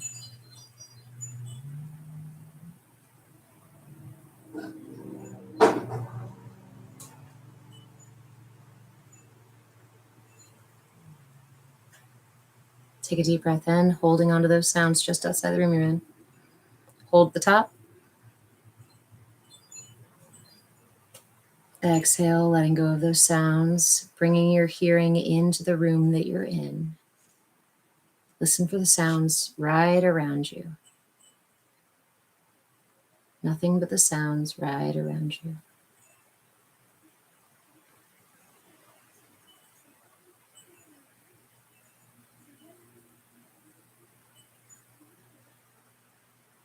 If you find yourself distracted by other sounds, just refocus your attention to the room around you.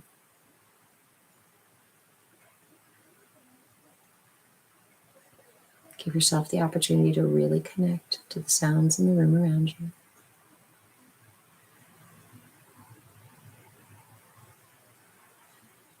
When you're ready, take a deep breath in, holding those sounds in the room around you.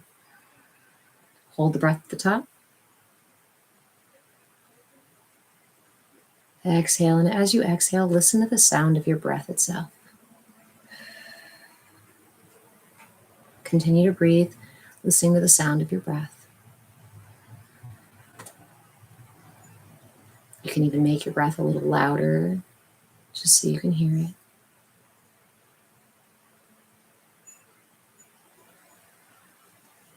Slowing down the breath a little bit so you can hear the longer extension of that inhale and exhale.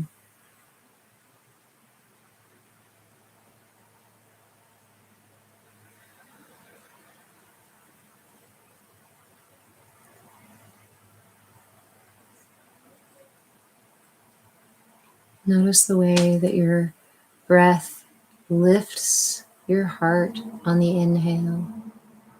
Notice the way your heart falls on the exhale.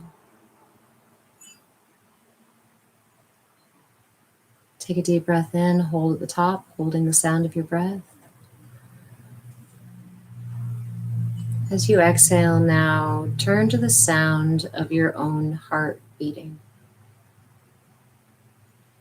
You can feel it rising and falling on your breath. You can feel it gently beating behind your rib cage. Listen for the sound.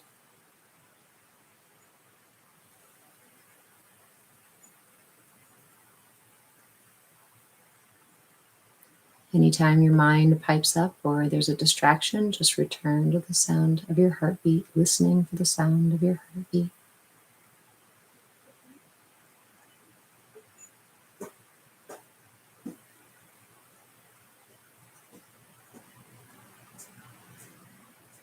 Notice the way your heartbeat echoes now through your rib cage, feeling it on the front of your chest, feeling it around your sides, feeling it in your upper back. Notice the way your heartbeat, you can feel it moving through your armpits, down into your elbow. Feel it pulsing through your palms. Your heartbeat thumping all the way through your chest and all the way down both arms.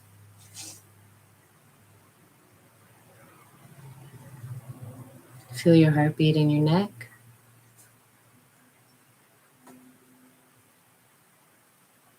Feel the heartbeat right there in your ears.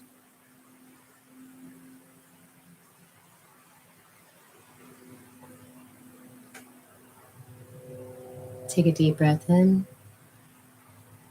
As you exhale, drop your awareness down into your belly and notice the way your belly goes thump, da thump, da thump, da thump with your heartbeat too.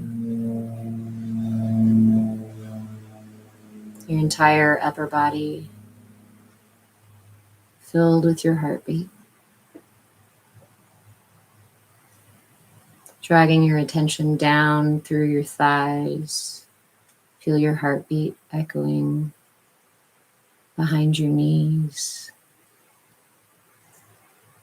Moving your awareness down into your feet, all the way down into the tip of your toes. Your heartbeat now echoing through your entire being.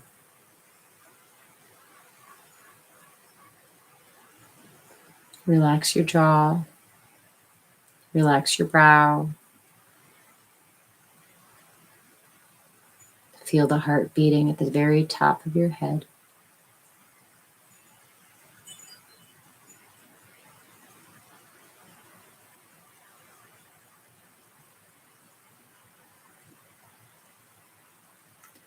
Balance is simply finding center. Your heart is your center.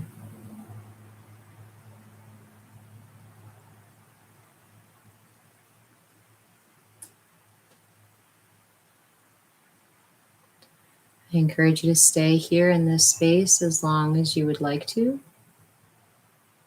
If you are ready to come out of this practice, I invite you to bring your hands together, rub your palms together, and cup them over your closed eyes for just a moment. Offer gratitude. Thank yourself just for showing up and trying the practice. Thank yourself for whatever it is that you experienced. Thank the energy that's moving through you, clearing out these channels, coming back into alignment. Offer gratitude for your heart, for all the work that it does, and for the way that it echoes through your entire being, generating that toroidal field of energy around you.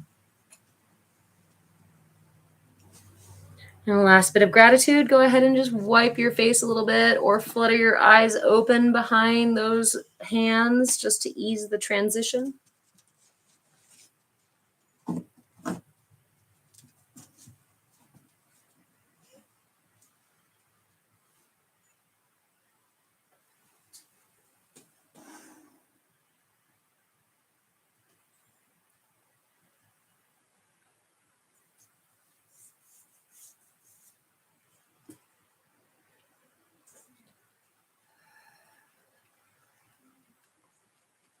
that experience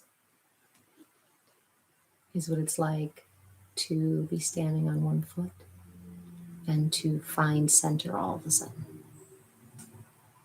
Everything in your system goes. It's only when we come out of balance again, it's only when we come out of center again that we experience that tension again.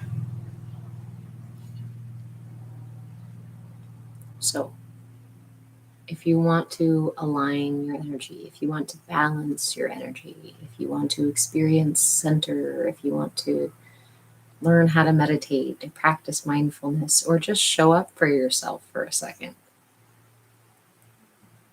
I encourage you to use that practice. It doesn't require any special tools. It doesn't require any special words. It doesn't require you to pay anybody. It doesn't require you to do anything or have any experience at all. It could be your very first time trying it. And the more attention you give it, the more it will resonate within you. And if you find that your mind was very busy this time, please offer yourself grace.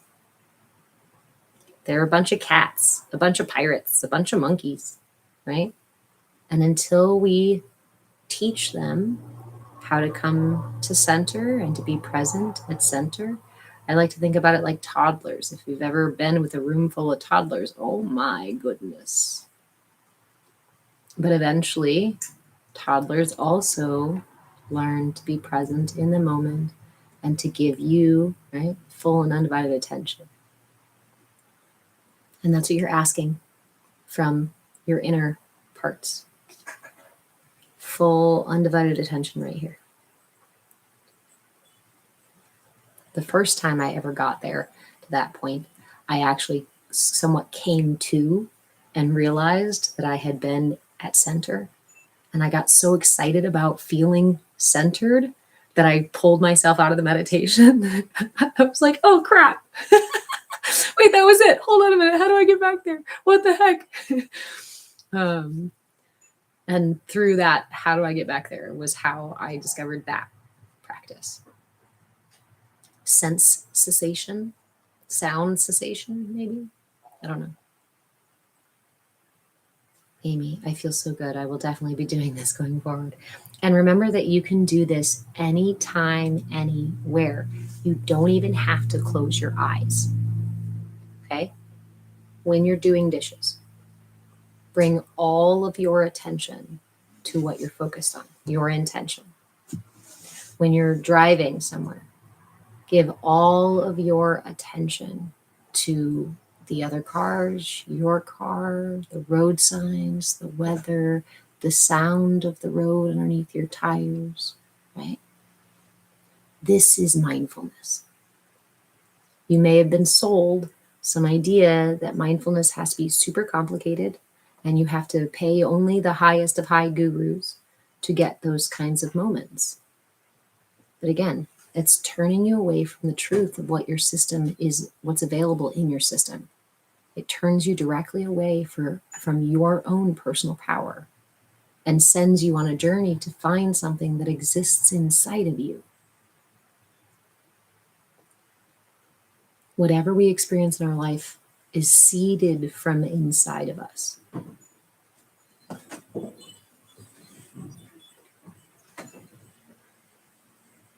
The wind just tried to blow my roof off.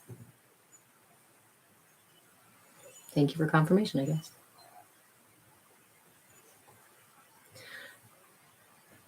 So ask yourself, what are you planting in your garden? If I'm taking that drive down the road and while I'm driving, I'm planting seeds of fear, or I'm watering anxieties, then I am going to cultivate that in my garden. Anytime, one of the most powerful things for me was anytime I caught myself watering something that I didn't want in my life for a while, I was like, We're going to refocus. What's the version of that I want? So instead of worrying about not having enough money for this, then I focus on ways that I already have what I need, or ways that I can build on what I already have. Is it a form of gaslighting yourself? Maybe a little bit, but not to the extent that you're denying your reality. You're blowing human minds is what that meant. You'd best. I love you too, blindly evolving. My human mind had to crack, had to explode for me to allow peace in my life. Oh, you guys like my chimes. I like them too. It's one of my favorite one of my favorite chime things I've had so far. I like those wooden ones sometimes, but this one is just right.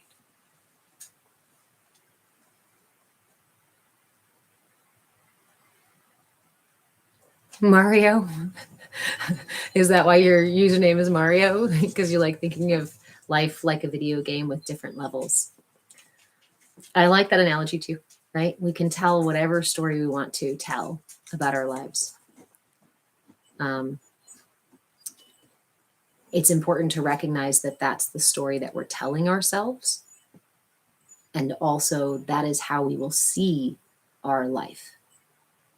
And I love this idea, right, of video game, but at the same time, immediately my pirates are like, I don't want to fight the big boss. Wait a minute. Wait a minute. I don't want to be down on the lower level. Wait a minute. So my personal narrative, right, when I think about life as a video game, my personal narrative is like, no, I don't want to be stuck in a video game. So I've got my own, right? I've got my own little analogies for mine. But thank you for sharing yours. I used to imagine my life as a mountain. I was climbing Mount Everest, and every time I thought I got to a plateau, it was really just another fucking overhang. And the more I went up, the more steep the mountain became, and every lesson was a brick in my backpack. This is literally what I said to an energy worker. It was many years ago. I was, again, in excruciating pain. I got diagnosed with fibromyalgia at like 23, and I was seeking support for that. And I had an energy worker ask me, tell me about your life. Tell me the story of your life, right? Give me a little encapsulated sort of thing. That I said, I just always feel like I'm climbing a mountain, and I feel like every lesson I learn is just another brick in my backpack. And every time I think I reach a safe spot, the mountain's just higher up there, and it's just never ending, and it's so difficult. And he goes, well, no wonder your back hurts.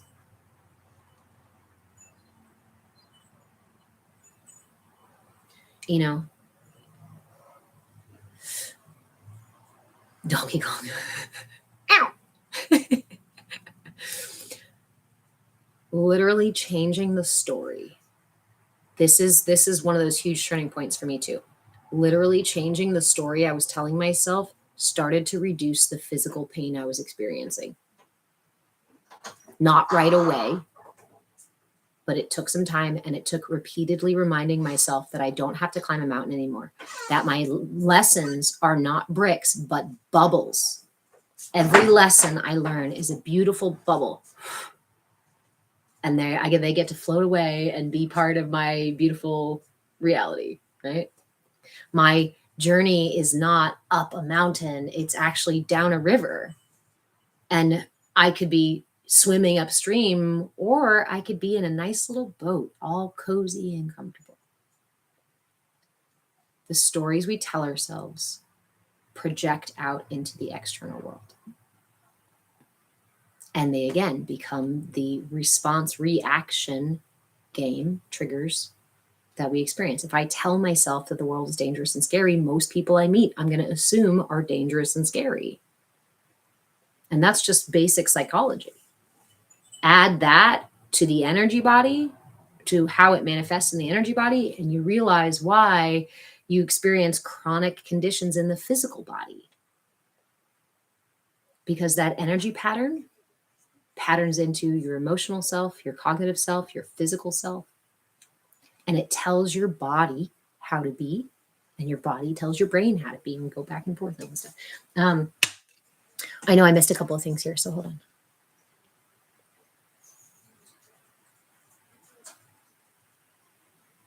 Yes, Glitterbee, I'm accepting minute to minute that the peace within me is there, and I just need to embrace it. Again, my message for me was finding that my body is a temple, right? I know that may sound trite, but it was actually really profound when I found it in that moment. I found it in that moment. And so what I do is I recognize that within my temple are the seeds, are the ingredients, are the things that I need for peace or for love. And a lot of times they're covered maybe with old tapestries or graffiti on the wall, or the directions to get to the right room, right? To clear out the temple, or there's the hallways are stuffed with nonsense and trauma and old boxes and skeletons that I fill up my temple with through the interaction of my energy patterns and my cognitive process.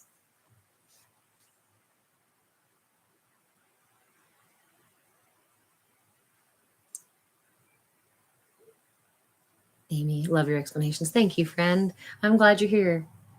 Ginger, it's so much easier too when there's no one around to distract you. And that's it. That is a big reason why I teach, again, from the energy body and about balancing our systems, is so that you can untie the tethers so that other people are no longer pushing and poking and prodding your energy around. The analogy I like for this, and then, I'll answer you about astrology here. Well, I can answer you really quickly because yes, astrology, very simplistically, we can look at from this perspective, right? Does the moon change the tides? Yes, we know that the moon pushes and pulls the tides. The planet is made up of 70-something% water. Your body is made up of 70-something% water. We are not disconnected from the universe. In fact, we are inherently intertwined with the entire universe. Do the other planets in our solar system, are they affected by the sun itself and by each other and by the orbits? Yes. Therefore, you are made up of the same stuff of our solar system. You are also affected by the planets and by these comets and by these other energies that move through our system. What does astrology offer us? But just like numerology, just like human design, just like any of these other lenses that we can look at the individual, it's an opportunity, a window to see our temperament, right? The strengths that we might be born with and the challenges we might face in our lives. It's just a continuation of an energetic pattern. Astrology and numerology and the other lenses look at the energetic pattern of people that people share through those different times of year, right? We know that spring has its own energetic pattern, that every year we get a similar energetic pattern of spring. Does it mean every year spring is going to be the same? No, but it's a micro macro way to look at ourselves in relationship to our entire universe or solar system. Universe, sorry.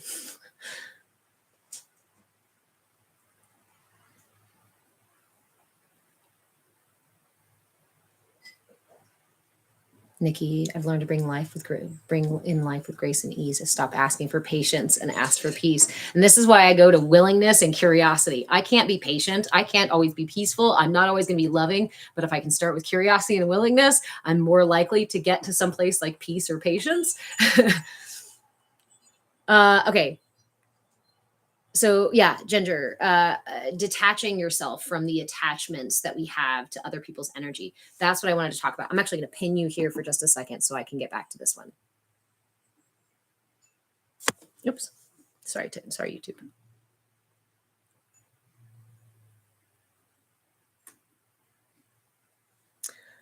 Misery ends up with more dis-ease and illness faster than happiness. Yes, and there's even studies of like people curing cancer and things like that from like joy and laughter practices and stuff. It's pretty amazing. Gio, first time coming into your live, just wanted to say thank you so much for sharing all this. Thank you so much for being here, my friend. I'm live every Saturday at 10 a.m. Pacific time, and we go for several hours at a time. If you'd like to get in deeper, I do have a Patreon page back there. I did also write a book about some parts of this stuff. Yeah. We also have a Discord that you can come join for free.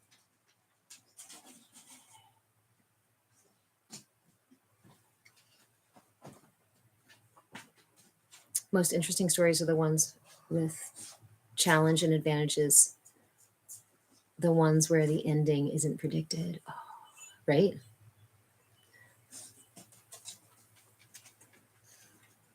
Funny inviting our tests, Nikki. Okay, so what I wanted, again, I wanted to reference the book here because this is the big important piece of why another big important piece of why I put the book out. We are taught in our culture by nature of separating us from our intrinsic rhythms and our inner personal power and our essence. What happens is we end up getting I don't want to say separated from, because if you're alive and operating, you're connected to both your root chakra and your crown chakra. Your heart cannot function without that energy coming through those channels. That energy comes through those channels. The root and the crown bring in the dual, the yin and yang energy into your heart. Your heart becomes the alchemy station, the transfer station that generates that into a toroidal field of energy around you. Again, this isn't an exaggeration. This isn't some example thing. This is something that we have not only ancient information about as far back as 1500 BC, but we have modern study and modern science that is tracking and charting and studying these things. I encourage you to go look for those things. I just recently came across a list of a bunch of different organizations and research things, schools and whatever that are doing this stuff. So it's out there. So your heart is made up of these defibrillator cells. The defibrillator cells themselves have a beat. Bubble, bubble, bubble. If you have one defibrillator cell by itself, it doesn't function and eventually dies. If you bring multiple defibrillator cells together, they work together in unison. Defibrillator cells are what make up your heart. Uh-oh, I'm telling you guys something good again. We detected inactivity in your live again. As soon as I start telling some of these things, it's like, oh, there's nobody here. There's no one here. Okay, so the defibrillator cells in your heart come together and create that heartbeat. Without that heartbeat, your system ceases to function, right? Yes, you need the heartbeat for your system to function, because you also need that toroidal field of energy for your system to function, because you're our energy body having this material experience, right? Once I drop the word, the heart, I know. Okay. The way your system is intended to function is a lot like an instrument, a harp or a flute. You can look at them either way. You've got the top and the bottom. Energy comes in through the toroidal field, right? If you look at the toroidal field, it actually comes concave into this area and into the root chakra, because these are your magnetic poles. The way the energy moves at your magnetic poles is different. Think about the earth. Think about a magnet itself. It's stronger at these two poles. These are your poles, and they're meant to draw and exchange that energy with the universe, right? To keep that toroidal field around your system. When your system is functioning in balance and in a healthy way, right, then your instrument is tuned to such a degree that they play all these different notes. Remember how I said that our chakras are correlated with the scales as well, right? So you tune these so that the sacral, solar, heart, throat are all resonating right along with the rest of the universe. The color blue, and wherever it shows up anywhere else in the universe, is the same frequency that your throat chakra. That color blue of creation, truth, the color of expression, of creativity itself, right? When we align this with the rest of the universe, then we resonate at the same things. We resonate in tune with the whole universe. And then we're not so much worried about going the wrong way or doing the wrong thing. We're not confused. We're not lost. We're a lot like the birds in unison out there that are all flying but dancing together, the way that the butterflies travel along energetic ley lines and things of the planet because they're in tune with nature itself, with the function of the entire planet and the entire universe, right? When we become in line with those things, we are no longer toiling in that state of suffering. The issue that we experience is that our culture begins from before birth and then right at birth and then throughout your entire childhood starts to separate you, systematically separates you from your alignment with from being in tune with the rest of nature. Yes, we can talk about things like changing the whatever it's called to 440 or 444 or whatever, I forget which one it is, that they changed music. The standard tuning for music changed. Why? Because we resonate at, there's that standard tuning is actually associated with a balanced or a hertz, thank you, with the frequency of the heart, I believe, with the same frequency as the earth. So what does this look like, right? What happens? Eventually, what happens is that when my system no longer gets the full experience of that energy flowing through my system, it still has a need for that energy exchange. If I'm not getting that energy exchange from my root and my crown flowing freely through my system, where am I going to get it? I'm going to get it from other people. I'm going to get it from other experiences. We live in a culture that actually encourages us to push and pull each other's energy, to literally fight for the very energy that is completely abundant in the world. Yes, we also see that with food resources and water resources and land resources, right? It's another example how micro, macro, how this whole thing, how these things work. And therein lies the part of the marriage issue. I know we've talked before about codependency and codependent relationships. We're actually conditioned into codependent relationships with each other and with the system. If the system wants you to rely on it, perpetually rely on it, and never look for any other source for your needs to be met, then it has to make you feel like you need the system. And that goes for religion, that goes for companies, that goes for our government, that goes for a lot of other things, because this thing has been going on for a long time. That's what I talk about in my book, Energy for Sale. I walk through some of the history of it, where we see propaganda in religion, in other movements, in other points in history, how we see it playing out now, the hot button names for people who are involved in structuring our culture in such a way that they can so easily wire you from the earliest experiences to be triggered by the stimuli. So if again, we know this from Freud, we know the idea of basic needs for our system, right? Freud did a lot of work on that. And so the ruling class, the controlling class, uses that understanding of psychology, and if you want to get really esoteric, about the energy stuff, to know that if I start you off from a place of fear, if I make sure that the world you're in is scary in some capacity or another, what's a good way to do this? For an infant, separate them from their caregivers. The center part of safety and security when you're an infant is being close to caregivers and having comfort, right? And when you cry, having your cries answered. Now, without Dr. Sears or any of the other great minds of psychology that told us that if you answer an infant's cry, that you will spoil them, we'd probably still be answering our baby's cries. But instead, the culture injected this false narrative, this false idea that you'll spoil a child. And so instead told you, go put your baby in a crib by itself in a room alone and let it cry it out. What they didn't tell you is that the infant's brain does not have the capacity to understand time. So when that child is in the room, that time does not have it's only going to be 5 minutes. Oh, it's only been 10 minutes. I'm in here. It's not a big deal. It is a perpetual experience of now.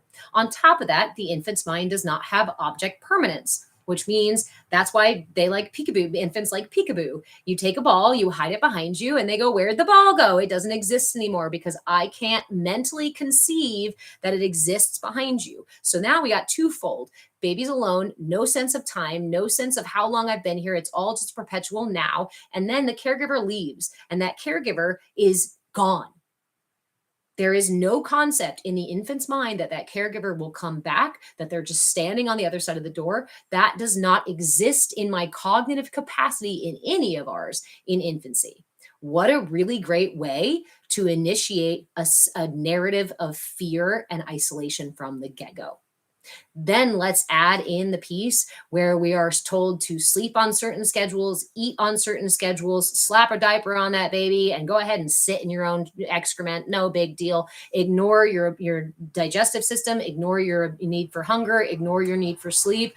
And by the age of like 3, 4, I have you pretty well conditioned already into a state of fear, into an understanding that the world is not abundant, or into a place of thinking that the world is so abundant that you can just have everything all the time and like into a state of selfishness, right? Into a state of greed, or into a state of I have not, or I have so much.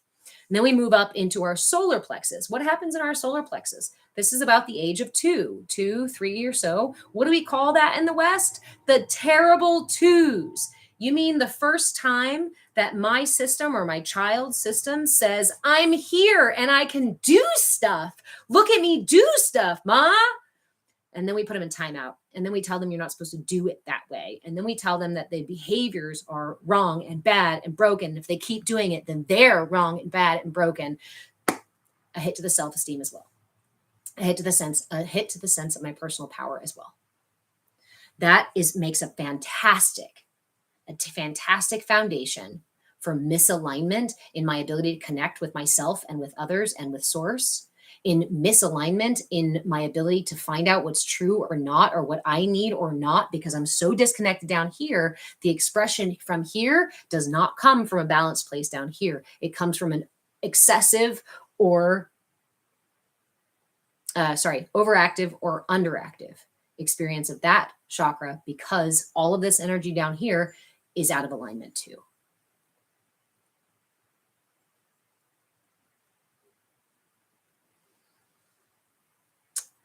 Red Mommy Eddie, you asked, do you think parents waiting 5 minutes going into the room, leaving and repeating until sleep? I do not recommend using the cry it out method until the child is old enough to have object permanence and to understand certain amounts of time. And generally they say, or generally the general idea is that a child can only endure about how many minutes they are old. So if you want to do 5 minutes and wait and come back, you need to wait till the child is 5. Before that, there's not the cognitive capacity to truly understand and to truly manage themselves and their emotions for that duration, unless they've had some support in other sorts of management sort of things. And that's going to come from our ability to offer it to them, right? If they're an infant, doesn't matter if it's 5 minutes, doesn't matter if it's 15 minutes, doesn't matter if it's 1 minute.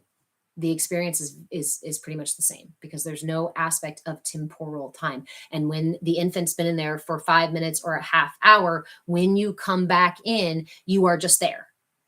There isn't some reflection on, oh my God, I've been here so long, right? But the experience itself is a perpetual now. Just like when you come back in, that is the perpetual now, because the brain literally cannot conceive of anything outside of that. But the general standard for how many minutes to give your kids and things like timeout, or, to me, the cry it out method is a bit like a timeout. In part, we've gotten very separated from our children as a culture. And so the idea of going and laying down with my child until they fall asleep feels obnoxious, or like it's too much work, or it takes too much out of my day. And I completely understand. I'm not here to judge or to like vilify anybody or make anybody feel shame or guilt or anything. This is how we build upon these concepts together and work together so that we can create this new earth together. I don't have the answer. I think most of us are overworked and overbusy and don't have the time to actually spend with our children like our children need, like evolution actually asks of our children, like our systems actually ask. But the little steps you take or the big steps you take in this lifetime or in your life will pass on to your children as well, right? So we hope that we do this piece. My mother did the intense cry it out method, right? And I swung the opposite way. And my son and I still snuggle, and I nursed him till he was 4, and I carried him absolutely everywhere to absolutely everything. I refused to get any kind of job that he couldn't come with me to until a couple of years in there where I tried that out, and it felt so abrasive to me and to him that I changed everything. I just went back to what we were doing. Does it make things difficult? And does it mean I don't live in the same narrative of society? Correct. And that comes with its own challenges. And to be honest, I probably swung the opposite way a little too far, right? At some point, maybe he will swing a little further, a little less the opposite way, and then his children a little less the opposite way. And this is how we heal generational trauma, not with one generation suddenly making it right, but by taking that one step off the path. And Mommy Eddie, I know we've talked about this one too. I want you to imagine for a second, and this goes for anybody feeling that sense of like, I have so much to do, or I've done it so wrong, or oh my God, I don't know if I'll be able to heal this, or I blah, blah, blah, blah. Imagine that you have already taken the step off the old path. You've already changed the future. Because when I'm standing here in the now, all it takes is one step to the right, to the left, whatever it is, one little inch. And in 5 years or 10 years, I am a mile away from where my parents were when they were this age, right? Same thing with saving money. Like they say, if you save $1 a day or a quarter a day, eventually it grows exponential, right? It grows into this thing over here. I guess it's not exactly the same as saving money because it doesn't just grow exponentially. But for a moment, offer yourself that truth. Honestly, if you're here right now and even considering these things, then you've probably already stepped off the path that your trajectory that your parents may have put you on, or the society may have put you on. It may take several generations for us to get fully out of these cycles. But I encourage you to remember that the tiny steps you take today make huge change in the future. Being aware of these things is not for the purpose of chiding ourselves or for throwing ourselves back onto a path that isn't really for us. But understanding that, now I know that didn't do what I hoped it would do, but that's okay. That's how we learn and grow together, right?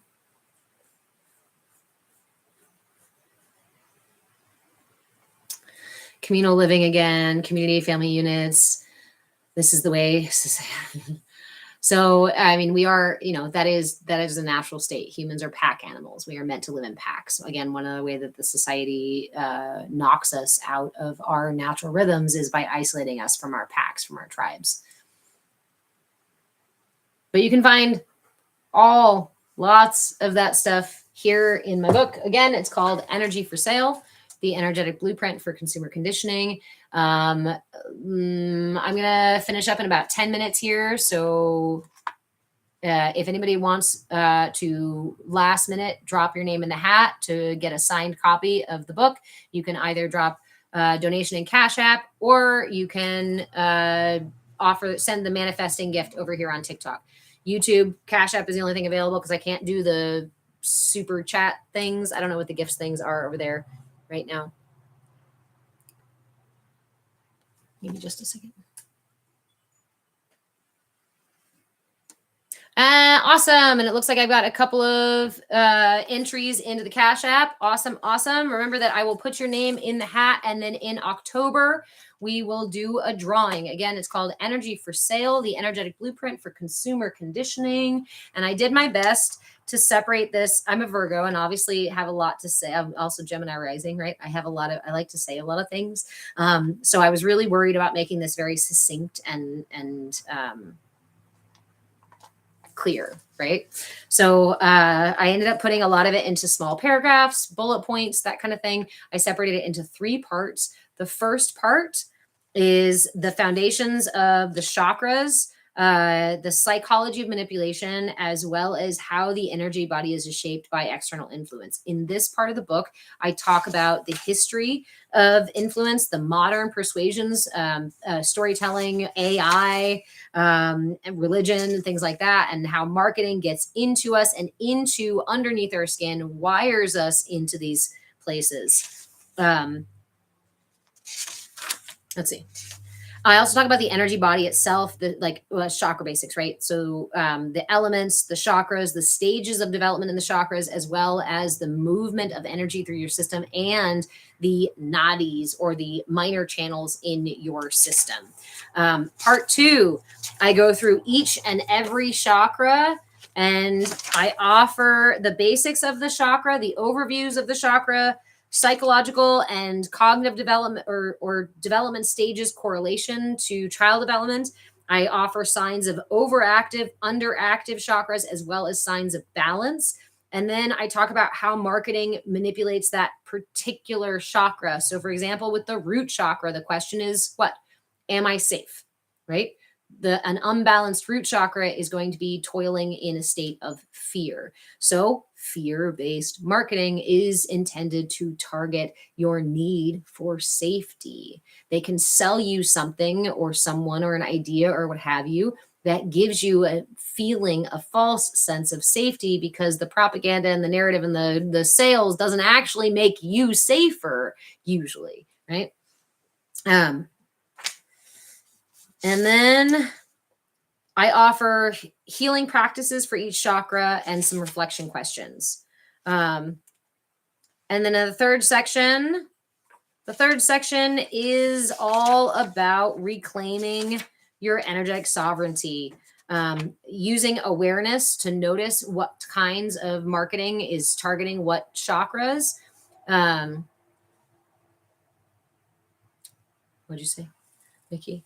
I don't bend to anything forced or bound in fear. See, and the beautiful, not the beautiful, the insidious thing, right, is how deeply unconscious these programs become. It took me so long to realize I was even okay. Here's a really good example of this one. I would call self-proclaimed worrier, right? And I felt like that worrying was me thinking about what options, right? I was supposed to, that was a good thing. Worrying was like figuring out, looking at all the angles, figuring out all the details. And if I knew enough information, then I'd be able to make a good decision, right? I'd be able to make a wise, safe decision for me. Well, no matter how much worrying I did, I never really completed or proved that worrying actually helped me. Oftentimes I ended up just more confused, more afraid, or unable to make a decision because I worried myself back into a corner, right? As silly as it sounds, is I was one night sitting there worrying. I was caught myself worrying in the middle of a meditation, and I stopped and I heard or felt so clearly, it was like energy. Like, just break it down to the simple. It's energy. Why am I sending energy to worry when I could, at least in this moment, spend that energy on my meditation? And that was one tiny step, breadcrumb, right? That eventually made a huge change when I realized that all of that energy I give to worrying could actually be used for other purposes, whether it was building or connecting or acting and doing something about the situation or about the circumstances, right? Or trying something, because sometimes I don't know what to do, but sometimes stepping into the game is what you need to do, besides sitting there on the sidelines going, if I just have enough information, I'll eventually figure out how to win the game. That was me sitting there trying to gather all my information. Eventually I'd figure out how to win the game by never playing the game, only just by worrying about it.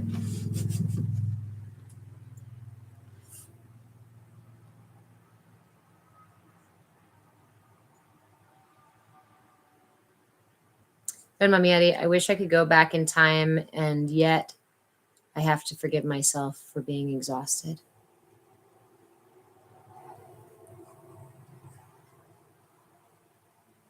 Have you had conversations with past you? Have you had conversations with exhausted you? I'm sure you have. I'm sure you have. I know that we share that inner talk space. I invite you to create a practice, especially if this is something that's really on the forefront of your attention, or something that's very pressing, feeling exhausted and wishing you could go back in time. I encourage you to use those 5 minutes every day to be with that part of you, and see if you can muster a character, find a part of you that's willing to hold space for it and just fucking love the shit out of it. Like, I'm so sorry you're exhausted. I absolutely hear you. You're right. It is exhausting. I know. I wish we could go back in time. We're here now, and I can offer kind words. I can offer a hug. I know it seems small. It's not going to fix everything, but maybe these 5 minutes every day, being gentle and kind to the part of you that's exhausted, that probably feels like it needs to continue to be exhausted, continue to work so hard, continue to overwork itself, continue to push and push and push. That's a stressful place to be. And if I saw somebody, right, in my life who was like, that's where I'm at, right? Would we not then offer those kind words and those supportive words and the hug? And can I take you out for tea? I know you're exhausted. Let me make you some tea. These might not fix anything, but those are the tiny little things that actually build trust in our relationship. Brene Brown did Brene Brown did a really good study on trust and how we build trust. And trust isn't built in the ways that we save each other. Trust is built in the ways that we just show up. I trust the people most in my life. The ones I trust the most are the ones that haven't technically fixed anything, right? But they're the people who I can trust to show up no matter what it is.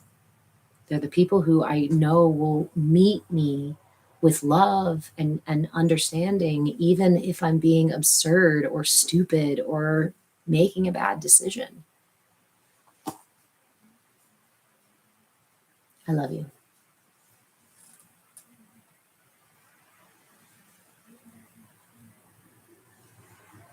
I love Brene Brown. I love Brene Brown too. And I love you, Glitterbee and Red Mama Yeti and Blindly Evolving and Nikki and all of the rest of you, my friends. I love you guys so much. Thank you guys, all of you, for hanging out for so long on these lives with me. Let's see. I love you too, Ginger. I love you too, Regal Poison. I love you too, Tammy. Who else we got in here?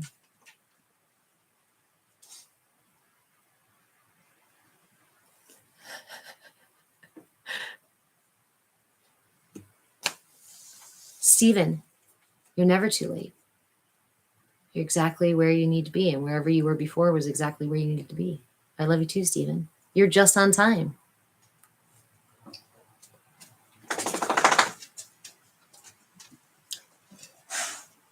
I need to get to you on Discord. Yes. Remember, everyone, we do have a Discord space.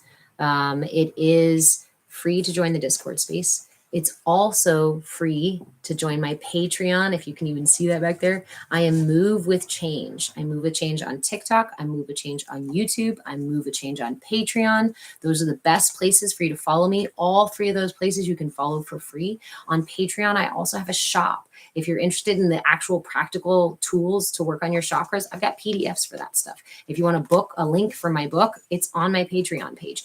If I do anything or make any announcements or anything, it's going to go through my Patreon page. So go join for free, because I don't know what TikTok's going to do. I don't know what YouTube's going to do. But for Patreon, as long as you've got your email in there, and I don't spam you guys, it literally just emails you if I make a post about something. Steven. Touch the grass, be an inspiration to other people, go medieval. I made that quote nice. When I was in high school, I took metal shop. I skipped auto shop. I was doing auto shop first, and then I skipped auto shop because I was like, metal shop sounds cool. So I'm going to go fabricate shit. And I made myself a ring, and I put my favorite quote at the time on it. And that was, strive daily to inspire someone. That's what I felt like my highest calling should be, was, I don't know. It was seeing the light bulb come on seeing the light ignite in someone's heart when they feel inspired, that inspires me, right? So I won't quit ever doing that.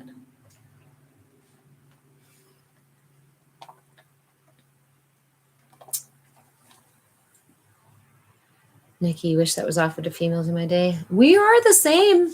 We're the same ish. We're the same generation. I went to a bunch of different high schools.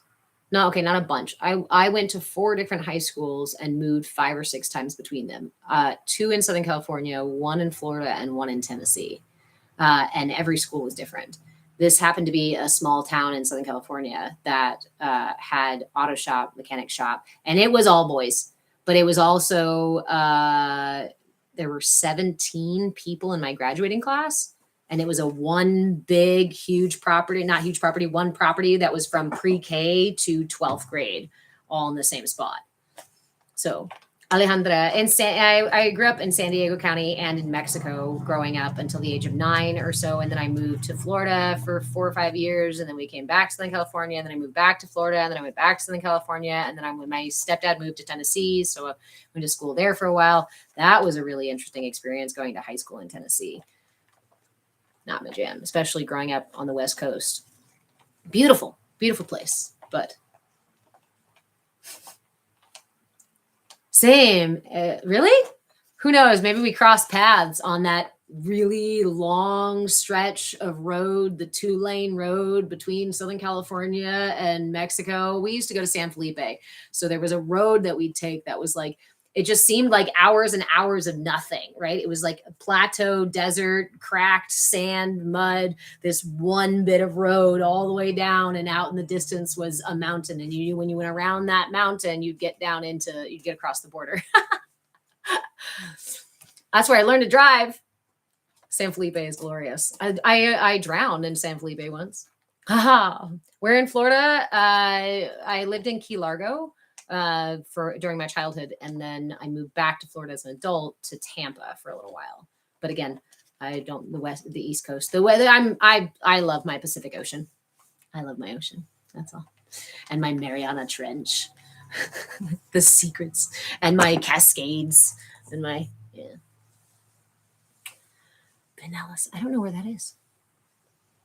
All right, my friends, I love you so much. Again, if you want to, go grab a copy of my book, Energy for Sale. I try to keep it nice and succinct. If you have questions about anything, please reach out to me. Actually, the best way to get me to answer a question for you is if you comment on my content here on TikTok. That way I can make you a video response. If you've asked me a question and I haven't responded yet, and you're like, hey, I did that and you didn't answer me, go ding it again or comment again and say, hey, could you please, or just reminder or something, because I do have a lot of stuff that comes through my comments and feed and whatnot. And sometimes I just forget. So ask your questions. Let me know. I'm going to go jump in the river and then we're going to play Minecraft apparently. Oh, the other side of Tampa Bay. All I remember from Tampa is living too close to the stadium and then discovering Ybor City.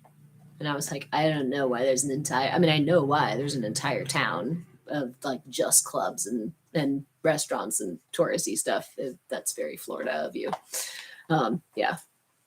Anyway, I love you all so much. Join me in the Discord, follow me on Patreon and YouTube and TikTok and things on the coast. Buck Stadium. Yeah, you are.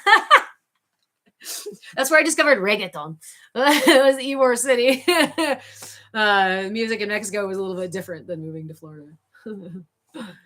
But I've been around because the world is here to see. It's here to explore.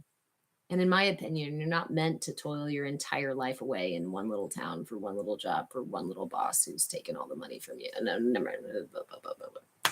I love you all. Mwah! All right, YouTube. Thanks for hanging out.